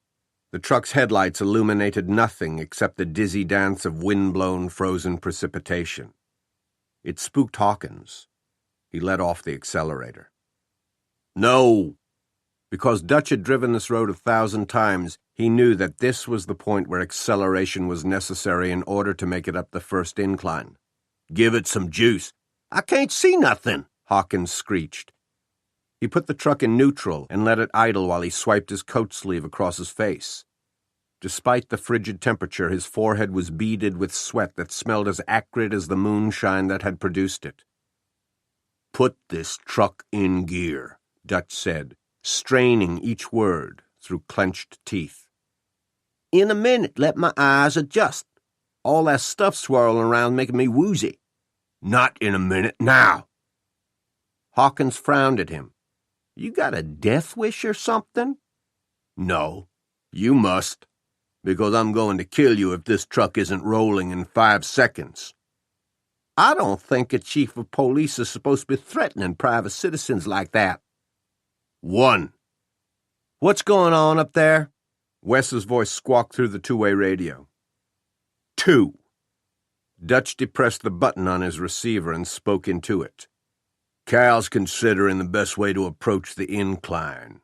He clicked off. 3. Dutch, you sure about this? Wes sounded worried. Maybe you should reconsider it. 4. Bull can barely keep this Bronco on the road, and that's with driving on sand. We can barely see beyond the hood, and 5. Dutch drew his pistol from the holster. Shit! Cal ground the gear stick into first. It's okay, Wes, Dutch said into the radio with what he thought was remarkable calm. Here we go. Cal let out on the clutch and pressed the accelerator. The truck rolled forward a few feet. You're going to have to give it some punch or it'll never make it, Dutch said. We got a heavy load, don't forget. So compensate. Hawkins nodded and shifted into second, but the moment he accelerated, the rear tires began to spin uselessly. Ain't gonna make it. Don't let up on it. Ain't gonna. Keep trying, give it more. Hawkins muttered something about Jesus, Mary, and Joseph, then did as Dutch ordered. The wheels spun, but then found traction, and the truck lurched forward. See? Dutch said with more relief than he was willing to show. Yeah, but we gotta make that first hairpin. You can do it.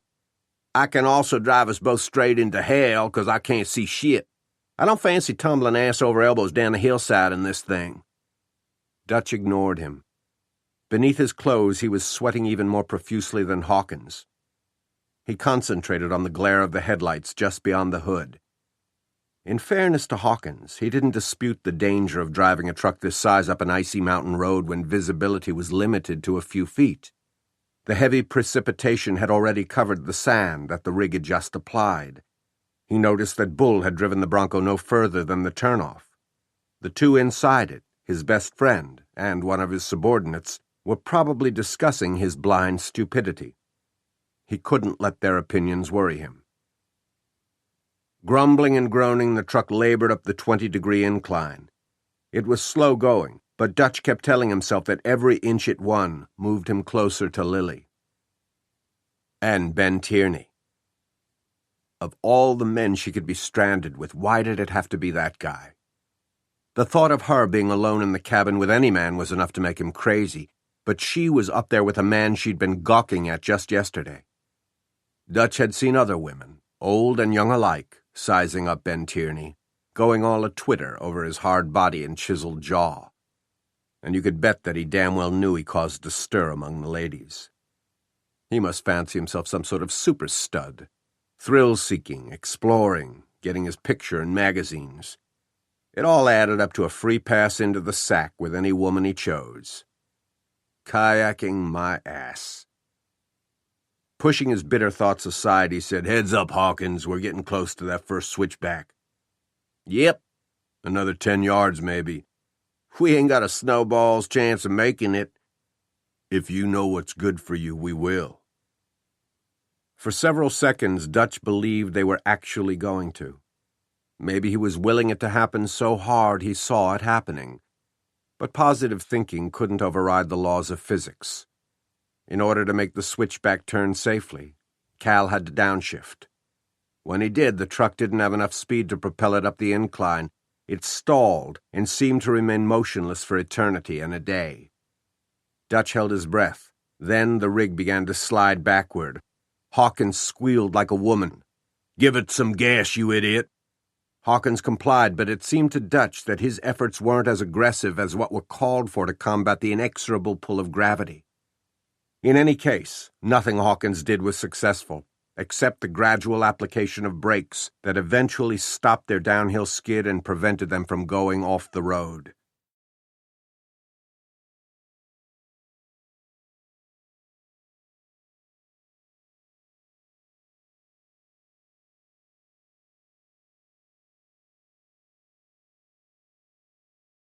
When the truck finally came to a halt, Hawkins expelled a long breath. "Fuck me. That was a close one." "Try again." He turned his head so fast it caused his neck vertebrae to pop. Are you nuts? Put it back in gear and try again. Hawkins shook his head like a wet dog. No way, You can take out your pistol again and shoot me right between the eyes, but at least that'd be a quick death. Better than having my guts squashed by tons of truck and sand. No, thank you, sir. You can wait till this stuff clears out. You get yourself another driver or drive it your own self. I don't give a fuck, except I ain't doing it. Dutch tried staring him into submission, but Cal Hawkins's bloodshot eyes glared back at him. His stubble jaw was thrust pugnaciously forward. They were both surprised when someone knocked on the passenger window. Wes peered in at them. "Y'all okay in there?" "We're fine," Dutch replied through the glass. "Like hell we are," Hawkins yelled. Wes stepped onto the running board, pulled open the door, and immediately sensed Hawkins's fear. "What's going on?" Hawkins pointed a shaking finger at Dutch. "He pulled a gun on me, told me he was going to kill me if I didn't get him up this mountain. He's crazy as a shithouse rat." Wes shifted his disbelieving gaze to Dutch, who said in a tired voice, "I wasn't going to shoot him. I just wanted to scare him into giving it his best effort." Wes regarded him closely for a moment, then addressed Hawkins in a quiet, confidential voice. "His wife's up there in their cabin, with another man." Hawkins assimilated that, then looked at Dutch, seeing him in a new light.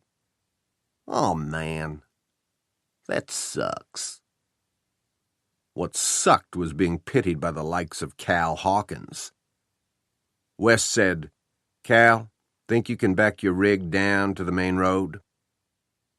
Hawkins, inspired by sympathy into a more agreeable mood, said he would give it a shot. With them guiding him, he got the sanding truck back onto the highway and turned in the direction of town. Dutch ordered Bull to ride with Hawkins, warning his officer to keep a sharp eye on him and not let him do anything that would sabotage the rig's future use. "Wouldn't put it past him to wreck it on purpose so he'd get out of trying again tomorrow." Following in the Bronco, Dutch ground his teeth. "That gutless, drunken son of a bitch." "The demise of Cal Hawkins, Jr. would signify no great loss, I'll give you that," said Wes. "But Jesus, Dutch, weren't you a bit over the line to draw a gun on him?" "Did you have to tell him that Lily was with another man? They'll be all over town by daybreak. No telling what they'll be saying she and Ben Tierney are doing together up there to keep warm and while away the hours. You know how the minds of these people work." "I see how yours is working."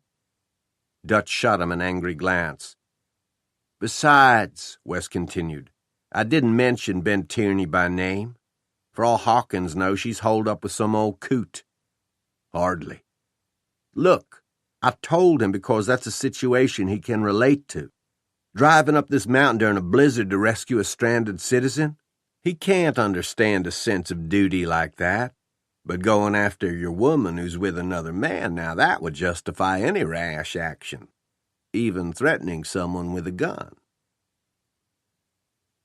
They said no more until they reached the garage. Dutch told Bull to return to headquarters and see if his help was needed anywhere. If not, he could go home. "Will do, sir." Looking down at the floor, the officer said awkwardly, "I'm sorry about, not being able to get to your wife." "See you tomorrow," Dutch said curtly. The officer headed for his squad car. Hawkins was already scrambling into his pickup when Dutch caught up with him. "I'll be looking for you first thing tomorrow morning. You better be easy to find." "I'll be at my house. You know where it's at?" "I'll pick you up at dawn. When I get there, if you're drunk or hungover, you'll wish I'd gone ahead and shot you." They followed Hawkins's pickup out of the garage. Not surprisingly, one of its taillights was missing. "I should write him a citation for that," Dutch grumbled when Hawkins split off at an intersection. When they reached the Hamers' house, Wes said, "Drop me at the end of the driveway. No need to pull in." Dutch brought the Bronco to a stop. Neither man spoke for several moments. Wes stared glumly through the windshield and finally said, "No sign of it letting up, is there?" Dutch cursed the maelstrom of snow and sleet. "I'm getting up there tomorrow if I have to sprout wings and fly," That's exactly what you may have to do, Wes said. Where are you off to now? I'm going to drive around town a bit, check things out. Why don't you park it for the night, Dutch? Get some sleep. Couldn't if I tried. I'm running on adrenaline and caffeine now. Wes studied him for a moment before saying, I recommended you for this job. Dutch turned and gave his friend a hard look. Having second thoughts? None, but I don't think I'm out of order by reminding you how much your future is riding on succeeding here. Look, if you think I'm botching the job, I didn't say that. Then what? I'm saying your reputation is on the line, and so is mine. And you always have your ass well covered, don't you, Wes? You're goddamn right I do, he fired back. Dutch snorted. You always had big, bad linemen blocking you, and if they didn't, you gave them hell.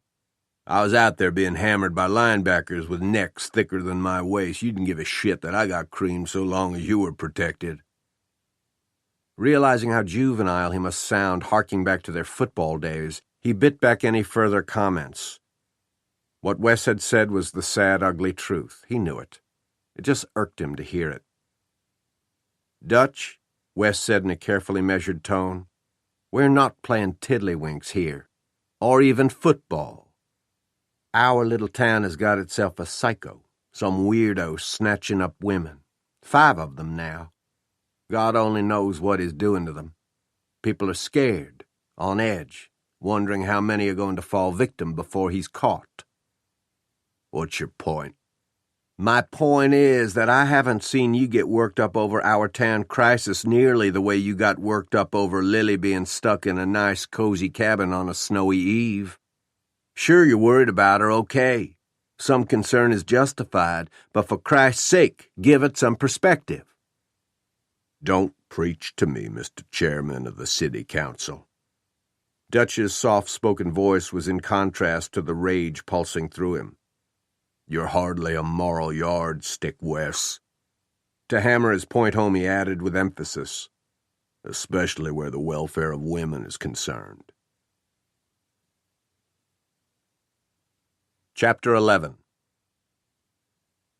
You have asthma. Chronic asthma, non-allergic asthma.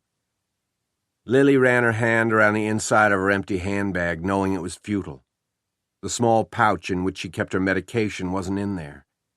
Anxiously, she pushed her fingers through her hair, then cupped her mouth and chin with her hand. Where is it? You're not having an asthma attack. Because I take medication to prevent them, an inhaler and a pill. Without them, I could have an attack, which would be bad since I don't have my bronchodilator. Dilator, she said impatiently. An inhaler to use during an attack. I've seen people use those. Without it, I can't breathe. She stood up and paced a tight circle. Where is that bag? It's about this big, she said, holding her palms 6 inches apart. Green silk, crystal beads on it. One of my staff gave it to me last Christmas. She noticed the one I had was worn out. Maybe you left. Even before he finished, she was shaking her head and interrupting.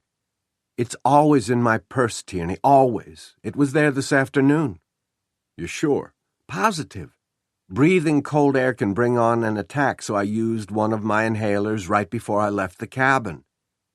Growing more frantic by the moment, she wrung her hands. It was in my bag this afternoon, but it's not there now, so what happened to it? Calm down.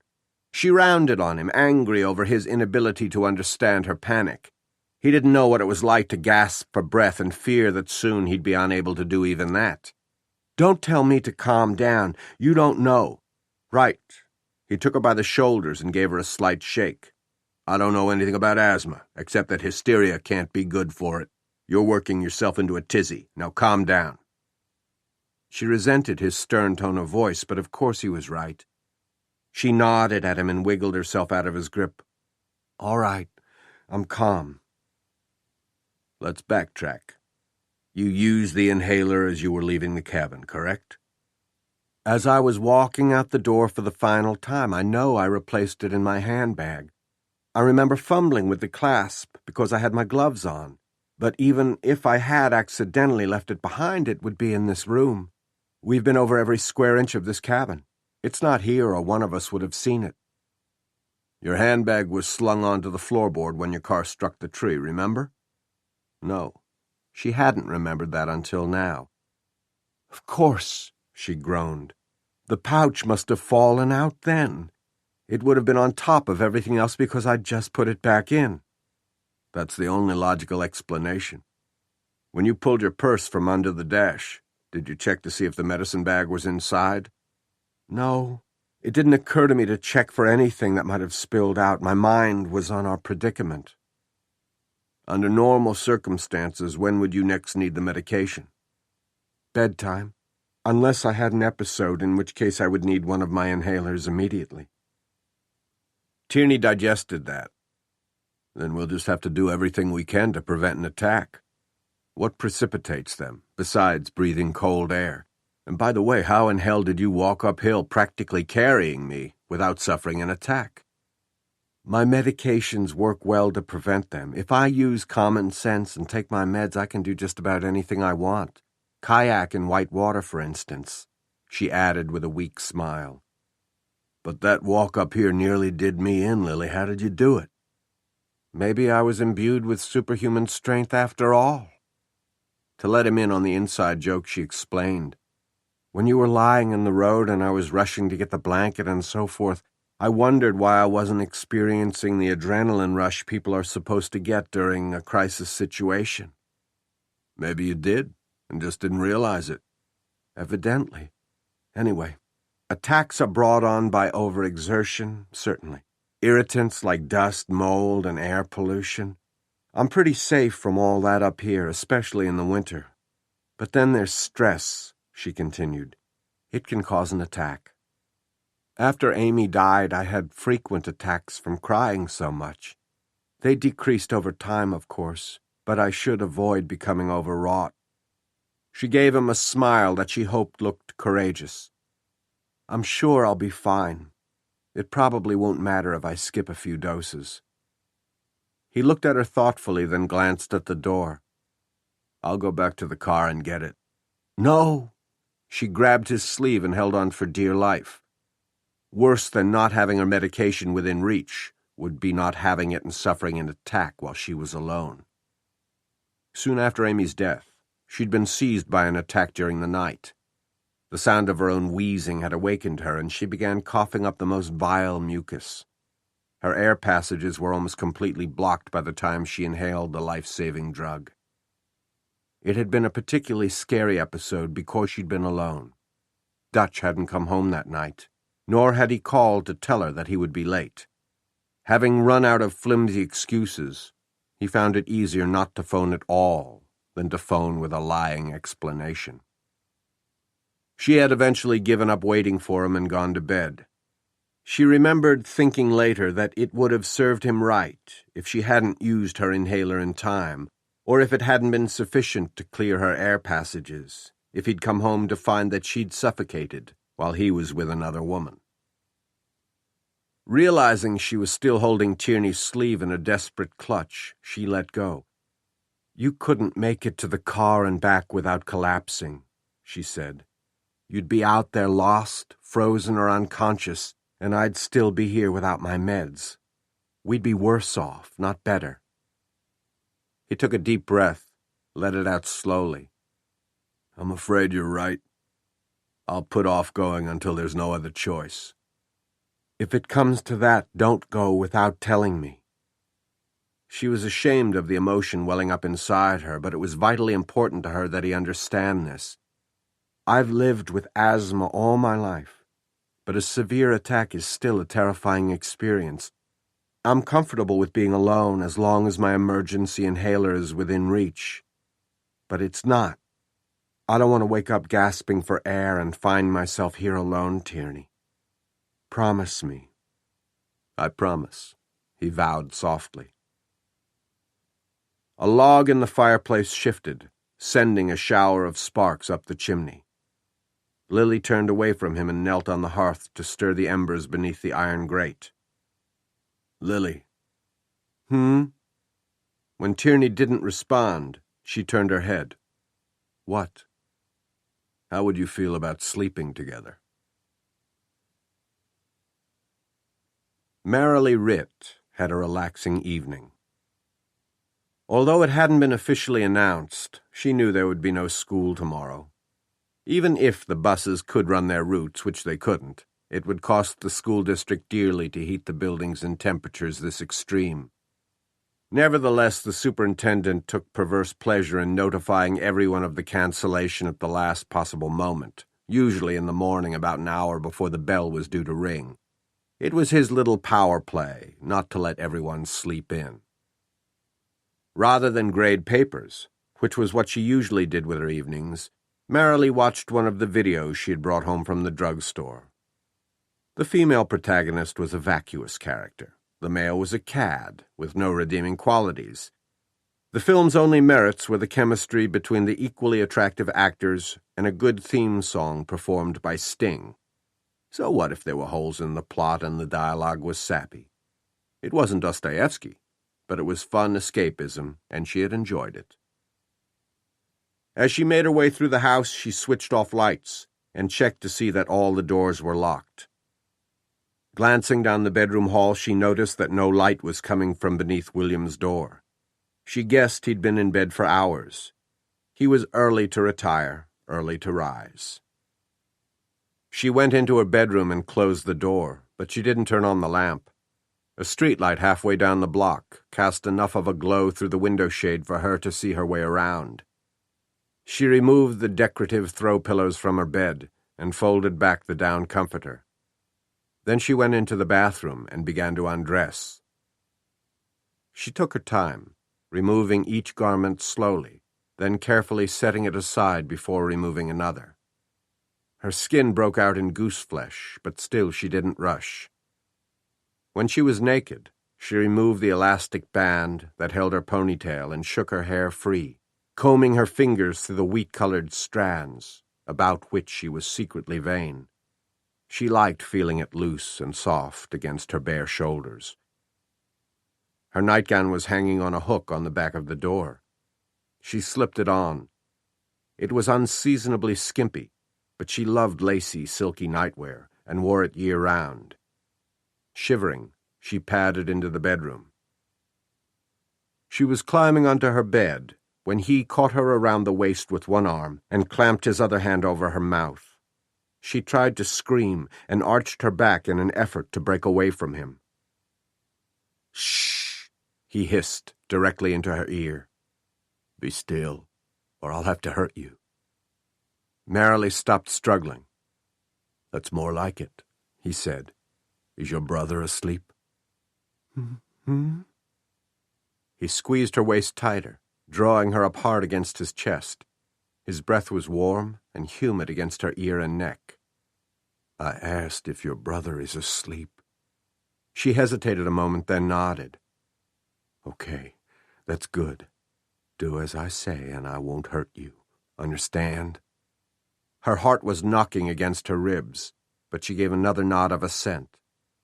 "If I take my hand away from your mouth, will you scream?" She shook her head, perhaps too quickly to be sincere. He growled, "If you do." She shook her head more adamantly. Gradually, he removed his hand from her mouth. She whimpered, "What are you going to do to me?" Then he showed her. Chapter 12. The intruder roughly grabbed her hand, pulled it around to her back, and pressed her palm against his exposed penis. Merrily gasped in shock.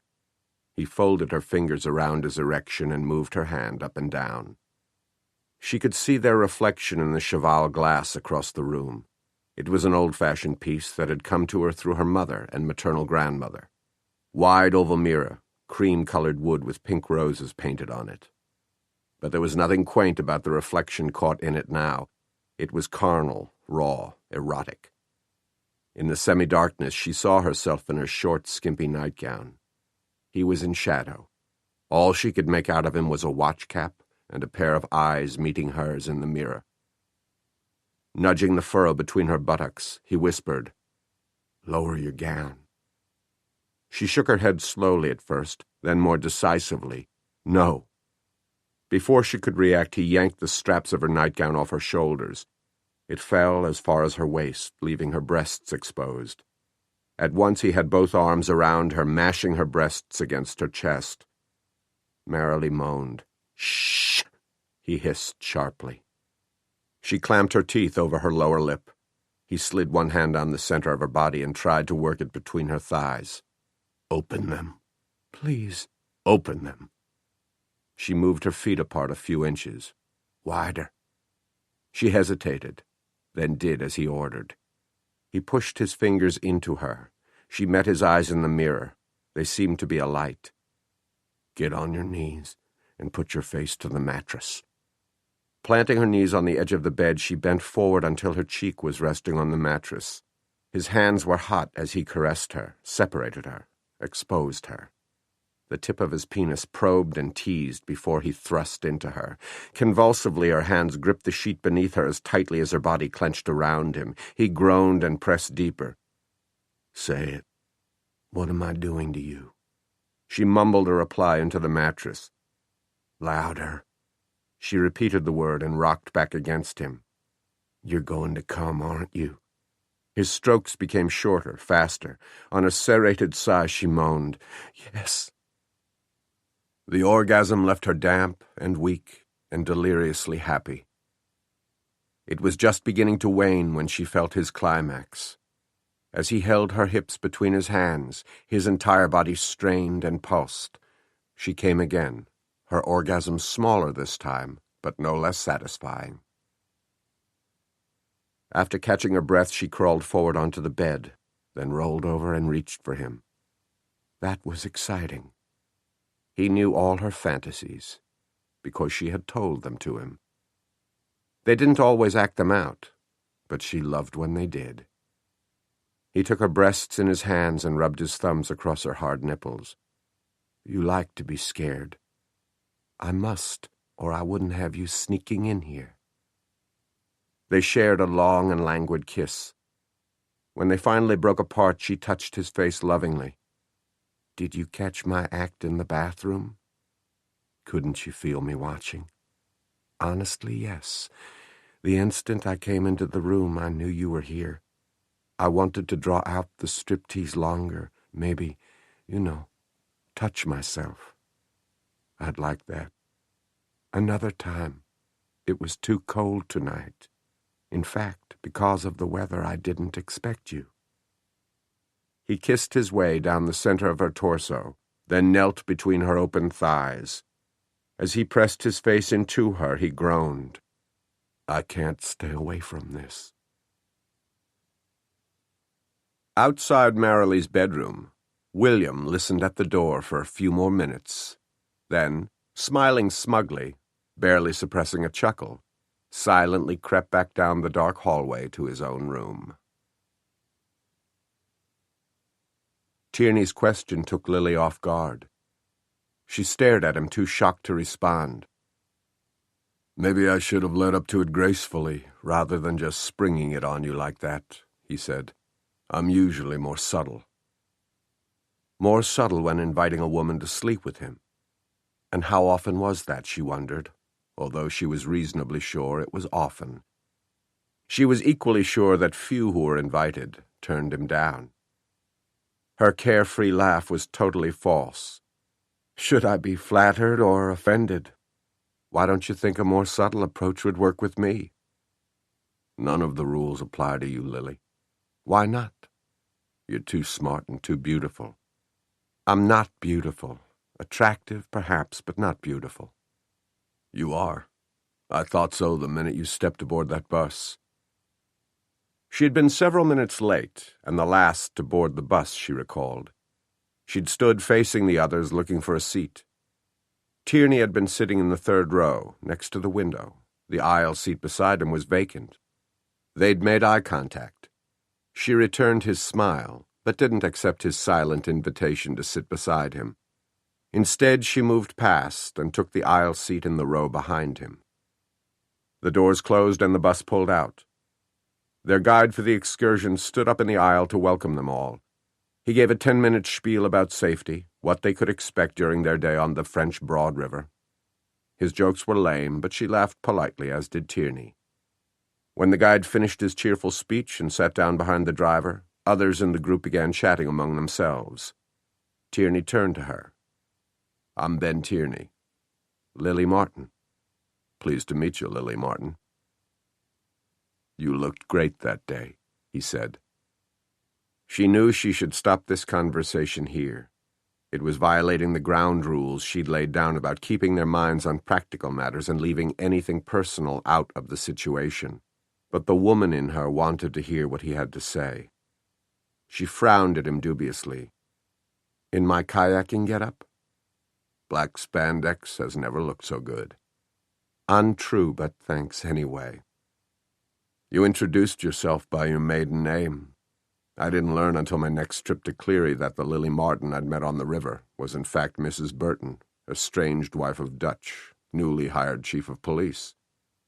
I used my maiden name professionally. Once I'd filed for divorce, I started using it all the time." "Who told you that Dutch and I were married?" "An old man named Gus Elmer. Do you know him?" She shook her head. "He's the owner of the lodge where I stay when I'm in the area. Colorful character, always eager to talk to his guests. Without making it too obvious, I asked him if he knew of a Lily Martin who had a cabin in the vicinity." "And got an earful." He smiled crookedly. If Gus had any qualms against gossip, bourbon cleared his conscience. By the time the bottle was empty, I knew the basic facts about you, including Amy's death. That explained a lot. "About?" He gave careful consideration to his answer. "That day on the river, I noticed that every time you laughed, you seemed to catch yourself in the act, and you would stop, suddenly. Your smile would vanish. The sparkle would go out of your eyes. At the time, it threw me. I wondered why you'd trip a switch to stop having fun. It was like you didn't have a right to enjoy yourself, like it was wrong for you to be having a good time." "That's it exactly, Tierney. Enjoying yourself makes you feel guilty because Amy is dead and you're alive." "According to my grief counselor, yes." His perception of her was uncanny. He seemed to know the contents of every secret chamber of her heart. Apparently he'd been able to read her mind even on the day they met. It felt good to talk freely about Amy, but his insight was disconcerting. He eased himself onto the hearth beside her. "Tonight, when you told me in your own words about Amy's death, I recognized the sadness in you that I'd noticed that day on the river." "I'm sorry." "Why apologize?" "Sorrow makes people uncomfortable." "Maybe other people, not me." She looked at him curiously. "Why is that?" "I admire how you've tried to conquer it." "Not always successfully."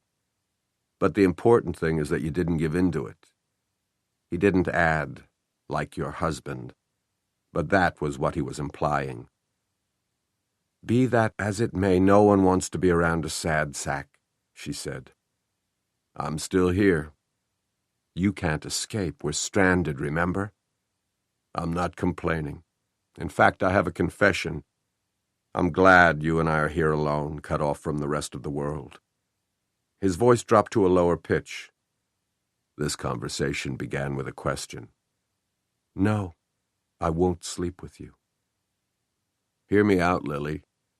We could conserve heat, even generate it by undressing and snuggling under a pile of blankets. Our combined body heat would help keep us warm." I see. You're suggesting it strictly out of necessity." "Not strictly. About 75%. It's the other 25 that concerns me." He reached out and claimed a strand of her hair, but unlike when he touched it in the car, he didn't immediately let it go. He rubbed it between his fingers. "I've wanted you from day one. Why waste time on subtlety when I'm absolutely sure you knew it from the start? I want you under me. But, and this is important, nothing will happen until I know you want it too. It stops at snuggling for warmth." He spread his fingers and watched the strands of her hair sift through them, then met her eyes again. I swear. Looking into his eyes, hearing the sincerity in his husky voice, she trusted him to keep his word. Well, sort of. That had been an awfully arousing profession of desire. What she didn't trust was the situation. She tried to imagine herself and Tierney lying together, even partially unclothed, hugging one another for warmth, without any sexual exploration or experimentation. Who did he think he was kidding? Himself, perhaps, but not her. Not that the sky would fall if they submitted to their attraction. Her sensual impulses were certainly green-lighting the idea, but she'd known him for all of, what? Counting that day on the river, she'd spent a total of perhaps 15 hours with him.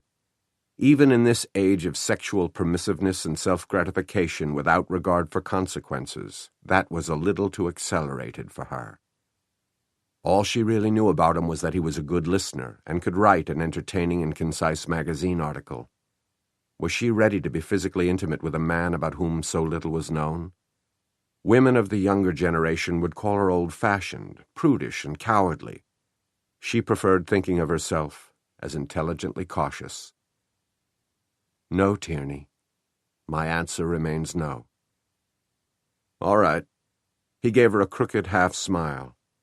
Honestly, if the roles were reversed, I wouldn't trust me either. He stood up. On to Plan B. We shut the vents in the bedroom and bath, close off those rooms entirely, and confine ourselves in here, where we have a small reserve of heat. I could bring the mattress off the bed and put it near the fireplace for you. I'll sleep on one of the sofas, a safe yard and a half away from you. But if you don't want even that much togetherness, I'll certainly understand. She came to her feet and dusted off the seat of her trousers. Plan B makes perfect sense. Glad you agree. I'll get right on it. He headed for the bedroom. Tierney? He stopped and turned back. Thank you for accepting my decision without further argument. You're being awfully nice about it. He looked at her for several beats, then closed the distance between them in 2 long strides. I'm not that nice. Chapter 13. Ever read the book of Jeremiah, Hoot? Jeremiah? No, sir, not straight through, selected verses only. S.A.C. Begley closed his Bible. He'd been reading it for the last 10 miles, which had taken Special Agent Wise almost 2 hours to navigate. The Lord has a good man in Jeremiah. Yes, sir. Commissioned by Jehovah God to tell people things they didn't want to hear and would just as soon not have known. Hoot's knowledge of Old Testament prophets was hazy, so he agreed with Begley's assessment with a non-committal grunt. He's killing them, you know. Trying desperately to keep the car on the road and stay on track with Begley at the same time, Hoot wondered if the antecedent to the pronoun he was the prophet, the Lord, or the unknown subject who was preying on the community of Cleary. He figured the unsub. You're probably right, sir. Although, if he's confining his activity to this area, and so far we haven't linked this case to any in other parts of the country, one would think some remains would have been discovered by now. Hell, but look at this area. Begley rubbed his sleeve against the frosted passenger window to improve his view of the frozen landscape. There are hundreds of square miles of solid forest out there. It's rough, mountainous terrain, rocky riverbeds, caves. He's even got wildlife on his side. For all we know, he's feeding those girls to bears. That triggered Hoot's acid reflux. The last cup of coffee he'd drunk tasted sour in the back of his throat. Let's hope not, sir. It's a sparsely populated region. The son of a bitch that bombed Atlanta's Olympic Park hid out here for years before they found him. No, Hoot, if I was killing young women, I'd choose country like this for my hunting grounds. Pointing up ahead, he asked, That it? Yes, sir. Hoot had never been so happy to see a destination in his life. He'd been driving all night over roads that were more suited for a luge. At one interchange not too far out of Charlotte, a highway patrol car was blocking an entrance ramp. The officer got out and motioned for Hoot to back up. On Begley's orders, Hoot stayed put. The patrolman approached them, shouting angrily, "Don't you see me motioning you? You can't come this way, the highway's closed." Hoot lowered his window. Begley leaned across him and flashed the patrolman his ID, explained that they were in hot pursuit of a felon, argued with the officer, pulled rank, and ultimately threatened to push his goddamn patrol car out of the fucking way if he didn't fucking move it immediately. The officer moved his car. Hoot had managed to get them over the ramp without spinning out, but the muscles in his neck and back had been tied in knots ever since. Begley seemed impervious to their peril. Either that, or he trusted Hoot's driving skills more than Hoot did. Begley had allowed only 2 stops for snacks and coffee, which they took with them. At their last stop, Hoot had barely had time to zip up after using the urinal before Begley was knocking on the door and telling him to hurry it along. Dawn had reduced the darkness only marginally. Cloud cover was thick and low. Fog and blowing snow limited visibility to a few feet. Hoot's eyes were tired from straining to see beyond the hood ornament. His speed had maxed out at 15 miles an hour. Driving any faster would have been suicidal. The freezing rain and sleet that had fallen yesterday were now being exacerbated by a heavy snowfall, the likes of which Hoot had seen only rarely in his 37 years. Before they interviewed Ben Tierney, he would have liked a shower, a shave, a pot of black coffee, and a hot, hearty breakfast. But as they approached the burg of Cleary, Begley instructed him to drive directly to the lodge on the outskirts of town. The Whistler Falls Lodge was a collection of cabins on a small lake formed by the waterfall just above it. Deep snowdrifts had accumulated along the fence that encircled the playground.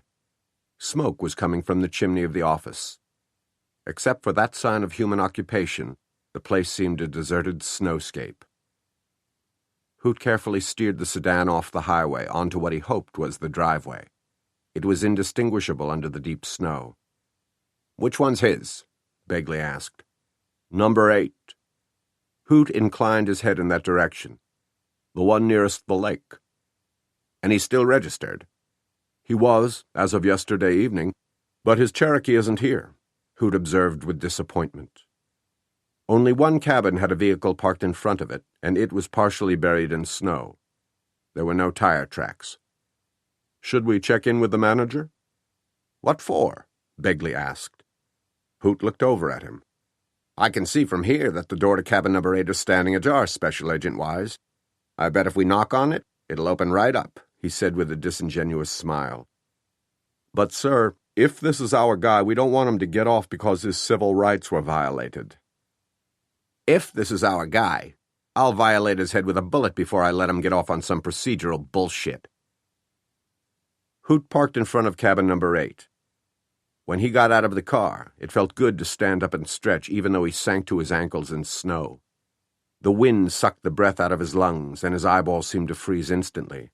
But getting to arch his back was worth these discomforts. Begley seemed not to notice either the blinding snow or the bitterly cold wind. He plowed his way up the steps to the wraparound porch of the cabin. He tried the door, and when he found it locked, he nonchalantly slid a credit card into it. Seconds later, he and Hoot were inside. It was warmer than outdoors, but still cold enough for their breath to vaporize. The ashes in the fireplace were gray and cold. The kitchenette adjoining the main room was clean. No food had been left out. Dishes had been washed and left in the drainer. They'd been there long enough to dry. Begley put his hands on his hips and pivoted slowly, taking in the details of the main room. "Doesn't look like he's been here for a while. He didn't drive a Cherokee out of here this morning, or we'd have seen some tracks, even with the way that snow's coming down. Do you have any thoughts on where Mr. Tierney spent the night, Hoot?" "None, sir." "No girlfriend around here?" "Not that I know of." "Relatives?" "No, I'm sure of that. He was an only child. Parents are deceased." "Then where the hell did he pass the night?" Hoot had no answer to that. He followed Begley into the front bedroom. After taking a cursory look around, Begley pointed toward the double bed. "Mrs. Begley would consider that a sloppily made bed. She'd say that's the way a man makes up a bed, if he makes it up at all. Yes, sir. Hoot was a man, but he never left a bed unmade, and he always checked to see that the bottom edges of the bedspread were even. Nor did he leave dishes in the drainer. He dried them himself and put them away in their proper places. He also alphabetized his CDs according to recording artist, not title, and had his sock drawer arranged by color, from the lightest to the darkest, moving left to right. But he would cut out his tongue before contradicting Mrs. Begley. Unlike the cabin's main room, the bedroom where Tierney slept looked lived in. A pair of muddy cowboy boots had been kicked into the corner. There was an open duffel bag in the center of the floor with articles of clothing spilling out. Magazines were scattered across the desk beneath the window. Hoot fought his compulsion to straighten them as he ran a quick survey of the glossy covers. Pornography? Begley asked. Adventure, sports, outdoors, fitness, the kind he writes articles for. Well, shit, Begley said, sounding disappointed. That room out there would indicate that Tierney is a neat freak. Which fits the profile of the unsub we're looking for, said Hoot, realizing as he did that he was indicting his own obsessive-compulsive tendencies. Right. But this, goddammit, Begley said. This looks like my oldest boy's bedroom. So, which is Tierney? A fucking psycho? Or just exactly what he looks like? A normal guy who likes the outdoors and doesn't use fiddle books to get his rocks off. The question was rhetorical, which was good, since hearing pornography referred to as fiddle books had left Hoot speechless. The closet door was standing open. Begley peered inside. Casual, but it's quality stuff, he remarked after checking several labels. His credit card statements will attest to that, Hoot said. He doesn't shop at discount stores. Begley turned on his heel and quickly left the room. He stamped across the living area and opened the door to the second bedroom. He'd taken no more than 2 steps into the room when he was brought up short. Here we go. Hoot! Hoot rushed to join him just inside the doorway. Oh, man, he said under his breath. Pictures of the 5 missing women had been taped to the wall above a table, which Hoot realized was the dining table that should have been in the kitchenette. He hadn't missed it there until he saw it here. On the table was a personal computer and an evidence treasure trove of printed material. Newspaper accounts of the missing women had been clipped from the Cleary Call, as well as from newspapers as far away as Raleigh and Nashville. Passages had been marked with colored felt-tip pens. Yellow legal tablets contained pages of scribbled notes, some scratched through, some underlined or otherwise noted as worth reviewing or remembering. There were 5 file folders, one for each of the young women. They contained sheets of handwritten notes, newspaper clippings, photos that had been published on missing persons posters or in the media. And every time there was a mention of the unidentified culprit, it had been highlighted with a blue marker. Begley pointed down to such a passage. Blue. I noticed that, sir. His signature color. So it would seem. Ever since he took Torrey Lambert. Yes, sir. The computer will no doubt have a user password. Think you can crack that, Hoot? I'll certainly try, sir. All right, hold it right there, lest you want your heads blowed clean off. The voice had the resonance of a cement mixer. Raise your hands and turn round real slow-like. Begley and Hoot did as asked and found themselves looking down the twin bores of a double-barreled shotgun. Hoot said, Hello, Mr. Elmer. Remember me? Charlie Wise? He was standing in the center of the room, shotgun raised to chest level. When Hoot called him by name, he squinted for better focus. His face was as red and wrinkled as a persimmon that had been in the sun too long. He was wearing a ratty moth-eaten watch cap, from which trailed strands of stringy hair that were the same dingy white as his bushy beard.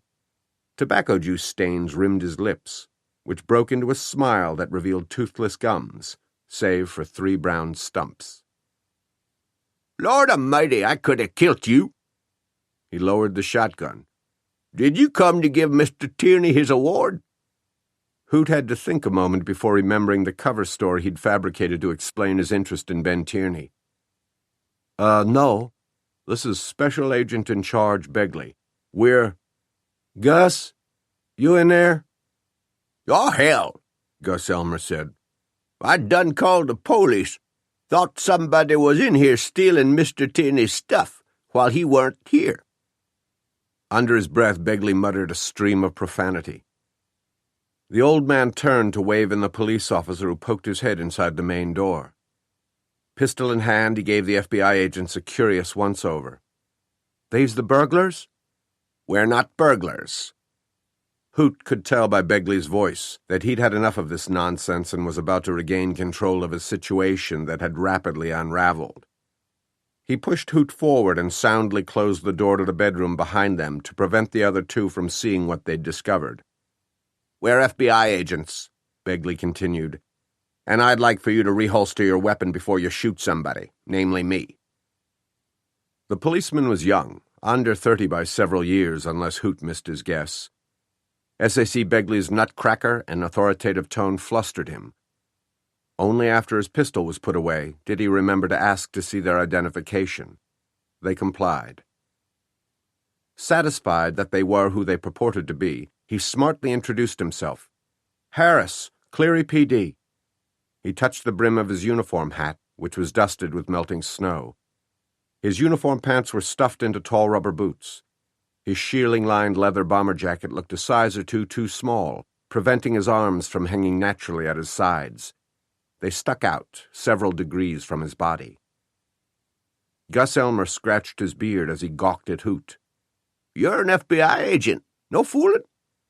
No fooling, Begley replied, answering for him. So, what are y'all doing here? What do you want with Mr. Tierney? To talk. About what? Is he wanted for something? What's he did? I'd like to know that myself, said Harris. Are you serving an arrest warrant? Nothing like that. We just have a few questions for him. Huh, questions. Harris chewed on that for a moment, giving each of them a dubious appraisal. Have you got a warrant to search these rooms? So, Hoot thought. Harris wasn't as inexperienced as he'd appeared. Ignoring the question, Begley asked, Your chief's name is Burton, correct? Yes, sir. Dutch Burton. Where can I find him? Right now? It was such a stupid question, Begley didn't deign to answer it. He didn't recognize a timetable other than right now. When Harris realized his gaffe, he stammered, Well, I just heard dispatch say the chief was going to round up Cal Hawkins. He has the town's only sanding truck, then take him over to the drugstore for some coffee. Hoot, do you know where the drugstore is? Begley asked. Hoot nodded. Begley turned back to Harris. Tell Chief Burton that we'd like to join him there in half an hour. Got it? I'll tell him, but he's anxious to... Nothing is as important as this. You tell him I said that. Yes, sir, Harris replied. About that warrant? Later. Begley rapidly crooked his finger at the young officer, who clumped over to him. Unlike his jacket, his boots seemed a size too large. Begley drew close to him and spoke in an urgent undertone. If you communicate my message to Chief Burton over your police radio, tell him only that it's imperative we meet this morning. Don't mention any names. Do you understand? This is a top priority, extremely delicate matter. Discretion is vital. Can I count on your confidentiality? Absolutely, sir. I understand. He touched the brim of his hat again and rushed out. When Hoot had been reassigned to the bureau office in Charlotte, he'd welcomed the opportunity to serve under its famed director. Up till now, he'd worked with Begley from the sidelines. This was Hoot's first chance to watch him in action and observe the skills for which he'd become a living legend with other agents and criminals alike. Colleagues learned from him, lawbreakers learned from him too, but to their detriment. Although he never discussed his days of service in the Middle East, the story was that Begley had talked himself and 3 other men out of being executed for conducting intelligence operations against Saddam Hussein's regime. Although that was exactly what they were doing, Begley convinced their captors that they had the wrong guys. that it was a case of mistaken identity, and that there would be hell to pay if they were harmed, mistreated in any way, or murdered. 5 days after their capture, the quartet of dusty, thirsty men walked into the lobby of the Hilton Hotel in downtown Baghdad to the amazement of colleagues, diplomats, and media personnel who'd given them up for dead. The story had been elaborated with each retelling, but Hoot didn't doubt the essence of it. Begley was as straight as an arrow, but he had the soul and mind of a con man. His reputation for manipulation was well-deserved. He had revealed nothing of consequence to young Harris, but had appealed to his ego by including him in their top-priority, extremely delicate matter, and thereby made him forget that they didn't have a search warrant and that basically they'd been caught red-handed, breaking and entering. Begley also had emphasized that Harris contact his chief without further delay, which effectively got rid of him, freeing them to question Gus Elmer without an audience. "I'd love some coffee, wouldn't you, Hoot?" he said suddenly. "Mr. Elmer, may we impose upon your hospitality?" The old man squinted at Begley with misapprehension. "Huh? Have you got any coffee?" Hoot said, interpreting. "Oh, sure. In the office, and a good fire going, too. Watch your step. These steps is as slick as snot on a doorknob." A few minutes later they were seated in ladder-backed rocking chairs in front of a crackling fire. Snow was melting inside Hoot's shoes, making his feet cold, wet, and uncomfortable. He placed them as near the fire as possible.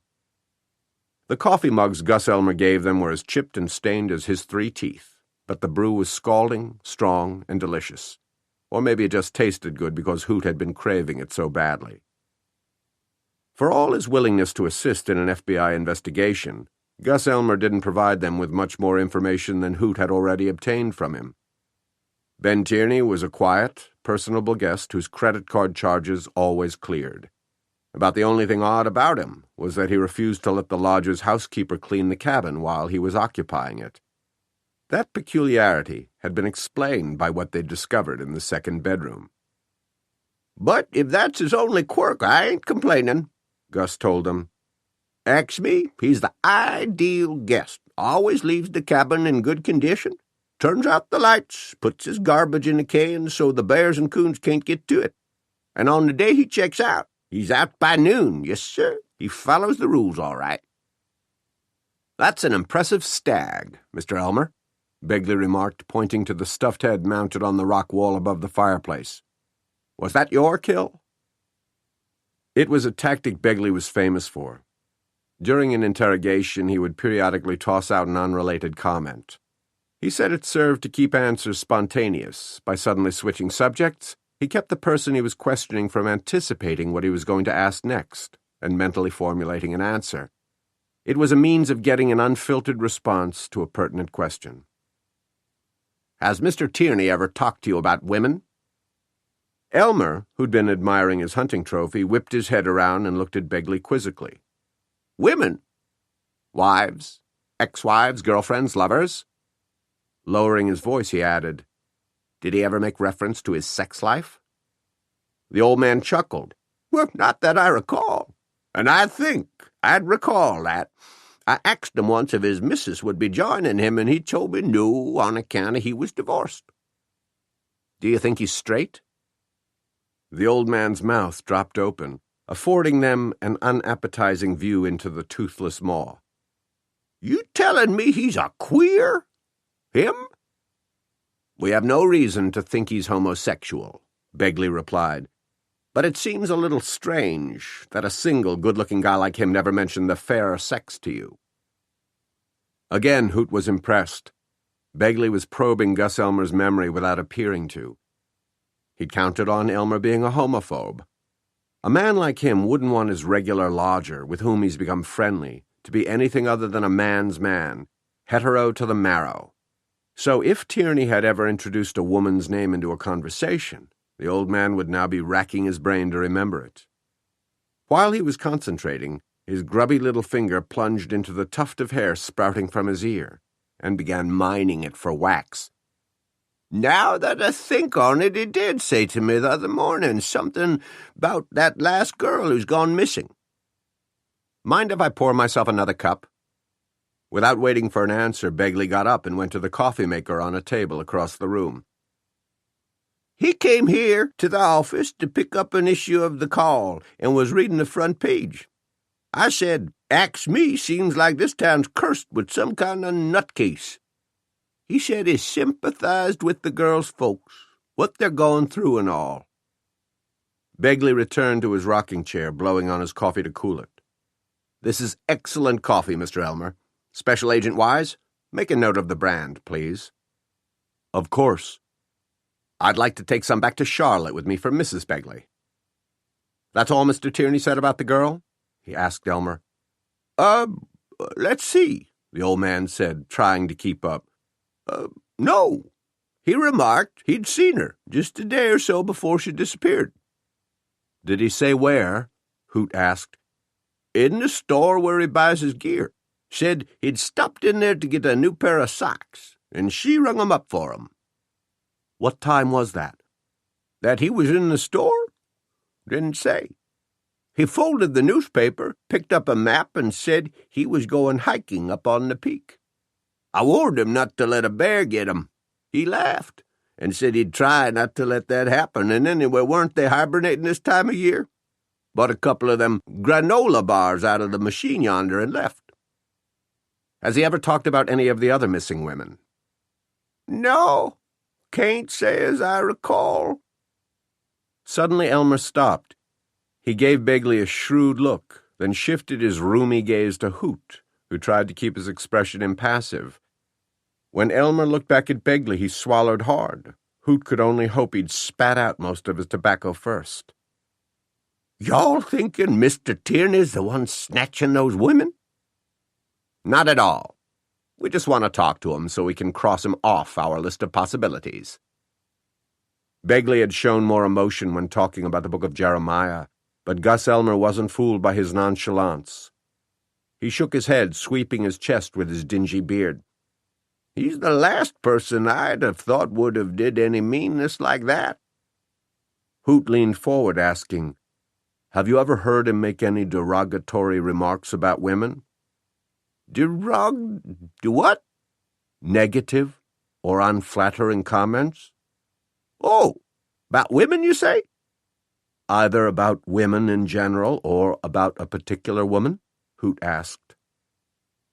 "No, I done told you. The only time he said anything about—" He paused, reached for an empty Dr. Pepper can, and spat into it. "Hold on.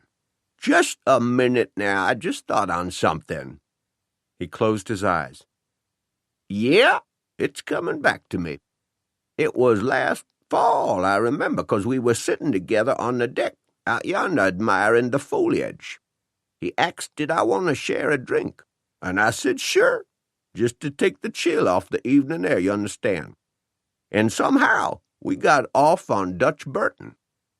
"The chief of police?" Hoot asked, showing surprise. Yep.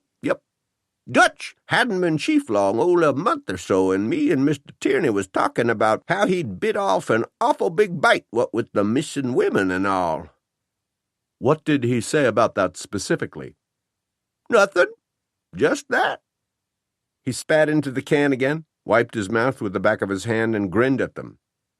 "Ax me. He was more interested in Dutch's wife. Ex-wife now." Begley glanced at Hoot, as though to make sure he was paying attention. "What about her?" "Seems Mr. Tierney had met her back during the summer." Gus Elmer's grin widened with what appeared to be relief.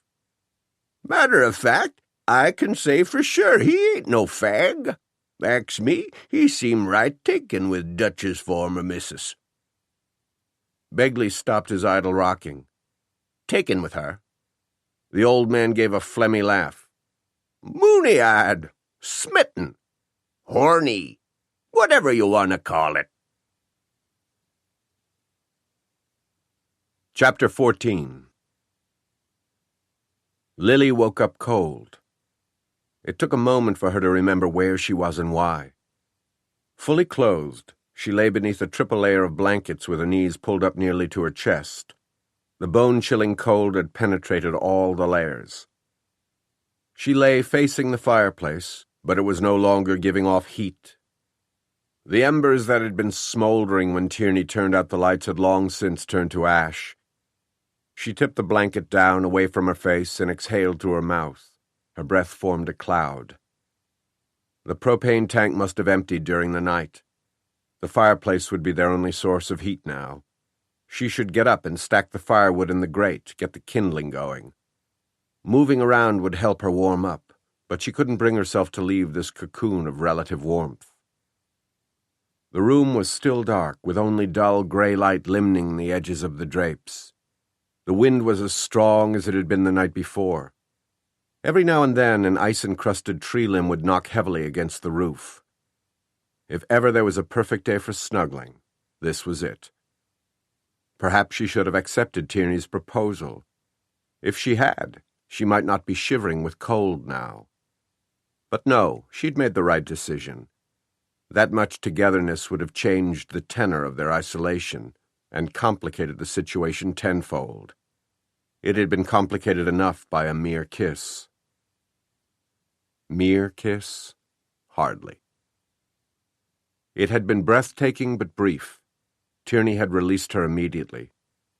Turning his back to her, he'd continued their conversation as though the kiss had never happened.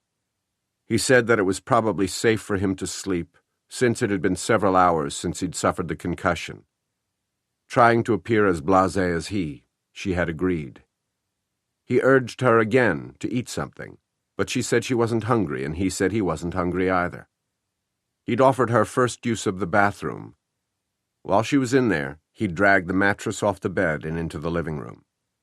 She'd chided him for not waiting on her to help him, and he'd said she had no business struggling with a mattress when the exertion could bring on an asthma attack. She'd reminded him that he had a brain concussion and shouldn't be exerting himself either. But it was done, so the argument ended there. By the time he came out of the bathroom, she was huddled beneath her share of the blankets. He switched off the lights and stretched out on one of the sofas.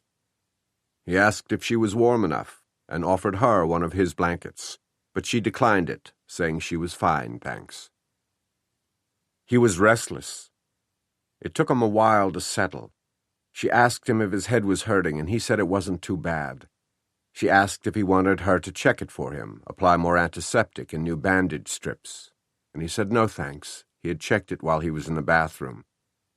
She wondered how he'd managed to see the back of his head when there was only one mirror, but she didn't pursue it.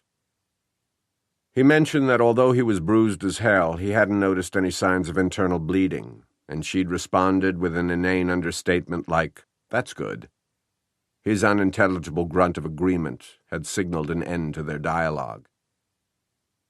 It took her at least an hour to fall asleep, and she was fairly certain that he was still awake when she finally drifted off.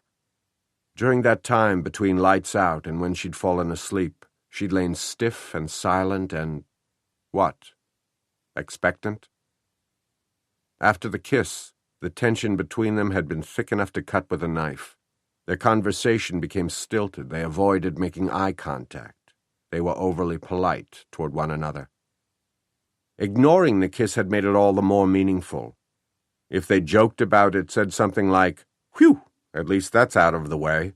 Now that our curiosity has been satisfied, we can relax and get on with the business of surviving," the kiss would have been more easily dismissed. Instead, they'd pretended it hadn't happened. Neither knew how the other felt about it. Consequently, because each was afraid of bungling, of doing or saying something that would upset a tenuous balance, it went unacknowledged. And yet, after all their clumsy parrying and phony indifference to the kiss, she halfway expected him to mutter something like, "This is bullshit, leave the sofa and join her on the mattress beneath the blankets." Because it hadn't been a mere kiss. It had been a prelude. "I'm not that nice," he'd said. A heartbeat later, he was holding her face between his strong hands, which he had been admiring all evening, and pressing his mouth upon hers. He hadn't hesitated or asked permission. Apologetic or tentative, not in the least. From the moment their lips touched, his were hungry and demanding. He flipped open her coat and reached inside. His arms went around her, and dipping his knees slightly, he drew her up and into him. He splayed his hand over the small of her back and held her flush against him in a way that said without equivocation, "I want you." A warm, fluid tide of desire spread through her belly and thighs. It had felt great to experience again that rush of sensation that no potable or drug could replicate. There was no other buzz like it, nothing to compare with the intoxicating tingle of sexual excitement. It had been years. Certainly not since Amy had died, when neither she nor Dutch had had the emotional resources to make good sex. They'd tried, but it became so difficult to pretend enthusiasm for it, she hadn't even attempted to fake orgasms. Her lack of response was a further blow to his self-esteem, which was already foundering. He'd sought to restore his ego by having a series of affairs, those she could almost forgive. He'd gone to other women for what she was no longer able to give. What she couldn't forgive were the affairs he'd had before Amy was even conceived.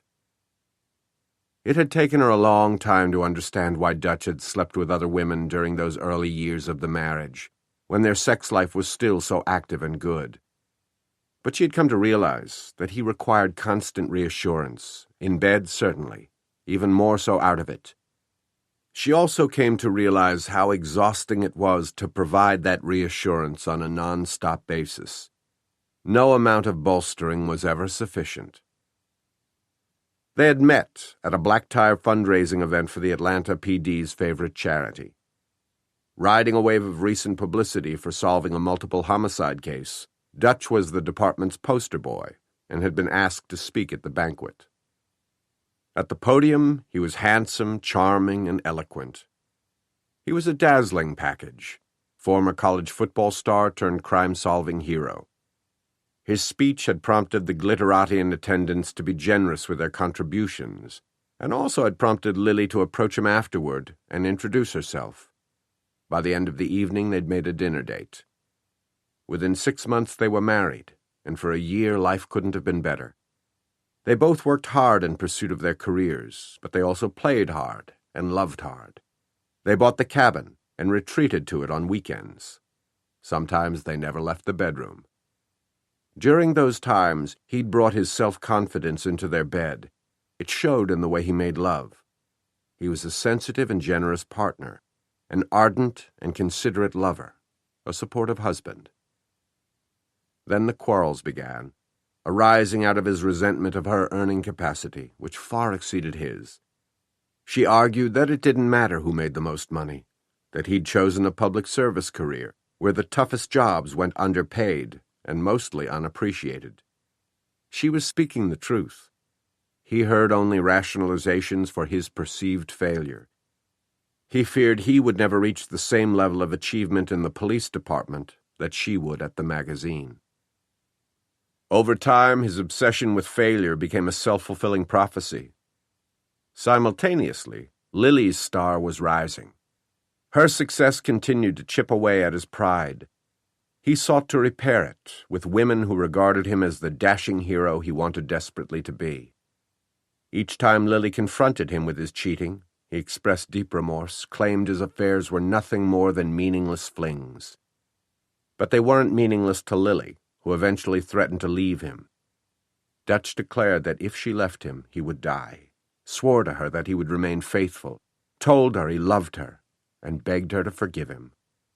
She did, because she was pregnant with Amy. The promise of a child reinforced the marriage, but only until Amy was born. During Lily's postpartum months, Dutch began seeing a policewoman. When Lily accused him of what she knew for fact, he denied it and blamed her suspicion on fatigue, depression, lactation, and unstable hormones.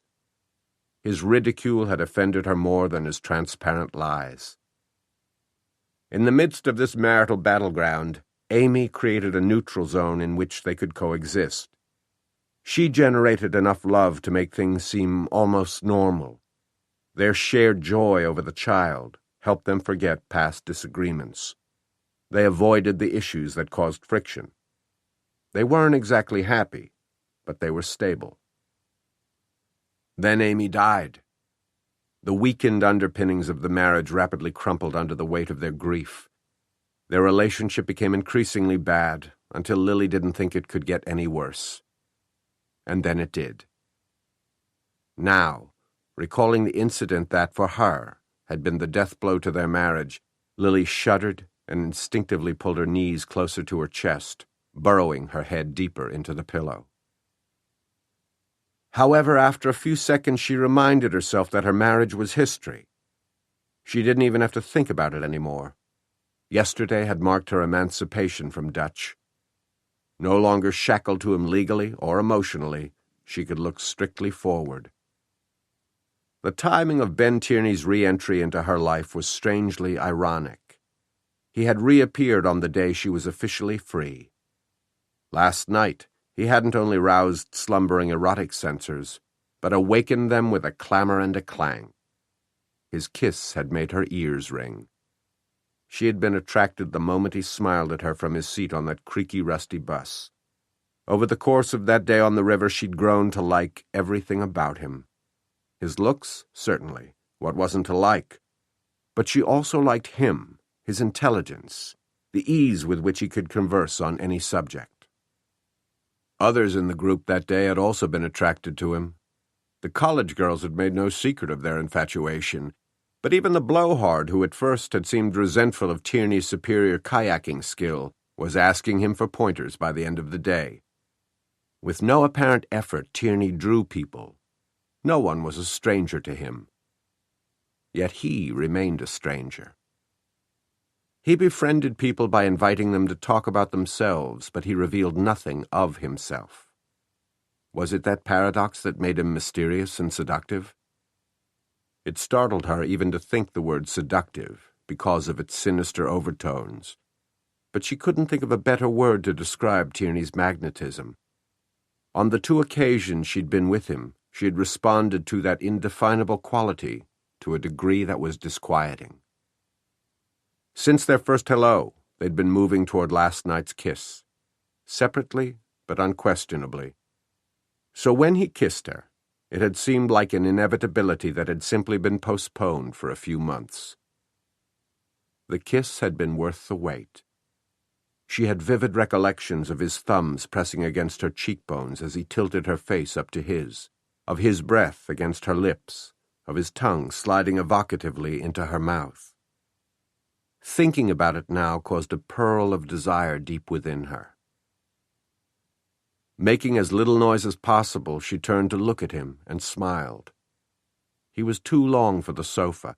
The armrest caught him mid-calf. He'd rolled a pillow into a neck support to keep the back of his head elevated.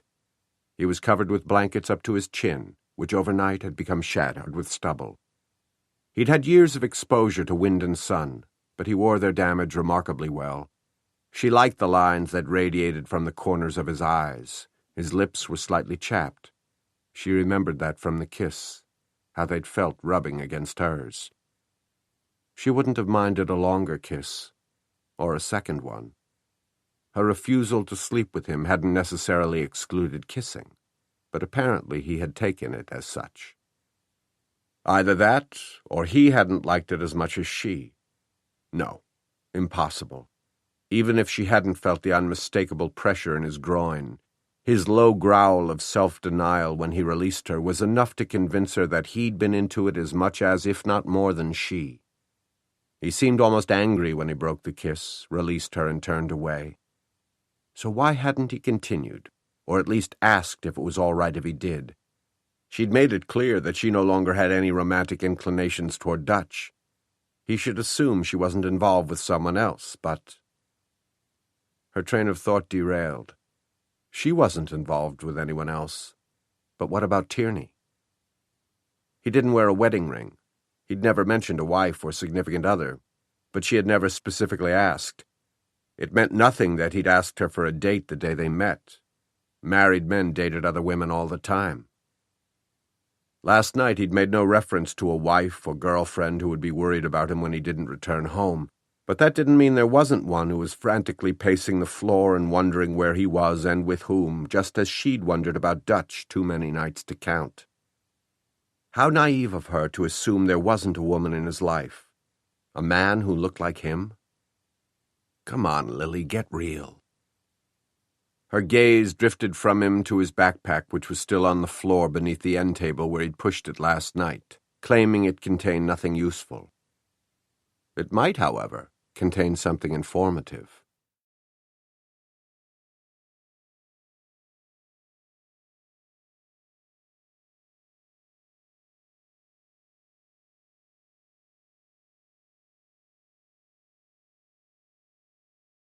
Scott? Get up. I said get up. Scott rolled onto his back and pried open his eyes. Wes was standing in the doorway of his bedroom, frowning down at him. Scott propped himself on his elbows and looked through the window at total whiteout. He couldn't even see the backyard fence. They didn't cancel school? Sure they did, but if you think you're going to lay on your lazy butt all day, you've got another thing coming. Get up. I'll be waiting for you in the kitchen. You've got 3 minutes. Wes left the door open, signaling that there would be no going back to sleep for Scott. With a curse, he fell back onto the pillow. He wasn't even allowed a snow day. Every other person in town would get to blow off today, but no, not him. Not the coach's son. He wanted to pull the covers over his head. He could probably sleep away the whole day if he was left alone. But if he wasn't in the kitchen in 3 minutes, there would be hell to pay.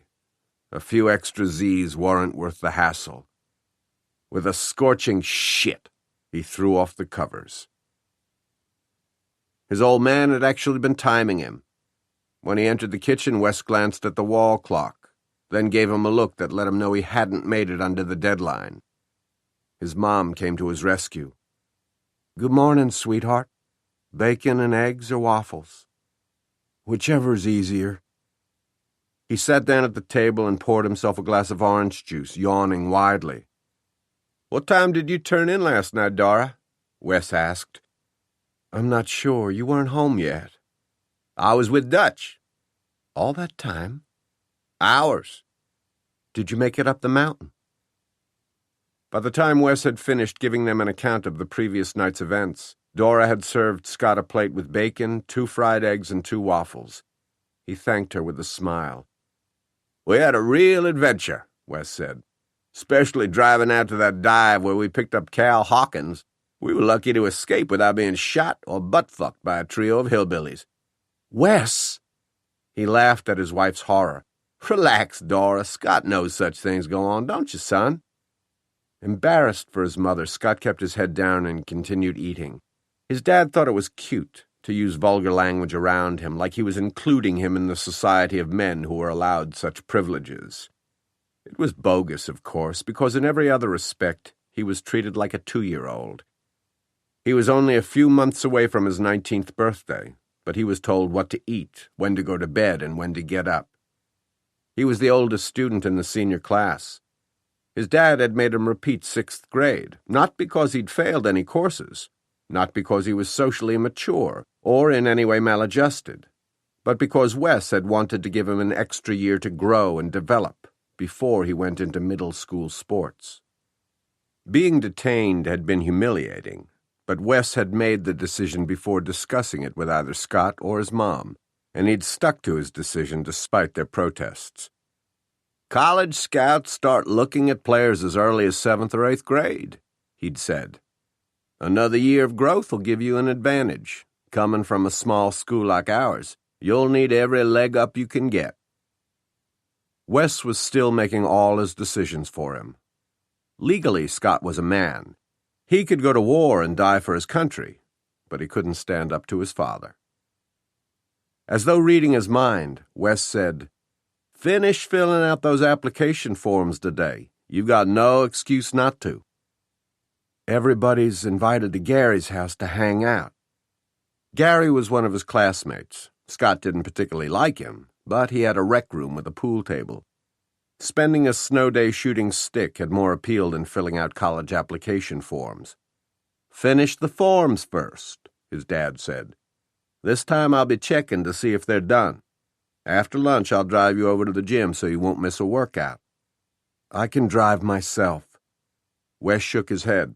You spin out on the ice, hit something, have your leg broken. No, I'll drive you. His mom said, "I don't think it would hurt to miss one workout."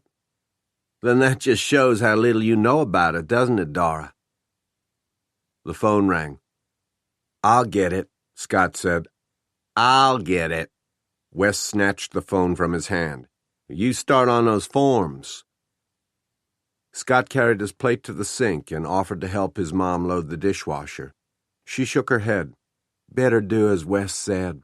The sooner you finish, the sooner you can join your friends." Wes hung up. "That was William Ritt."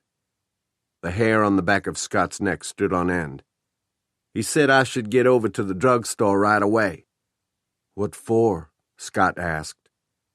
Dora glanced out the window. "Is he open today?"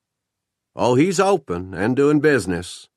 You won't believe who just arrived for a meeting with Dutch." He held Scott and Dora in suspense for several seconds before saying in a stage whisper, "The FBI." "What do they want with Dutch?" Dora asked. Scott could guess, but he waited for his dad to tell them. "I'd bet good money it's about Millicent." Wes retrieved his coat and pulled it on. "Since I'm chairman of the city council, Ritt thought I should know about this development." He opened the back door, saying as he went out, "Maybe they've got a lead." Scott watched him go, staring at the closed door, long after he'd left. Chapter 15. Ordinarily, Linda Wexler reported to work at Ritt's drugstore at 6 sharp to start brewing coffee and making preparations to open at 7 for the diehards who were there every morning, hungry for grits and fried ham. This morning she wasn't going to make it. She phoned just before daybreak to tell William that her property looked like Siberia, "And it's still coming down something fierce. Until the sanding truck makes it out to these back roads, I'm stranded." William reported this to Marilee, who tried to dissuade him from leaving the house and opening the drugstore. "Who's going to venture out this morning? At least wait a few hours until the roads have been sanded." But he was stubbornly committed to opening on time. "I've already shoveled the driveway. Besides, my customers count on me." The attached carport had sheltered their cars. She watched through the kitchen window as William got into his, cranked the motor, and gave her a thumbs up through the windshield when it kicked on. He backed out carefully and drove away. Although Marilee had tried to talk him out of going, she welcomed being alone in the house. To have an entire day to herself made her feel incredibly light-hearted and free. She returned to her bedroom, removed her robe, and climbed back into her warm bed to indulge in the erotic memories she and her lover had created last night. He never got to stay all night, of course, but he never left immediately after making love either. For a brief but enchanted while they would lie together and engage in licentious dalliance. Their heads close, whispering, using the language of poetry or the gutter, they plotted fantasies that would scandalize even the most adventurous lovers. More often than not, they wound up acting out their verbal foreplay. She denied him nothing. He'd been given unrestricted access to her body. Before him, her sexuality had been an uncharted wasteland. Their first time together, without shame or reservation, she had invited him not only to explore, but to exploit it. The build-up to that first time had been gradual. They'd been acquainted for years, but their perceptions of each other suddenly changed. Simultaneously, it seemed, they began to view one another in a different light.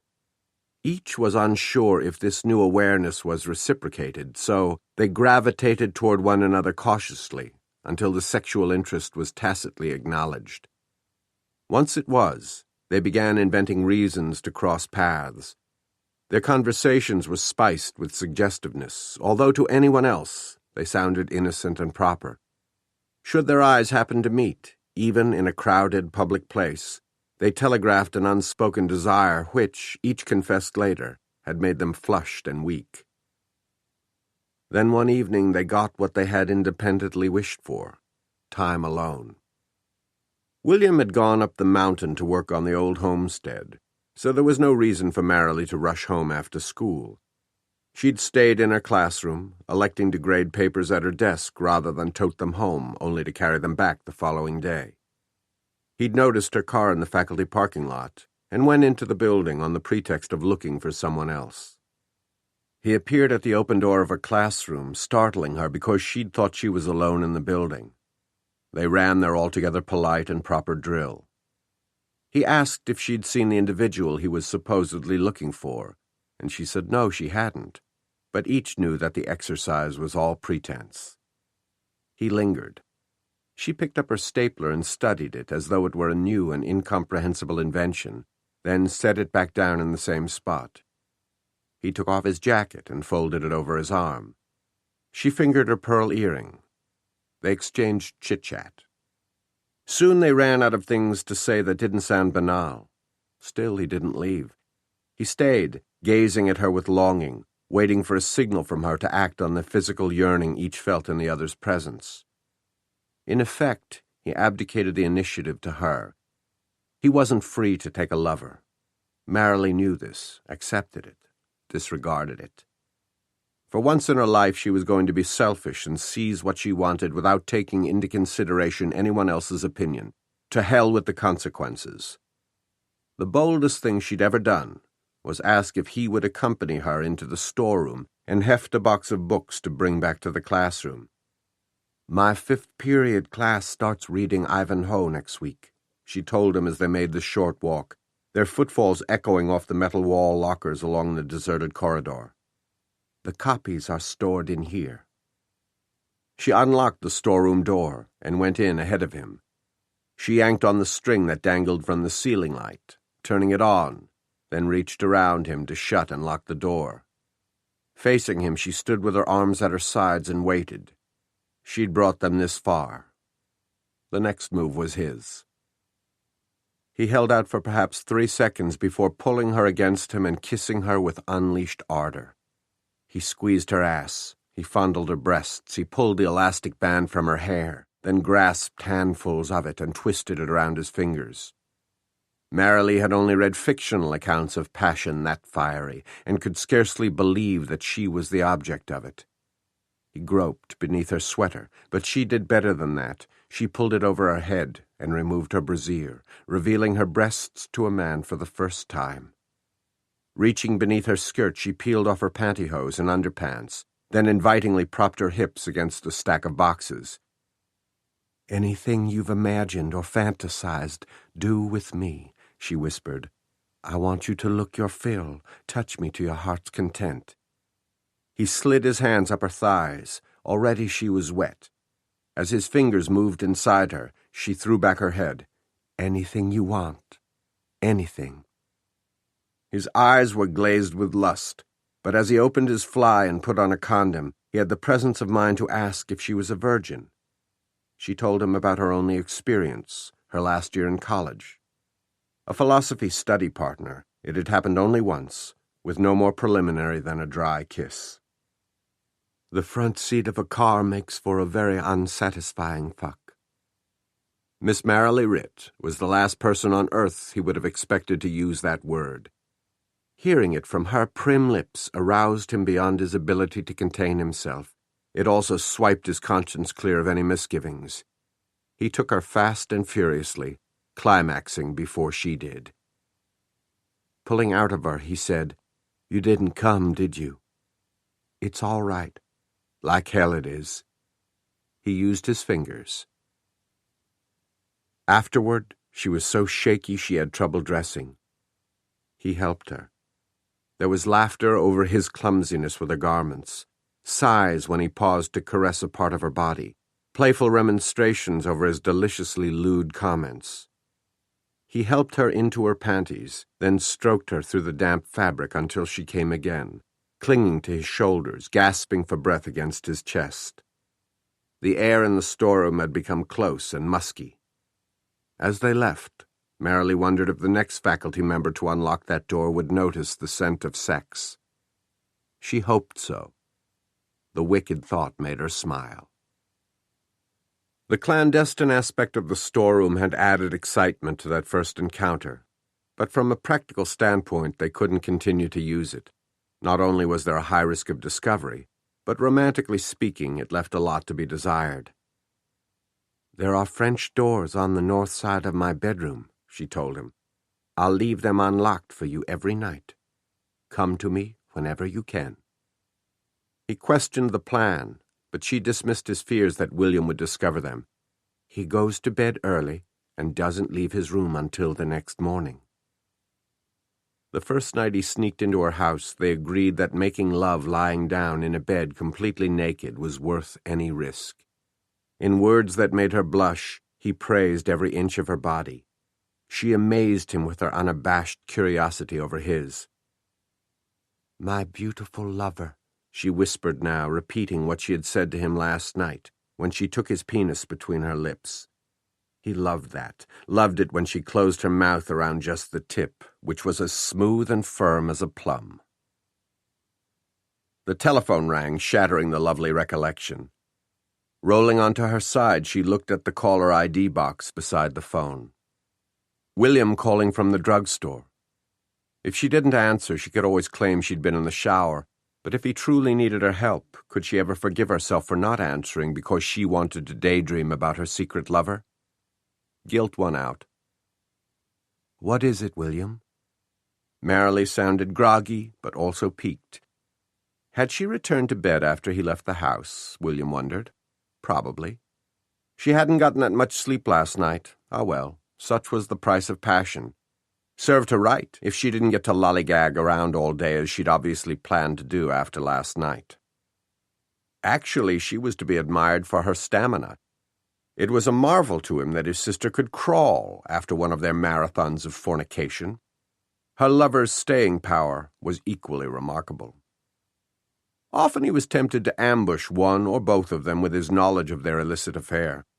He practically licked his chops in anticipation of the moment when he revealed that he knew about the fervent rutting in his sister's boudoir. They would gape at him in horror, realizing that their futures depended upon his whim.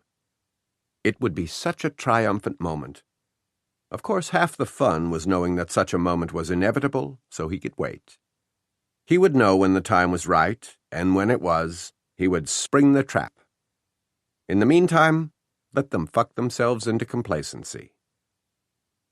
It was difficult to keep the smile out of his voice.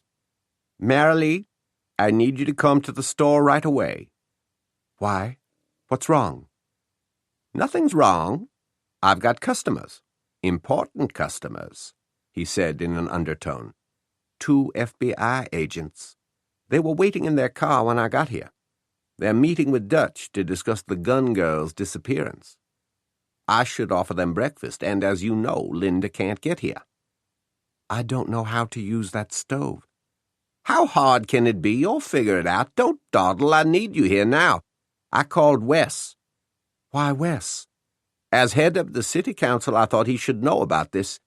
Anyway, he's already on his way. How soon can you get here?" "Give me 10 minutes. William hung up with a smirk and a snuffle of self-satisfaction. The bell above the door jingled when Dutch walked into the drugstore. The merry sound set his teeth on edge. With a death grip on Cal Hawkins's elbow, Dutch half-dragged him to the lunch counter and unceremoniously plunked him onto a stool, hoping the sudden motion would jar the cretin awake. "Get him some coffee, please," he said to William Ritt, whose cheerful smile was as annoying as that stupid bell above his door. "Make it black and strong, same for me." "Coming up." Ritt motioned toward the burbling coffee maker. Unsurprisingly, Hawkins had not been up and raring to go when Dutch arrived at his ramshackle house. Hawkins didn't answer the knock, so Dutch let himself in. The place was so full of junk, it was a fire hazard. It stank of backed-up plumbing and sour milk. He'd found Hawkins sleeping fully dressed in a bed that a mangy dog wouldn't be caught dead in. He hauled him off it and propelled him through the house and out to his waiting Bronco. During the drive downtown, he'd reiterated to Hawkins how vital it was that he pull himself together and get his sanding truck up the mountain. Even though Hawkins had responded to everything he'd said with a nod and a grunt, Dutch wasn't convinced he was completely conscious. And as if dealing with Hawkins wasn't bad enough, he had to make nice with the freaking FBI. It was his least favorite thing to do any time, but it was going to be especially irksome after the night he'd had. After dropping Wes at his house, he hadn't gone straight to headquarters.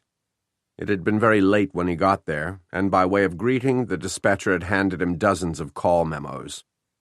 All were complaints he could do nothing about until the weather improved, like the frozen fountain in front of the bank building, a missing milk cow, and a tree branch that had broken off from the weight of the ice and snow.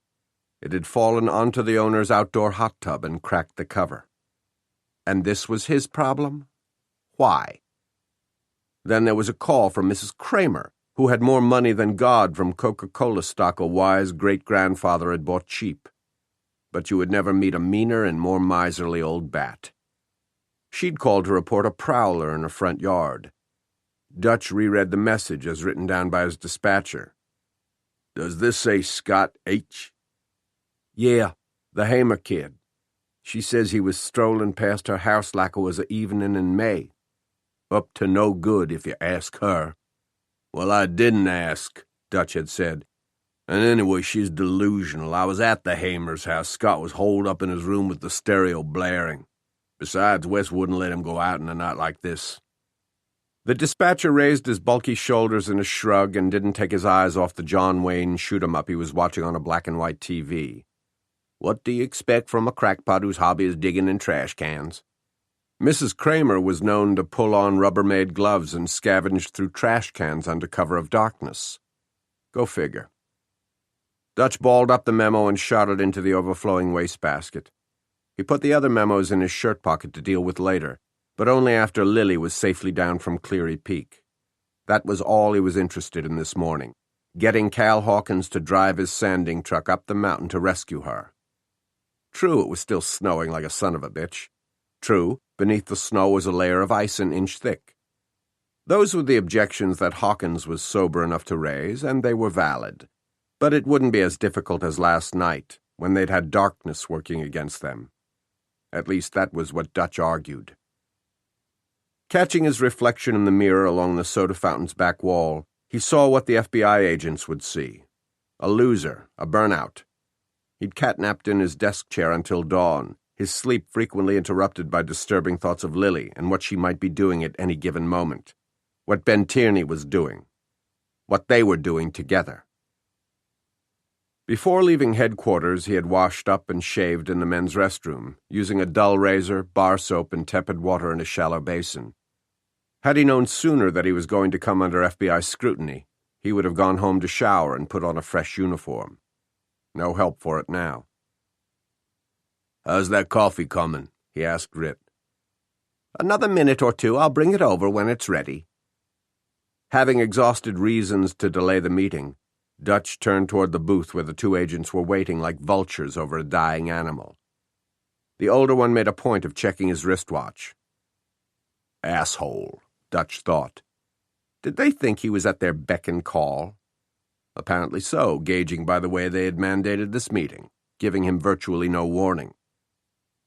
He just pulled up out front of Hawkins's place when he got a call from Harris.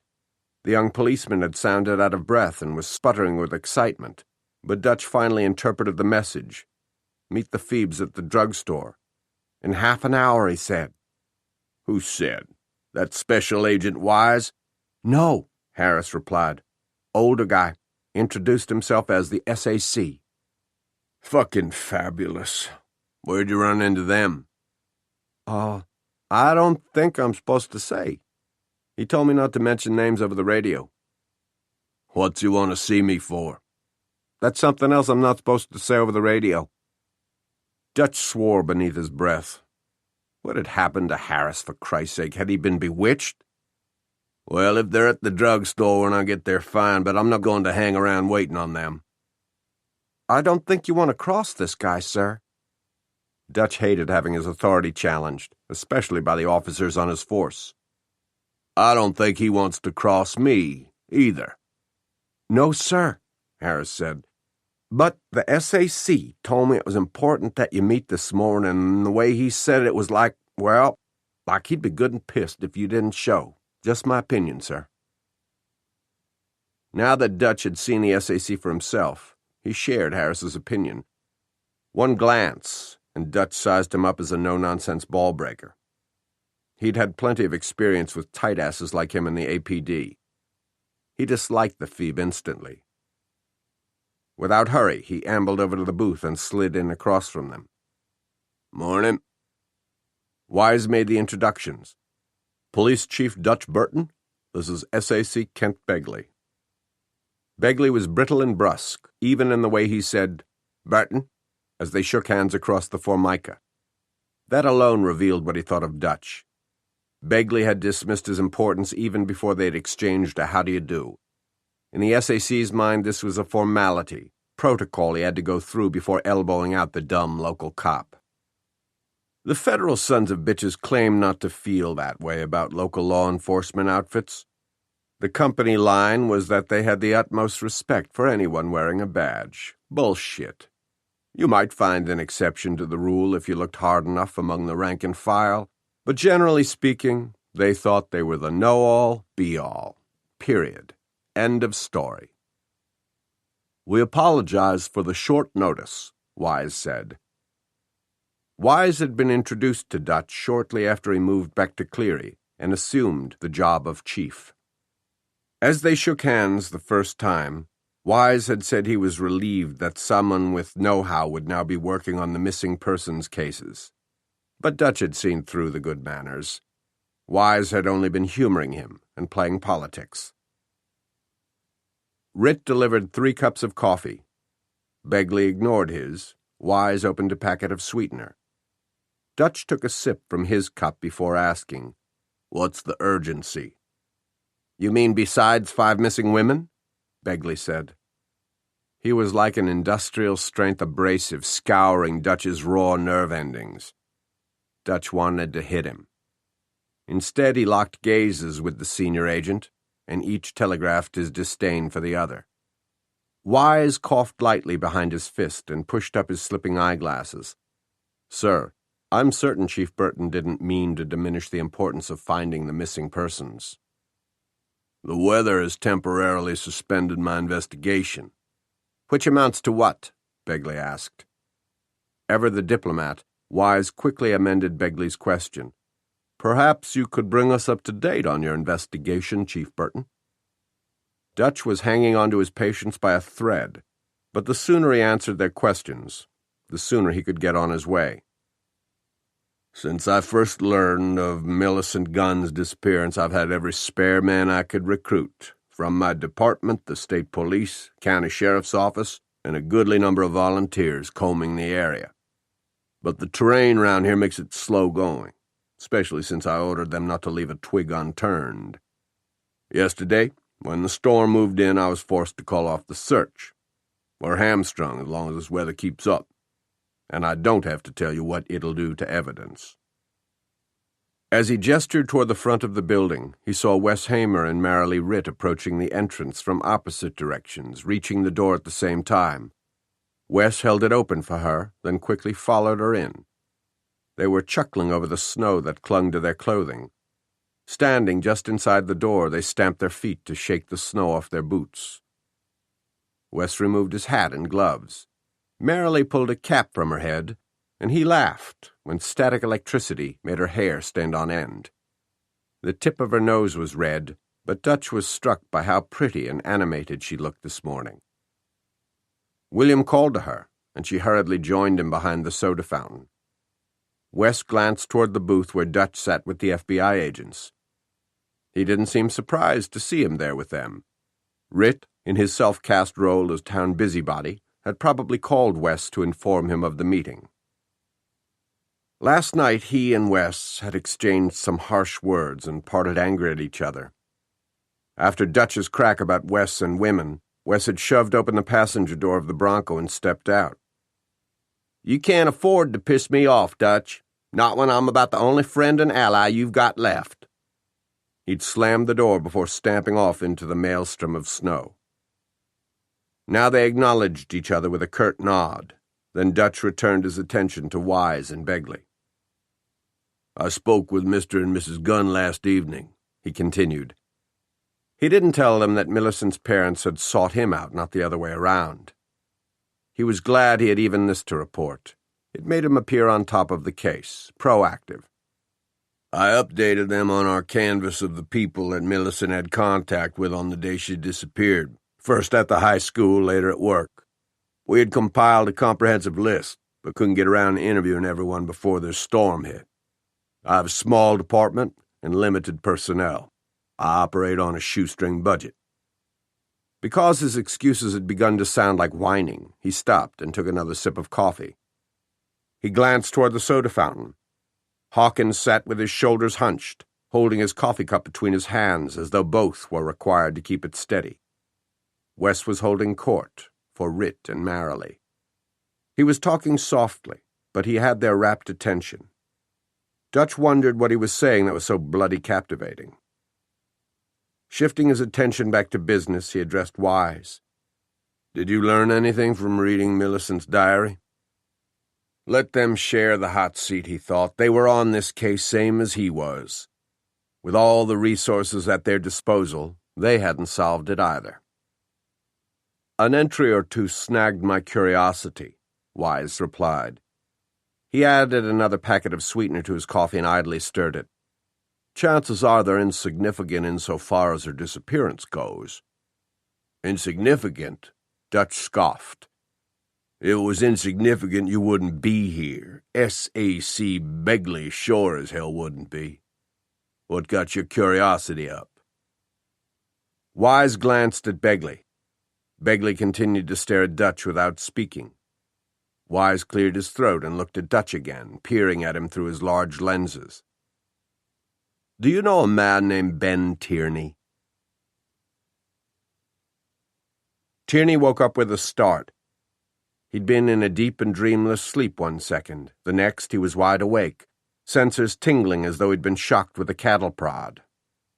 Instinctively, he pushed off the blankets and made to sit up. A battery of pains assaulted him, causing him to gasp, his eyes to tear. He was assailed by dizziness. He remained still, taking light, shallow breaths until the pain receded to a tolerable level, and he regained some equilibrium, then cautiously lowered his feet to the floor and sat up. Lily was already up, probably in the bathroom. Although the room was dark, he knew it must be after dawn. He tried the lamp on the end table, and it came on.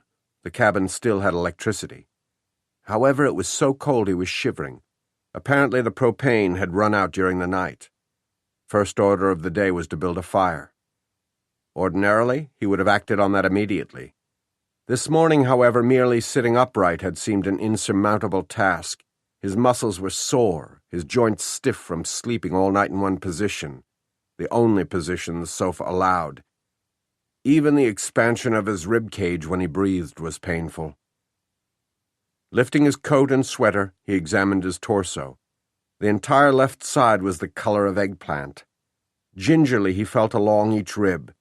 He didn't think any were broken, but he wouldn't swear to it. It couldn't hurt any worse if they were. Luckily, he didn't have a punctured organ, or if he did, it was leaking slowly. In any case, he hadn't bled to death during the night. His head wound had left spots of blood on the pillowcase, but it wasn't a substantial amount. No more shooting pains through his skull, just a dull headache and the recurring dizziness, which he could control if he didn't move too suddenly. Fortunately, he wasn't as nauseous as he'd been last night. In fact, he was hungry, which he took as a positive sign. The thought of coffee made his mouth water. He would ration enough of their water reserve to brew them 1 cup each. He glanced toward the closed door of the bedroom. Lily was taking her time in the bathroom, and it had to be even colder in there than it was here. What was she doing that could possibly take this long? A delicate question, and not one you posed to a woman. Hell of a thing, being trapped in this cabin with her. Hell of a thing. Easing himself off the sofa, he hobbled to the window. The wind was still blowing, though not as hard as the night before. That was the only improvement. Snow was falling in such abundance, it had begun to build up against vertical surfaces. The ground cover was at least knee-deep, he guessed. They wouldn't be getting off the mountain today. He'd hated like hell making those trips to the shed, but it was a good thing he had. They would need the extra firewood. He let the drape fall back over the window, crossed to the bedroom door, and knocked softly. "Lily." He put his ear to the wood and listened, but detected no movement or sound. Something isn't right. He didn't just sense it, he knew it. He knew it as positively as he knew that his feet were cold and that his head had begun to hurt again, probably because of his rising blood pressure. He knocked on the door again, louder this time. "Lily." He pushed the door open and looked in. She wasn't in the bedroom. The bathroom door was closed. Quickly he went to it and knocked so hard it hurt his cold knuckles. "Lily." When he didn't get an immediate answer, he opened the door. The bathroom was empty. Alarmed, he spun around but came to a staggering halt when he saw her standing behind the bedroom door, where she must have been hiding when he came in. Fuck. The contents of his backpack lay scattered on the floor at her feet, and in her hands, aimed directly at him, was his own pistol. Chapter 16. He took a step toward her. "Stay there, or I'll shoot you." He indicated the items on the floor. "I can explain all that, but not while you're pointing a gun at me." He advanced another step. "Stop, or I will shoot you." "Lily, put down the gun," he said with infuriating calmness. "You're not going to shoot me, at least not intentionally." "I swear to God I will." Her trembling hands were wrapped around the gun the way Dutch had taught her. Over her objections, he had insisted she learn how to fire a pistol. He said he'd made enemies of criminals who might come looking for him once they were released from their incarceration, for which he was largely responsible. He'd taken her to the firing range and coached her until he was satisfied that she could protect herself in a crisis situation.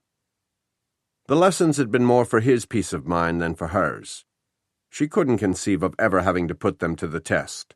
She certainly never thought they would be tested on Ben Tierney. "Who are you?" she asked. "You know who I am." "I only thought I did," she said gruffly. "Every male above the age of 12 carries some kind of firearm in this part of the country." "True. A pistol in a hiker's backpack isn't cause for alarm." "Then explain why you're pointing it at me." "You know why, Tierney. You're not stupid, but I believe I have been." So much of what he'd said and done over the past 18 hours had struck her as curious, but in no way frightening. Combined with what she had discovered in his backpack, that perception had dramatically changed. "Lily, put down the—" "Don't move!" She thrust the pistol forward another inch when he took a hesitant step. "I know how to fire this, and I will." Her voice lacked enough steam to sound convincing.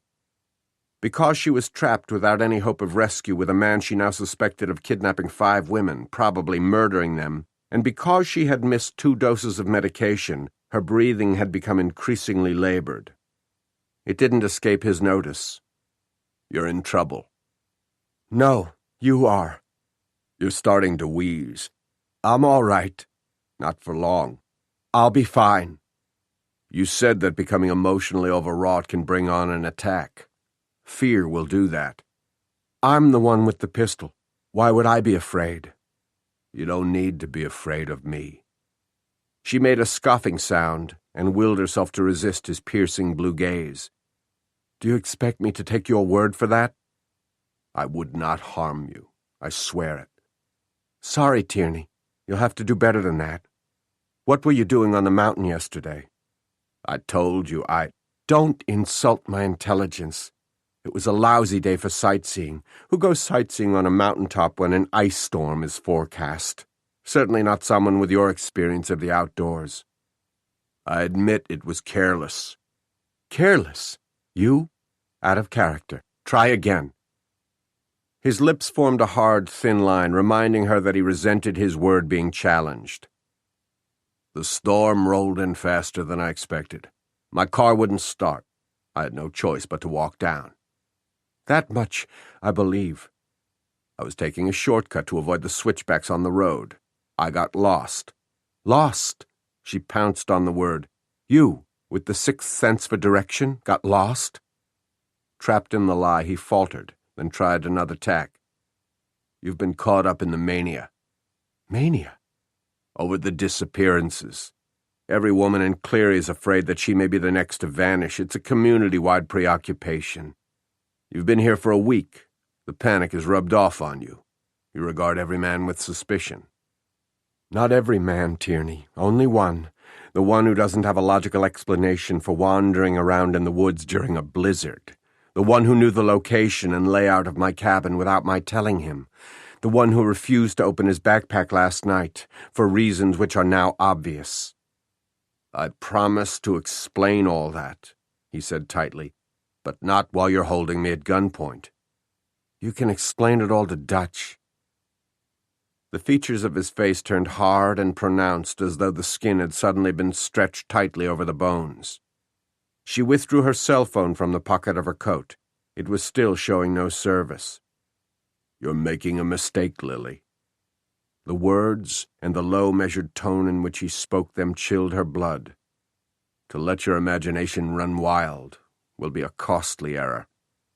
She couldn't listen, couldn't be swayed. He had been lying to her ever since that first disarming smile on the bus. He'd only been playing a role, one that must have worked well for him before. Everything he had done and said was a lie. He was a lie. I beg you to give me the benefit of doubt. All right, Tierney, she said. I'll give you the benefit of doubt, if you can explain these. Lying at her feet were the handcuffs she'd found in one of the backpack zippered compartments along with the pistol. She kicked them forward. They slid across the hardwood floor and came to rest against his stocking feet. He stared down at them for a long moment before raising his head and looking at her, his gaze implacable. That's what I thought. Keeping the pistol in her right hand, she used her left to punch in Dutch's cell number. The phone was still dead as a stone, but she pretended that the call went through to his voicemail. Dutch, I'm in grave danger from Tierney. Come soon. You're so wrong, Lily. She slid the phone back into her coat pocket and gripped the pistol between both hands. I don't think so. Listen to me, please. I'm through listening. Pick up the handcuffs. How can you possibly think I'm blue? Because of a pair of handcuffs and a ribbon? She'd heard Dutch refer to the unknown suspect as Blue. Hearing it fall so casually from Tierney's lips caused her heart to thud against her ribs. But that wasn't what struck terror in her. It must have shown in her expression. Come on, Lily, he said softly. You can't be surprised I know the cop's nickname for the culprit. It's a small town. Everyone in Cleary knows. Not that, she said, wheezing loudly.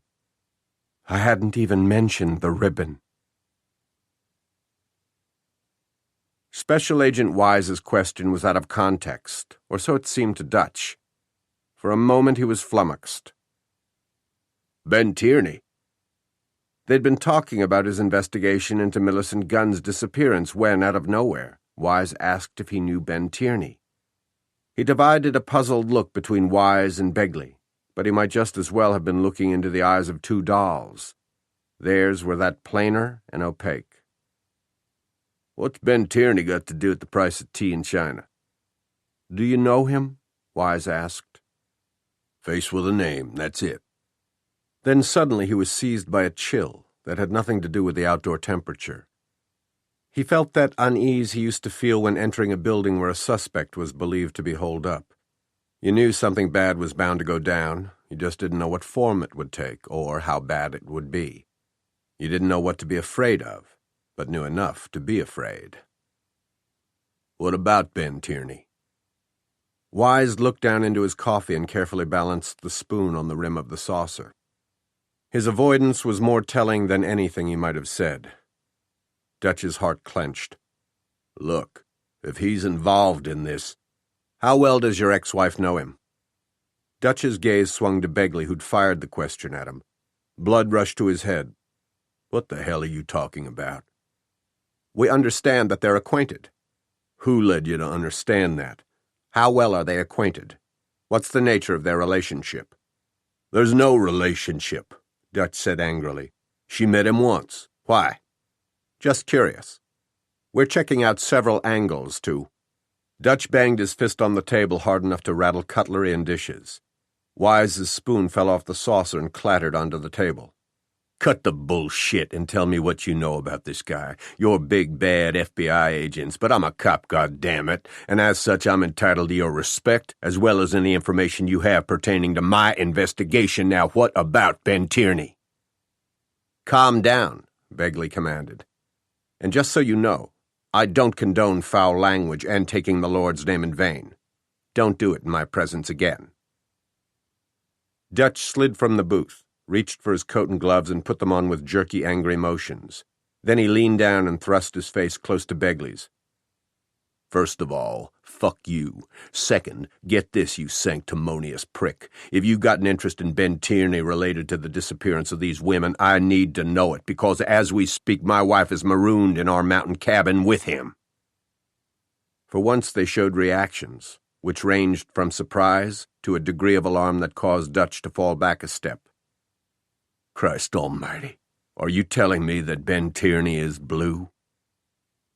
Casting a cautious glance toward the rapt group at the soda fountain, Wise said in an undertone, "We've recovered some circumstantial evidence that warrants further investigation." The agent was beating around the familiar bush Dutch himself had beaten around many times while he was a homicide detective. It was what you said when you knew a suspect was guilty as sin and needed only one scrap of hard evidence to nail his ass. He pointed his finger at Begley. I don't need further investigation to know that the bastard spent the night with my wife last night. If he's touched a single hair on her head, you better hope to God you get to him before I do. Turning his back on them, he strode to the lunch counter, grabbed Cal Hawkins by the collar, and plucked him off the bar stool. Showtime. If that motherfucker's jealous temper blows my case, I'll wring his frigging neck. This from the FBI agent who'd told Dutch less than 60 seconds ago that he didn't condone foul language. As he and the younger agent approached the soda fountain counter, their expressions were so resolute, their bearing so intimidating, Marilee felt like backing away from them. The older one barked. "Any of you know where he's going?" "Up the mountain to rescue Lily." Wes stood up and extended his right hand. "Wes Hamer, chairman of the city council, head coach of the high school football team." He shook hands with them in turn as they introduced themselves. Wes waved away the small leather wallets they proffered. "No IDs necessary. We know you're legit. I've seen you around town a time or two," he said to Wise. Motioning toward her and William, who were behind the counter, he said, "William Ritt and his sister, Marilee Ritt." "Can I get you anything?" William asked. "More coffee? Some breakfast?" "No, thanks." Marilee could tell that the one named Begley had grown impatient with the pleasantries. "I understood that Burton and his wife were divorced, that she even goes by Lily Martin now." "He's had a hard time accepting it," William said. "They lost a child, a daughter, a few years ago," Wes explained. "People react differently to tragedies like that." Begley looked over at his partner as though instructing him to make mental notes. Marilee figured he already was. "What do you know about her being marooned with Ben Tierney?" Begley asked. "Did they plan on meeting up there?" "I don't know for sure, but I seriously doubt it was a rendezvous." Wes told them about the cabin previously belonging to the Burtons and its recent sale. "They were up there yesterday afternoon, clearing out the last of their stuff. Dutch left for town ahead of her. Apparently, on her way down the mountain road, there was some sort of accident involving Tierney. She left a cryptic message on Dutch's cell phone, said that Tierney was hurt, but that they were in the cabin, and asked that Dutch send help ASAP. "Hurt how?" "She didn't say, or how badly. There's been no further communication. The cabin's phone line had already been disconnected, and the cell service in these mountains is for shit. Sorry, Mr. Begley. On good days, our cell service around here is crummy at best. In bad weather, you can forget it." Wes took Begley's silence as a signal to continue. "Dutch called on me last night to help him find Cal Hawkins, the guy he just hauled out of here. He has the town's only sanding truck. He recounted the aborted attempt to drive up the mountain road. Finally, even Dutch had to concede it was impossible. He's damned and determined to try again this morning. That's where he's off to now. Wise said, I don't hold out much hope for success this morning either. Try telling him that. I'd like to get to that cabin myself, Begley said, pulling on his overcoat. Last thing we need is Burton charging up there half-cocked. Do you really think Ben Tierney is blue? Where'd you hear that? The look Begley fixed on William, who had ill-advisedly asked the question, would have halted a charging rhino. It stopped the storekeeper from stating the obvious, that he would have to be deaf not to have overheard their conversation with Dutch. Nervously, he wet his lips, saying instead, It just makes a weird kind of sense. Oh? How's that, Mr. Ritt? Well, everyone else in town is well known. Mr. Tierney is a stranger. We know very little about him. What do you know about him? Special Agent Wise asked. Only what I've observed whenever he comes into the store. How often is that? When he's in town, he comes in frequently. He always... William cast a wary glance around at his listeners. It's probably not important. What, Mr. Ritt? Impatiently, Begley slapped his gloves against the palm of his other hand. Let us decide if what you've observed is important or not. Well, it's just that whenever he's in the store, he attracts attention. Attention? Begley shot Wise another look. From whom? Women, William replied simply. He attracts them like a magnet. Looking over at Wes, he added, I've overheard you and Dutch and your friends talking about him. Someone called him a peacock. Guilty, Wes said, raising his right hand. I think the guy knows that women swoon over that rugged outdoorsy type. All eyes turned toward Marilee, who felt herself go rosy with embarrassment. I've only seen Mr. Tierney on a few occasions, but I've read some of his articles. They're quite good, actually, if you're interested in that kind of thing. Apparently Begley wasn't. He turned back to William. Does he ever engage women in conversation? All the time. What do they talk about? I don't make a practice of eavesdropping on my customers. All evidence to the contrary, Marilee thought. He just admitted that he listened in on Wes and Dutch's conversation. Begley looked skeptical of William's claim, too, but he let it pass without comment. What does Tierney buy when he comes in? If you can tell me without it violating professional privilege, he added, tongue-in-cheek. William actually smiled at him. Not at all, since he's never had a prescription filled. He buys lip balm, sunscreen, toothpaste, disposable razors. Nothing out of the ordinary, if that's what you're asking. It is. Nothing out of the ordinary. The only curious thing is that he usually makes only one purchase at a time. One day it's Band-Aids, the next it's a tin of Advil, the next a paperback book. Like he's creating reasons to come in here? Begley probed. Now that I think on it, yes. And it seems that he's always in the store when I'm swamped with customers mid to late afternoon. A lot of people stop here before going home. Millicent Gunn? Sure.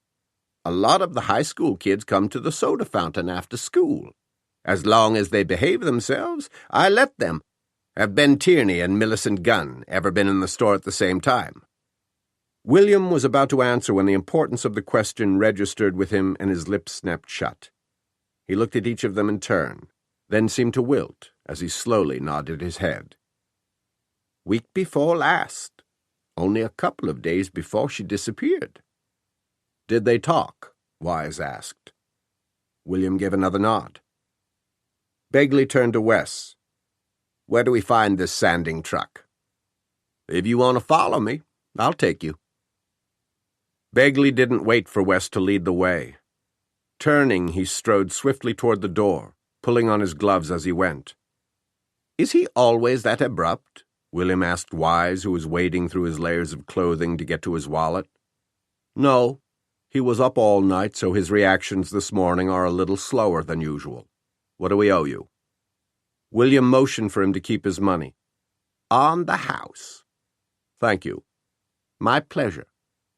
Wise nodded at William, tipped an imaginary hat to Marilee, then left to join Begley.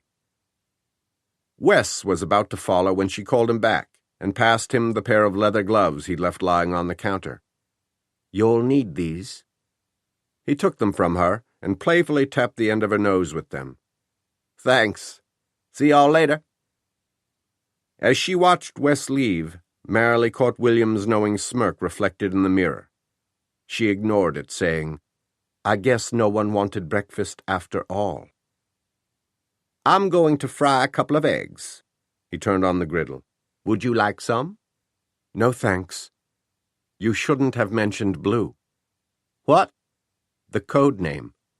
I'm sure you noticed Begley's reaction. No one outside the authorities is supposed to know about the blue ribbon. You told me. Wes had told you. Who told Wes? William dropped a pat of butter onto the griddle, and it began to sizzle as it melted. He got it straight from the horse's mouth. Dutch? Of course, Dutch. He's the chief of police, she exclaimed. He should know better than to tell Wes about evidence that's supposed to be a secret. They're best friends, bosom buddies. He cracked 2 eggs onto the griddle. They don't keep secrets from each other. Besides, what's the harm?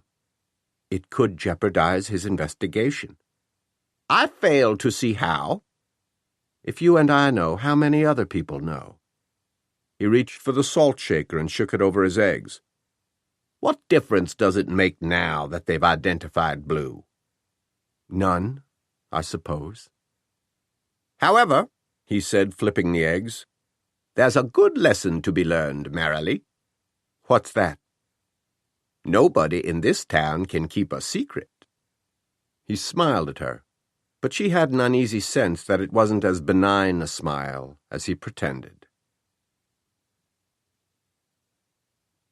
Chapter 17. Lily nudged her toe against the curl of blue velvet ribbon on the floor. She'd found it in a zippered compartment of Tierney's backpack while she was looking for evidence of another woman in his life. When she lifted her gaze to him, words were unnecessary. I found it, he said. Found it? Yesterday. Where? He raised his chin in the direction of Cleary Peak's crest. Just lying on the ground in the forest? A length of blue ribbon? It was caught in some brush, he said, fluttering in the wind. That's how it caught my attention. Her distrust must have been apparent. Look, I know why you freaked out when you saw it, he said. I know what it implies. How do you know? Everyone knows about the ribbon, Lily. She shook her head. Only the police and the culprit. No, Tierney said evenly. Everyone. Dutch's police force isn't an airtight organization. Somebody let it leak that a blue velvet ribbon had been left at the presumed spot of each abduction. That was what Dutch had told her, but in confidence. They intentionally withheld that information. Not very well. I've overheard it being discussed in the drugstore, he said. Once, while I was picking up my dry cleaning, the owner told the lady customer in front of me to beware of Blue, and she knew what he was talking about. Everyone knows. He nodded down at the strand of ribbon. I don't know if that's the kind of ribbon Blue is leaving behind, but it's a damned odd thing to come across in the wilderness. So I removed it from the brush, tucked it into my backpack, and was taking it back to town with me to turn over to the authorities. You didn't mention this last night. It wasn't relevant. Those missing women have been the talk of Cleary for more than 2 years. If I had found something that was possibly an important piece of evidence, I think I would have mentioned it. It slipped my mind. I asked if there was anything useful in your backpack. You said no. Why didn't you mention the ribbon then? Why didn't you say, no, I don't have anything useful, but take a look at what I found fluttering from a bush today? And if I had, think about it, Lily. If I had shown you the ribbon last night, would that have precluded me from being Blue? She didn't have an answer for that. She didn't have answers for a lot of things. She wanted desperately to believe that he was exactly what he appeared to be, a charming, talented, intelligent, fun, sensitive man. None of those qualities, however, disqualified him from committing crimes against women. Indeed, those personality traits would work to his advantage. He still hadn't explained the handcuffs. Outside of S&M sex and law enforcement, what purpose did they serve? It made her ill to speculate. Millicent Gunn was reported missing a week ago. I've been following the story. Is she still alive, Tierney? I don't know. How would I? If you took her, I didn't. I believe you did. I believe that's why you had a length of blue ribbon and a pair of handcuffs in your backpack. Incidentally, why were you searching through my backpack? Ignoring that, she said, up on the crest yesterday afternoon. You were doing something you wanted done before the storm. Disposing of the body, perhaps? Digging Millicent's grave? Again, the skin seemed to stretch tightly across his features. After sleeping a couple of feet away from me last night, you actually believe that only hours before I was digging a grave? Not wanting to think about her misjudgment and vulnerability last night, she tightened her grip on the pistol. Pick up the handcuffs. He hesitated, then bent down and picked them up. Put the bracelet around your right wrist first. You're making a dreadful mistake. If I am, you'll spend an uncomfortable afternoon and it'll piss you off. If I'm right and you are blue, I'll be saving my life. Given the choice, I'd rather piss you off. She raised the pistol a fraction. Lock the bracelet around your right wrist. Now. Ponderous seconds ticked by. Finally, he did as she asked. In case the cabin catches on fire or you start to suffocate from an asthma attack. Do you have the key handy? In my pocket, but I won't be releasing you until help arrives. Which could take days. Can you survive that long without your medication? That's for me to worry about. I worry about it too, goddammit. His voice had turned harsh, husky. I care what happens to you, Lily. I thought my kiss would have conveyed that. Her heart tripped over a few beats, but she ignored the flutter. Get on the box springs and put your right arm through the ironwork of the headboard. Supported by a frame of sturdy wood, the decorative wrought iron had spaces wide enough for him to reach through. When I kissed you, I'm not going to talk about that. Why not? Get on the box spring, Tierney. You were as shaken by that kiss as I was. I'm warning you, if you don't, because it satisfied our curiosity and then some. I'd fantasized kissing you, but get on the box spring. It was 1,000,000 times better than my fantasies of it. This is your last warning. I am not handcuffing myself to that headboard, he shouted angrily. And I'm not asking again. You lay there last night for a long time before going to sleep, didn't you? I knew you were awake. You knew I was. We were thinking about the same thing, about that kiss, and wishing, shut up, or I'm going to shoot you, that we hadn't stopped there. She pulled the trigger. The bullet smacked into the wall, coming close enough for him to have felt the movement of air against his cheek. He looked more shocked than afraid. I'm good, she told him.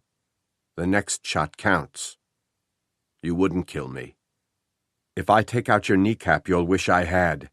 Get on the bed, she said, enunciating each word. Regarding her with renewed respect, he backed up until his calves made contact with the box spring. He sat down and scooted backward on his butt. She knew his grimaces of pain must be genuine, but she didn't let them weaken her resolve. When he reached the headboard, he hooked his right hand through the iron fretwork. Now lock the other ring around your left wrist. Lily, I beg you not to make me do this. She said nothing, just stared at him down the short barrel of the pistol until he relented and fastened the bracelet around his left wrist. Pull down on them hard, so I can see that they're locked. He gave several hard tugs, rattling metal against metal. He was secured. Lily's arms dropped to her sides as though they weighed 1,000 pounds. She slumped against the wall behind her and slid down it until her bottom reached the floor. She rested her head against her raised knees. Until this moment she hadn't realized how terribly cold she was, or perhaps she was shaking with fear. She was afraid her assumption that he was blue was right, and equally afraid it was wrong. By keeping Tierney handcuffed to the headboard, she could be dooming herself to death by suffocation. No, she refused to contemplate anything except survival. Dying was not an option. Death had cheated her daughter out of a long life. She'd be damned before it cheated her, too. After a few moments, she pushed herself to her feet. Without even a glance toward Tierney, she went into the living room. "You need to bring in more firewood while you still have the strength," he called to her. She refused to engage in conversation with him, but that had been exactly what she was thinking. The leather of her boots was damp and cold, but she worked her feet into them regardless of the discomfort. Tierney's watch cap was crisp with dried blood, but it was handier than dealing with the bulky stadium blanket for head covering. She pulled the cap down over her ears and as low as her eyebrows. She also used his scarf to wrap around her throat and the lower half of her face. Her cashmere-lined gloves were inadequate against such brutally cold temperatures, but they were better than nothing. When she was ready, she approached the door. Watching her from the bedroom, he said, "For God's sake, Lily, let me do this for you. You can hold me at gunpoint the whole time. I don't care. Just let me do it." "No. The cold air. Be quiet." "Christ," he swore. "Don't leave the porch. Move the logs inside before you start splitting them." Sound advice. He had excellent survival skills. Was he as good at getting women to trust him, she wondered? Evidently so. 5 had trusted him. Actually 6, counting herself. The interior of the cabin was cold, but nothing compared with outside. The cold air slashed her exposed cheekbones. She had to keep her eyes narrowed to slits. The tarpaulin Tierney had placed over the stack of firewood was covered with several inches of snow that had been blown beneath the overhang. She reached beneath it and dragged a log off the top of the stack. It was so heavy it slipped from her hands and banged against the floor of the porch, narrowly missing her toe. Awkwardly, she picked it up and cradled it in her arms while she opened the door. She carried it inside, shutting the door with her foot.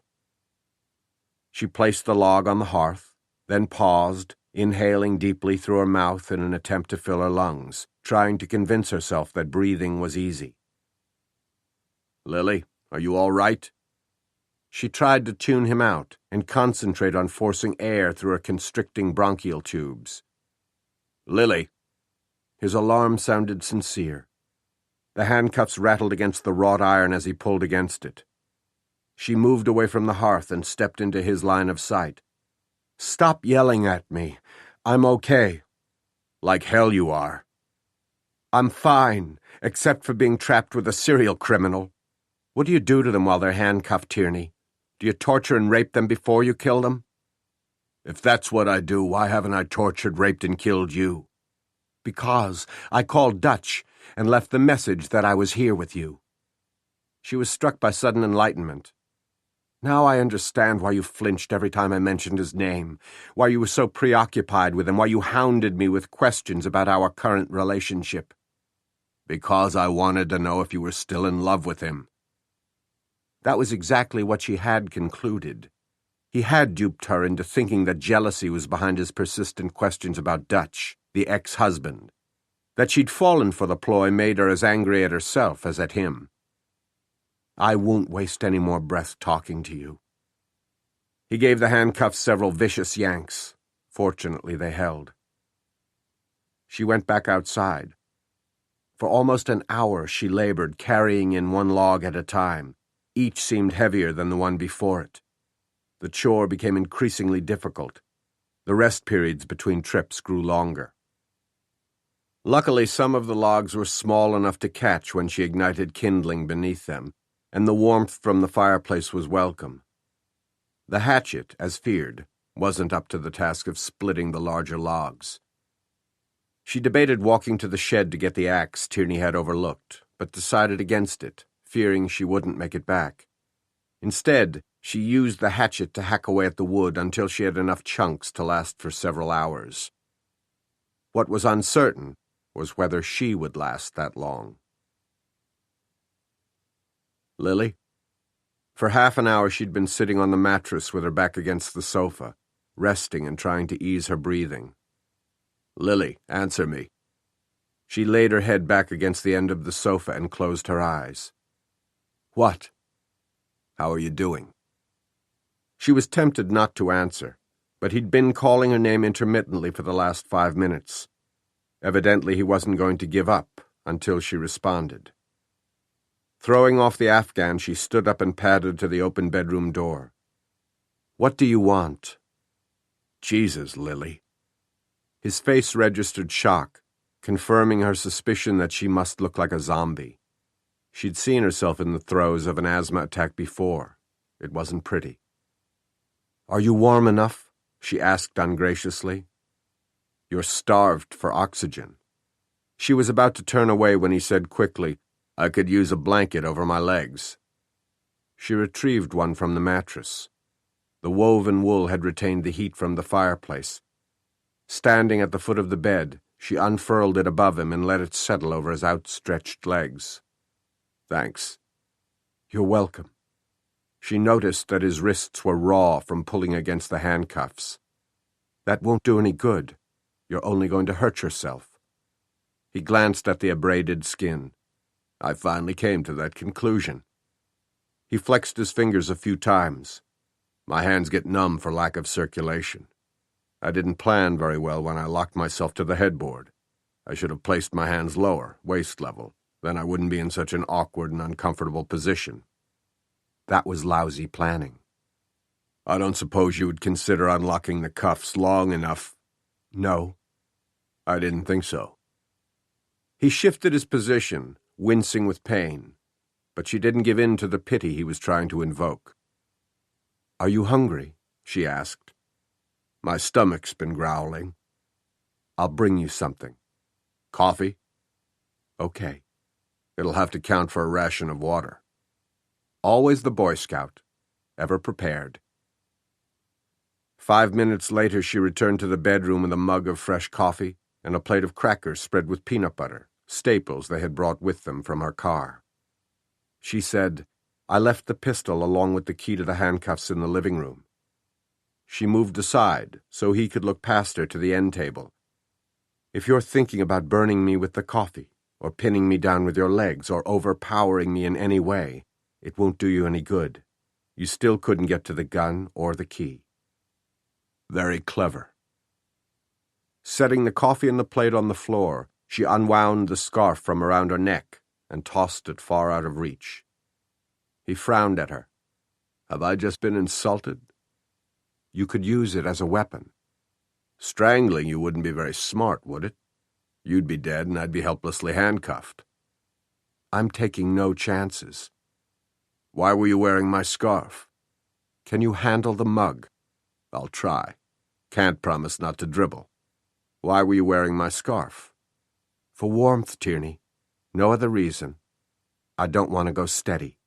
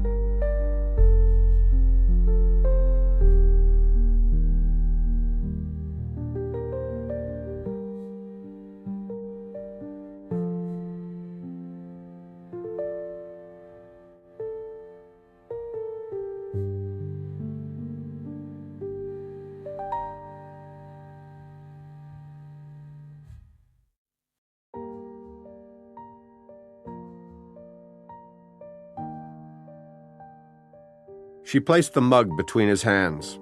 He folded his fingers around it, then lowered his head to it and took a sip. I guess it's a good thing my hands aren't at waist level after all.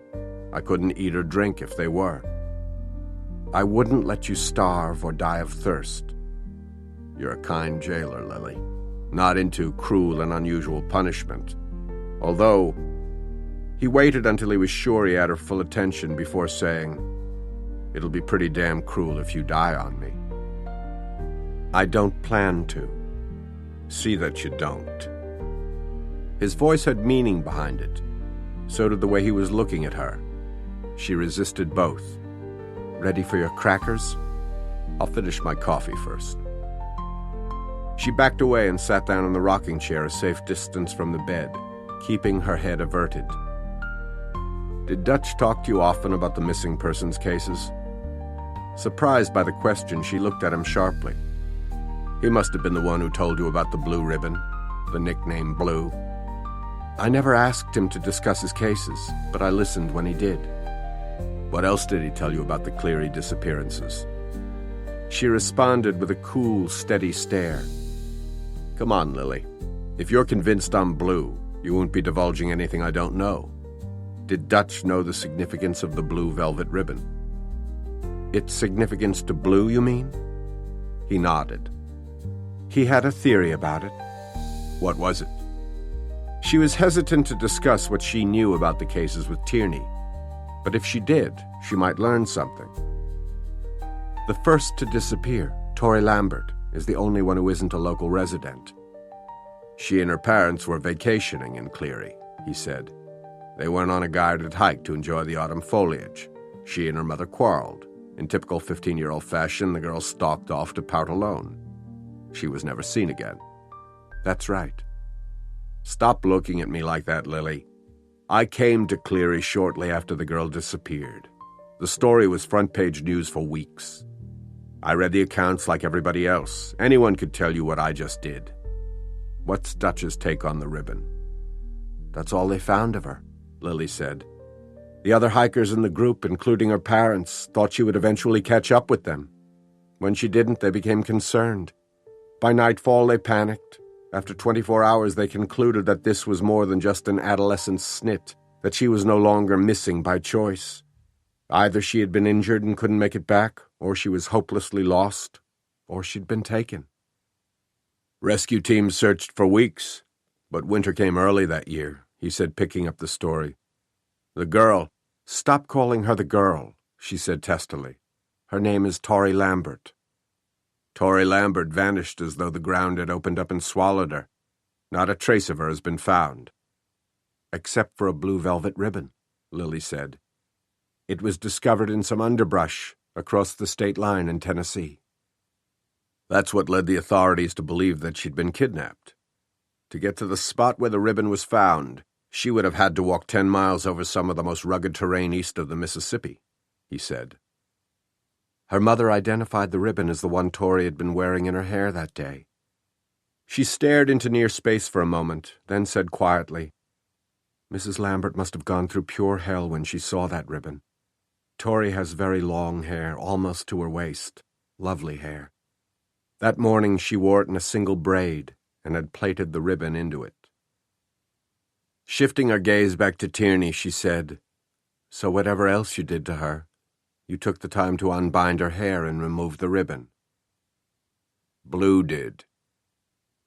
I wonder, she continued as though he hadn't contradicted her, were you careless, or did you leave the ribbon behind deliberately? Why would it deliberately be left behind? To throw off search parties, mislead them? If so, it worked. After the ribbon was found, trained track dogs were brought in. They quickly lost the scent. She ruminated for a moment. I question why you didn't take the ribbon as a trophy. Blue had his trophy. He had Tori Lambert. His tone made Lily shiver. So the ribbon is only a symbol of success. Tierney took a last quick sip of coffee. I'm done. Thanks. She took the mug from his hands and passed him 2 of the crackers, 1 for each hand. He demolished the first in 1 bite. When he bent his head to eat the second, she noticed the bandage, Does the head wound hurt? It's tolerable. It doesn't appear to be bleeding. She extended him another cracker, but instead of taking it, he snatched her wrist, tightly closing his fingers around it. I'll survive, Lily. I'm more worried about your survival. She tried to pull her hand free, but he held on. Let go of my hand. Unlock the cuffs. No. She struggled futilely. I'll go to your car and get your medication. Flee, you mean? Flee. He gave a short laugh. You've been outside, you know what it's like. How far do you think I'd get if I wanted to flee? I want to save your life. I'll live. Your face is gray. I could hear every breath you took when you were in the living room. You're struggling. I'm struggling with you. This time, when she tugged on her hand, he released it. She took several wheezing breaths. Do you want this? She asked, extending the last cracker toward him. Please. Rather than holding it within reach of his hands, she held it a few inches from his mouth. Don't bite me. Frowning as though she had again insulted him, he inclined his head forward and caught the cracker between his teeth, being careful not to touch her fingers. She snatched her hand back. He worked the cracker into his mouth. She picked up the empty plate and mug and headed for the living room. If you won't let me go, at least move me in there where I'll be able to keep an eye on you. No. If I'm in there, you'll be able to watch me closer. I said no. Lily, no. You never did tell me Dutch's theory about the ribbon. What does it represent to Blue? After a moment's hesitation, she said, Dutch says he's using it as a symbol of his success to taunt the authorities. I agree, and that's probably the only time Dutch and I will ever agree on anything. The man's a fool for a lot of reasons, one being that he left you alone on this mountain yesterday with an ice storm moving in. What was he thinking? It wasn't entirely his fault. I encouraged him to leave ahead of me. Why? I'm not going to talk to you about Dutch and me. He looked at her for a long moment, then said, I respect you for that. Honestly, I do. I wouldn't want you talking to him about us either. There is no us, Tierney. That's not true, not at all, and you know it. Before you decided that I'm a deviant, we were well on our way to becoming an us. Don't read too much into one kiss. Ordinarily I wouldn't, he said, but that kiss wasn't ordinary. She knew she should separate herself from him without delay, close her ears, avoid looking into his eyes. Yet they held her in place as though they'd cast a spell over her. Deny it all you want, Lily, but you know that what I'm saying is the truth. It didn't start for us last night. It's been going on from the moment you stepped aboard the bus. Every second of every day since then, I've wanted to put my hands on you. She dismissed the quickening in her lower body. Is that how you do it? What? Do you sweet-talk those women into going with you without a whimper? You think this is sweet talk? Yes. A line to woo you? Yes. So you'll unlock the cuffs and I'll be free to ravage you. Something like that. Then explain why I stopped with one kiss last night. His eyes searched hers while he waited for an answer that never came. Eventually he said, I stopped because I wouldn't take advantage of the situation. We were in dangerous circumstances, cut off from the rest of the human race. We'd been talking about Amy. You were emotionally fragile, vulnerable, in need of comfort and tenderness. We were also hungry for each other. If we had continued kissing, I knew where it would lead. I also knew that later you might either regret it or question my motives. I didn't want you to have any misgivings afterward, Lily. That's the only reason I didn't join you on the mattress. He sounded earnest. God, did he ever. That was quite a sacrifice, St. Tierney. No. His eyes speared into hers like twin pinpoints of light. If you had asked me to fuck you, I would have in a heartbeat. Her sudden intake of air caused her lungs to wheeze. You're very good, Tierney. Her voice was a mere croak, not entirely from asthma. Sweet 1 minute, erotic the next. You say all the right things. Unlock the cuffs, Lily, he whispered. Go to hell. Last night her survival had depended on trusting him. Today, it depended on mistrust. Chapter 18. What the hell, Wes? Before you blow a gasket, stop and think about this. Wes joined Dutch where he was standing in front of an electric space heater. It did minimal good inside the cavernous garage, but the glowing red coils gave the impression that, by standing near it, he was staving off the penetrating cold. It was only an impression. The cement floor conducted the cold up through the thick soles of Dutch's boots and woolen socks, straight into his feet and legs. He stamped his feet to keep the blood circulating. He also stamped with impatience. Cal Hawkins had been in the men's room since they arrived. The last time Dutch had checked on him, he was still heaving into a nasty toilet. They were going to follow you anyway, Wes said of the 2 FBI agents who had trailed him to the garage in their own car. They'd remained inside the sedan with the motor running. The tailpipe was emitting a cloud of exhaust, which to Dutch looked like the breath of a beast on his tail. This Bagley character wants to get to Tierney just like you do, Wes continued. So, instead of tearing up the mountainside on your own, why not let them shoulder some of the responsibility? As much as Dutch hated to admit it, Wes made sense. If something bad happened up there, for instance, if Tierney sustained a fatal gunshot wound while trying to escape, there would be inquiries and review boards and paperwork out the wazoo. Why not let the Phoebes bite off a chunk of that? If this doesn't work, Wes said, nodding toward Hawkins, who had emerged from the restroom looking like a walking cadaver, the feds have choppers, trained rescue teams, high-tech tracking equipment, all that. But if I use them, I answer to them, Dutch argued. That galls, big time. Besides, when I get to Tierney, I hear you, and I'm with you 100% on that issue, buddy, Wes said in a low voice. Especially if he's our women's snatcher. All I'm saying is, use the FBI up to a point. Wes slapped him on the back and gave him the grin he used to give him in the huddle, when they'd agreed on the play that would leave the other team bum-fuzzled and beaten. Let's get this show on the road. But as they walked toward the sanding truck, he frowned. Is he all right, you think? Hawkins was in the driver's seat, but his arms were draped over the steering wheel, hugging it like a life preserver. He'd better be. If he fucks this up, I'm going to kill him, and then I'm going to keep him in jail for the rest of his natural life. Dutch opened the passenger door and climbed in. I'm right behind you if you need me, Wes told him. When Wes closed the passenger door, Hawkins flinched. No need to slam it, he grumbled. Start her up, Hawkins, Dutch said. He cranked the ignition key. I'll start her, but ain't gonna do no good. I've said it 1,000 times, I'll say it again. This is knucking futs. Dutch eyed him suspiciously. Do I smell liquor on your breath? Last night's. Recycled, he replied as he checked his side mirrors. Dutch looked into the mirror on the passenger door and watched Special Agent Wise back up the sedan. Then Wes backed his car into the street, leaving Hawkins a clear route.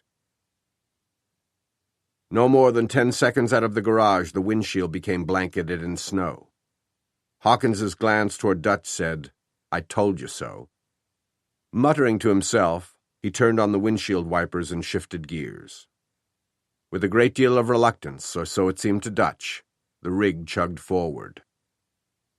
The plow attached to the truck's front grille cleaved a temporary path for the cars following them. Hawkins also laid down the mix of sand and salt. It helped, but each time Dutch looked into the side mirror, Wise and Wes were searching for traction. So he stopped looking. He had set his cell phone to vibrate rather than ring. Knowing it hadn't, he checked it anyway to see if he had a voicemail. He didn't. He dialed Lily's cell number, hoping that on a fluke he would find a signal. He got the expected no-service indicator. She would call if she could, he told himself. Her cell phone was as useless as his. Otherwise, she would contact him. He leaned into the windshield and craned his neck to look toward the crest of Cleary Peak. He could see no farther than a few feet above the roof of the truck. It was total whiteout beyond the point where individual snowflakes were distinguishable as they kamikazed into the windshield. If it was this bad down here, it would be far worse at the top of the mountain. Not wanting to spook his driver, he didn't say that out loud, but Hawkins read his mind. "Higher we go, the worse it's going to get," he said. "We'll take it a foot at a time." "More like an inch." After a moment he said, "What I'm wondering—" Dutch looked over at him. "What?" "Does your old lady want to be rescued?" "What do you think, Hoot?" "About what, sir? Specifically?" Hoot was focused on the center of the car's hood, trying to keep it in the middle of the chute that the sanding truck had opened for them. "Dutch Burton, what's your read on him?" "Extremely sensitive to criticism. Even when it's only implied, he immediately gets his back up. The common reaction of one who perpetually fails and/or has low self-esteem. What else, Hoot?" "He wants to get his former wife away from Ben Tierney, more from rank jealousy than a conviction that Tierney is blue. He's reacting like a man, not an officer of the law." Begley beamed at him as though he were a prodigy who'd given the correct answer to a trick question. "What did Perkins unearth about the lady?" While waiting for Chief Burton to arrive at Ritt's store, Hoot had used the payphone to call the Charlotte office. He had his laptop with him, of course, but the computers in the office had faster and better access to more extensive information networks. He'd asked Perkins to see what he could find on Burton's ex, and had warned his counterpart that Begley was in a hurry to get the information. Perkins had said, "Damn. Okay, give me 10. He called back in under 5. "She's editor-in-chief of a magazine called Smart," Hoot told Begley now. "You're shitting me," he exclaimed. "No, sir." "Mrs. Begley swears by that magazine. I've seen her spend a weekend with an issue. She redecorated our living room to match one she saw in it. Are you married, Hoot?" The sudden question gave him a start. "Sir? Oh, no, sir." "Why not?" He wasn't opposed to the idea. In fact, he favored it. The problem was finding a woman who wouldn't become bored with him in his ordered life. That had been the pattern with him and women. There would be a few dates, some of them overnighters, before he and the woman drifted apart for lack of enthusiasm. Recently, he'd begun exchanging email with a woman he'd met on the internet. She lived in Lexington and was pleasant to talk to. She didn't know he worked for the FBI. Women were often more infatuated with the macho image of the Bureau than with him. All Karen, that was her name, knew of his work was that it involved computers. Miraculously, she was still interested. Their last chat had lasted an hour and 38 minutes. She actually had him sitting at his computer in his immaculate home office laughing out loud over an anecdote involving her one and only attempt to save money by coloring her own hair. She assured him that the disastrous result had been remedied in a salon and had been worth every penny spent on it. It had got him to thinking that maybe he needed a little zaniness in his life. More than once she had mentioned to him how pretty Kentucky was in the spring. If that lead-in resulted in an invitation for him to come and see the splendor of a Kentucky spring for himself, he would seriously consider going. He got nervous thinking about meeting her face to face, but it was a good kind of nervousness. Hoping that Begley couldn't see the flush he felt in his cheeks, he said stiffly, "My focus the last few years has been the pursuit of my career, sir." "Fine, well and good, Hoot. But that's your job, not your life. Work on that." "Yes, sir." "Mrs. Begley keeps me sane and happy. Don't know what I'd do without her. I'd like you to meet her sometime." "Thank you, sir. It would be an honor." "Lily Martin. It's safe to assume that she's a savvy lady?" Hoot's brain tried to shift tracks with the agility of Begley's. "Yes, sir. She holds dual degrees in art and journalism. Started out as a gopher at another magazine and came up through the ranks to her current position. Perkins passed along some websites we can look at later. He said photos show her to be quite attractive."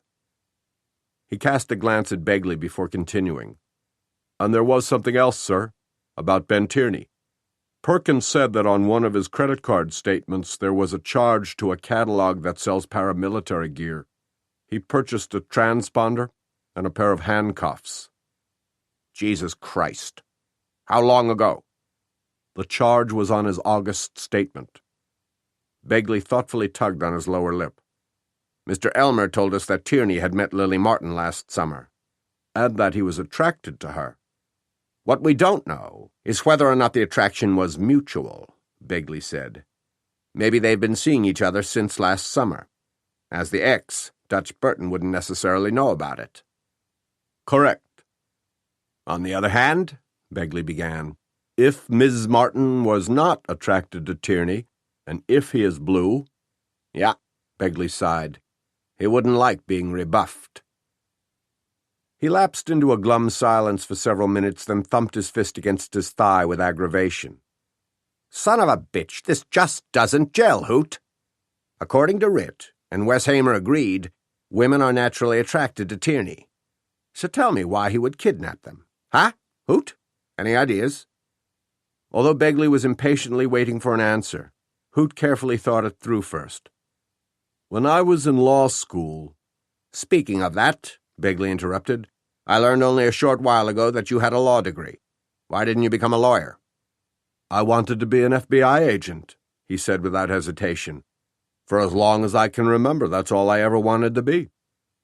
His ambition had been ridiculed by the tough guys in school. Even his parents had suggested that he have an alternative in mind should his first choice of career not pan out. He hadn't let the skepticism of others dissuade him.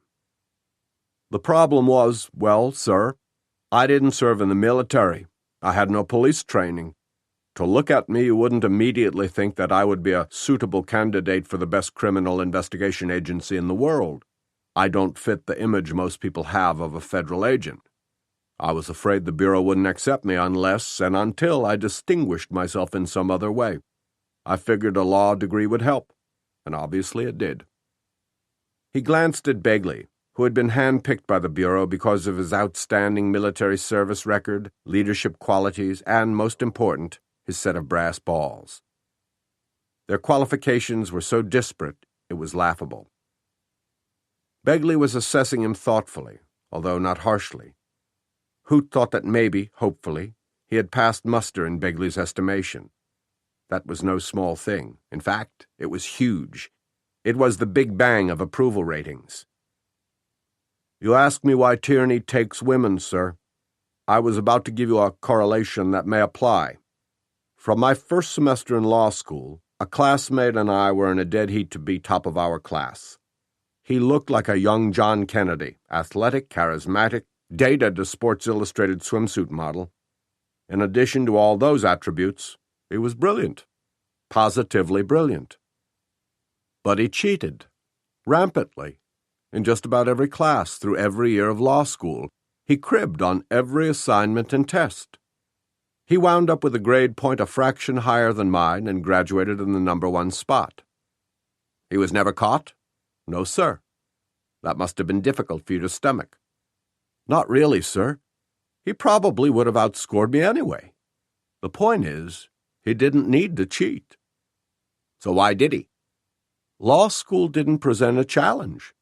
Cheating, and getting away with it, did.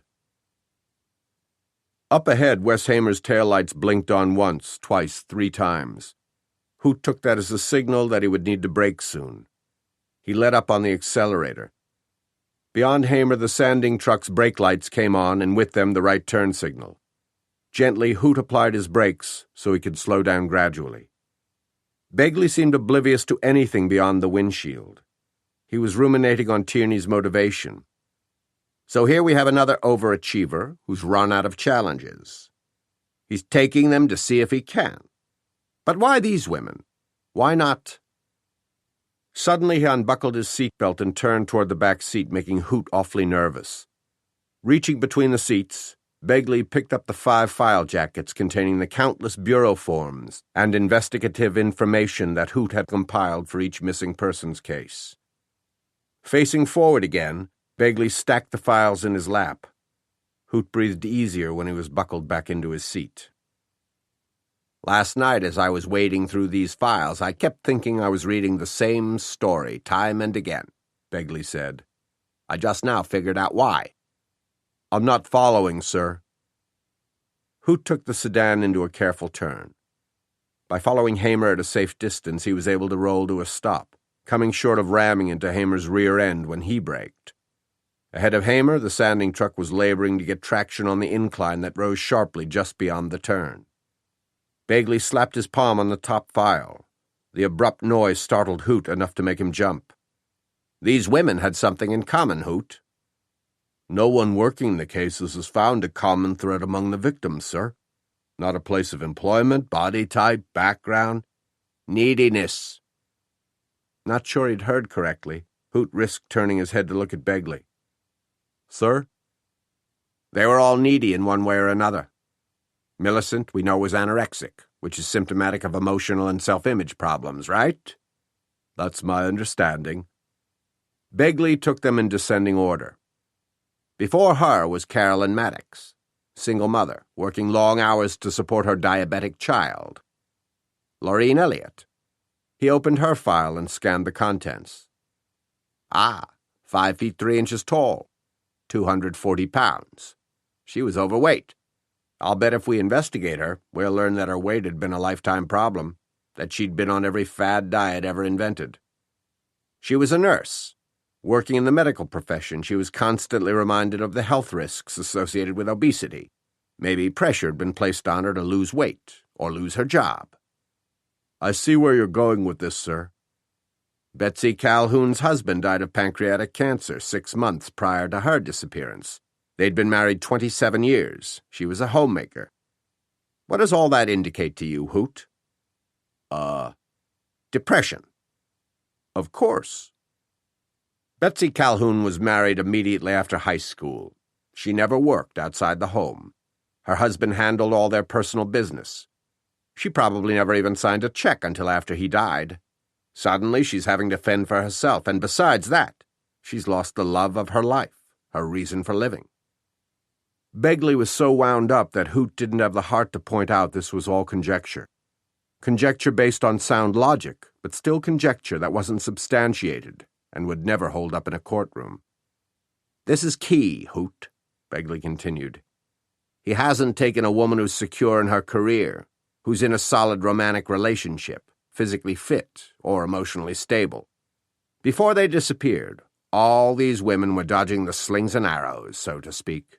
One's depressed, one's obese, one's working her fingers to the bone trying to make ends meet and keep her kid semi-healthy, and one binges on junk food and makes herself puke. Then, he said with a dramatic flair, enter our perp, gentle and understanding, compassionate and kind, and looking like fucking Prince Charming to boot. Warming to the theory, Hoot said, he befriends them, wins their confidence and trust, gives them his broad shoulders to cry on, and holds them in his strong, tanned arms. His M.O. is to help needy women. Not just help, Hoot. Rescue. Deliver. Looking the way he does, being the rugged adventurer he is, he could get all the sex he wants, whenever he feels the urge. That may be a component, a fringe benefit. But what gets his pole up is being their savior. Then a thought occurred to Hoot that toppled the whole hypothesis. We forgot Tori Lambert, the first. She was a beautiful girl, straight-A student, popular with her classmates. No major hang-ups or problems. Besides, Hoot continued, Blue didn't seek her out. He stumbled across her when she left the group of hikers. He didn't know she was going to be wandering alone in the woods that day. She was taken because she was available, not because she was needy. Frowning, Begley opened her file and began flipping through the contents. What about men in that group of hikers? Present and accounted for the whole time she was missing. They were questioned at length. No one left the group except Tori. Why did she? In interviews, Mrs. Lambert, Tori's mother, admitted that they'd had a row that morning. Nothing serious, typical teenage angst and attitude. I would guess she resented being on vacation with her parents. That's precisely where Mrs. Begley and I are with our 15-year-old. We're an embarrassment. She's mortified if we acknowledge her in public." He brooded on that a moment before continuing. "So Blue happens upon Tori, who's in a pissy 15-year-old mood. He chats with her, sympathizes, takes her side against her mother, says he remembers what a pain in the ass parents can be. And she's his. In a New York minute," Begley said with finality. "Eventually she'll start to feel uneasy with him and try to return to her parents. He asks her, 'Why would you want to go back to them when I'm the friend you need?' Creeped out by now, she tries to get away. He loses his temper. She dies under his hands. Maybe it wasn't his intention to kill her," Begley continued. "Maybe things got out of hand, and he didn't realize until too late that she was no longer breathing.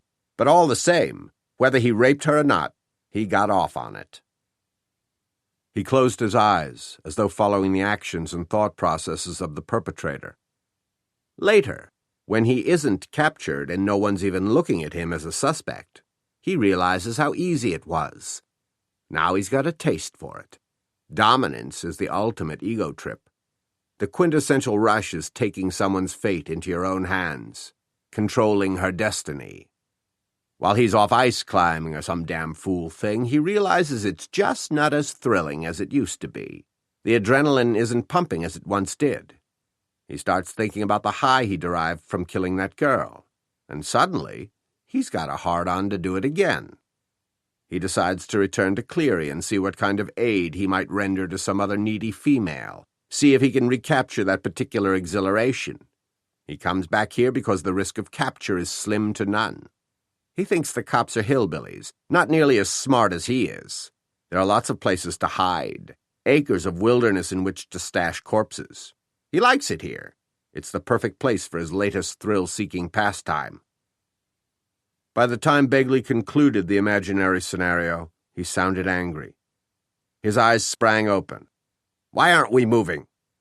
Wiping the foggy windshield with his coat sleeve, he asked, "What the fuck's taking so long?" Inside the cab of the sanding truck, Dutch was rapidly losing patience. "You can do better than this, Cal." "I could if you'd stop yelling at me." Hawkins sounded close to tears. "You're making me nervous. How do you expect me to drive when you're cussing me out with every breath? Forget what I said about your lady, about if she wanted to be rescued. Didn't mean to make you mad. I was just asking." "Lily is my business." Hawkins mumbled something under his breath that sounded like, "Not anymore, she ain't." But Dutch didn't address it because, factually, Hawkins was right. Besides, they were approaching the road's second hairpin curve, the one that they'd been unsuccessful navigating last night. He wanted Hawkins to give the switchback his undivided attention. He downshifted, and as he did, Dutch noticed that the man's hands were shaking. Maybe he should have allowed Hawkins one pull on a bottle of whiskey. From his own heavy drinking days, he knew that sometimes even a small hit could make all the difference between having the shakes and a steadier hand. But it was too late now. Hawkins went into the turn. Or tried. The front wheels followed the command of the steering wheel. They turned to the right. The truck didn't. It continued going straight, heading unerringly for the drop-off, which Dutch knew was at least 80 feet. "Turn it!" "I'm trying." As the treetops loomed large in the windshield, Hawkins screamed and reflexively stamped the clutch and brake pedals, then let go of the steering wheel and crossed his forearms in front of his face. Dutch was helpless to stop the momentum of the skid. The plow on the grill struck the guardrail, which crumpled and gave way to several tons of momentum. The front wheels went over the edge and seemed to hang there for several seconds before the rig tipped downward. Dutch remembered the movie Duel, where during the climactic scene an 18-wheeler went off a highway and plunged down a mountainside. The sequence had been filmed in slow motion. That was what this was like for him, watching and experiencing their inexorable descent in agonizingly slow motion. Vision was a blur, everything ran together, but the sounds had a stark clarity, the windshield shattering, boulders knocking against the underside of the chassis, breaking branches, tearing metal, Hawkins's terrified screams, his own animalistic roar of disbelief and defeat. Actually, the trees probably saved their lives by slowing them down. Had the slope not been so heavily forested, their plunge would have been swifter and therefore deadly. After what seemed like an eternity, the rig came up against an immovable object with brain-rattling force. Inertia propelled them forward, although they went no further. The truck surrendered and came to a shuddering standstill. Miraculously, Dutch's brain hadn't been instantly liquefied by the impact. He was sentient and was surprised to realize that he was alive and basically unhurt. Apparently, Hawkins had also survived. Dutch could hear him mewling pitiably. Dutch unbuckled his seatbelt and, putting his shoulder to the passenger side door, shoved it open. He rolled out, landing several feet below in snow that came almost to his waist after he struggled to his feet. He tried to get his bearings, but was blinded by the wind-driven snow that seemed to be aimed at his eyes. He couldn't even see what had stopped the truck's descent. All he could make out was a forest of black tree trunks against a field of white. However, he didn't have to see it. He heard it. He felt the vibration of it in the ground, in the trunk of the tree he had propped himself against for balance, in his balls. He didn't bother to shout a warning to Hawkins or try to pull him from the wreckage to safety. He didn't attempt to run and save himself. Defeat had robbed him of initiative, immobilized him. The futility of his life culminated in this single moment. He would just as soon die here and now because his hope of reaching Lily had been crushed. Wes watched in disbelief as the sanding rig disappeared over the ridge. He leaped from his car and stood in the wedge of the open door, as though being outside would give him a clearer understanding of how this had happened. He could hear the rig plowing its way down the slope. A tremendous crash was followed by what sounded like a metallic sigh, the truck's death rattle. Following that was an eerie silence that was even more horrific. The hush was so absolute, Wes could hear snowflakes striking his clothing. The quiet was broken by Begley and Wise, who approached as quickly as the slippery incline of the road would allow. Their vehicle had been far enough behind Wes's that they hadn't had his vantage point. Begley reached him first, huffing and emitting plumes of vapor from his mouth. "What happened?" "They went over." Holy shit. Begley didn't even chide Hoot for his whispered expletive, because at that moment the three of them heard another sound, one which they couldn't identify, but which they knew portended a continuation of the disaster. They traded mystified looks. Later they determined that what they'd heard was the splintering of wood. Trees that three grown men couldn't reach around had been snapped as easily as toothpicks. At the time they couldn't see it happening because of the whiteout. Speaking for all of them, Wes said, "What the hell is that?" Then they saw it, dropping out of the low clouds, snow and fog, destined for Earth like a landing spacecraft with its red warning light still flashing. The power line tower struck the ground with such force that even the deep snow didn't cushion it. Later, Wes swore to those to whom he gave an account of the bizarre event that the repercussion caused his car to bounce off all four tires. He and the two FBI agents stood in speechless awe for several moments, unable to absorb what they just witnessed, unable to believe that they'd survived. Had the tower fallen 30 yards closer, it would have crashed on top of them. Dutch's fate was unknown. Wes could only hope that he and Hawkins had survived. But the other casualty was Mountain Laurel Road. It was now blocked by tons of steel and forest debris that formed a barricade 2 stories high and almost that wide. No one could go up that road now. It was equally impassable to anyone hoping to come down. Chapter 19. Lily added a stick of firewood to those smoldering on the grate. She'd been stingy with them, adding one at a time, and only when necessary to keep the fire alive. Despite her frugality, The wood supply she'd carried in earlier had dwindled to a few chunks, which she'd hacked off the larger logs. If the wood continued to burn at this rate, she might have enough for another 2 hours. What she would do when it ran out, she didn't know. Even inside the cabin without a fire, she would probably freeze during the coming night. She desperately needed the fire to survive. But, and here was the irony, the exertion of carrying in more firewood would likely kill her. Lily. She rolled her lips inward and squeezed her eyes shut, wishing she could close off her ears as effectively. His voice was too persuasive, his arguments too reasonable.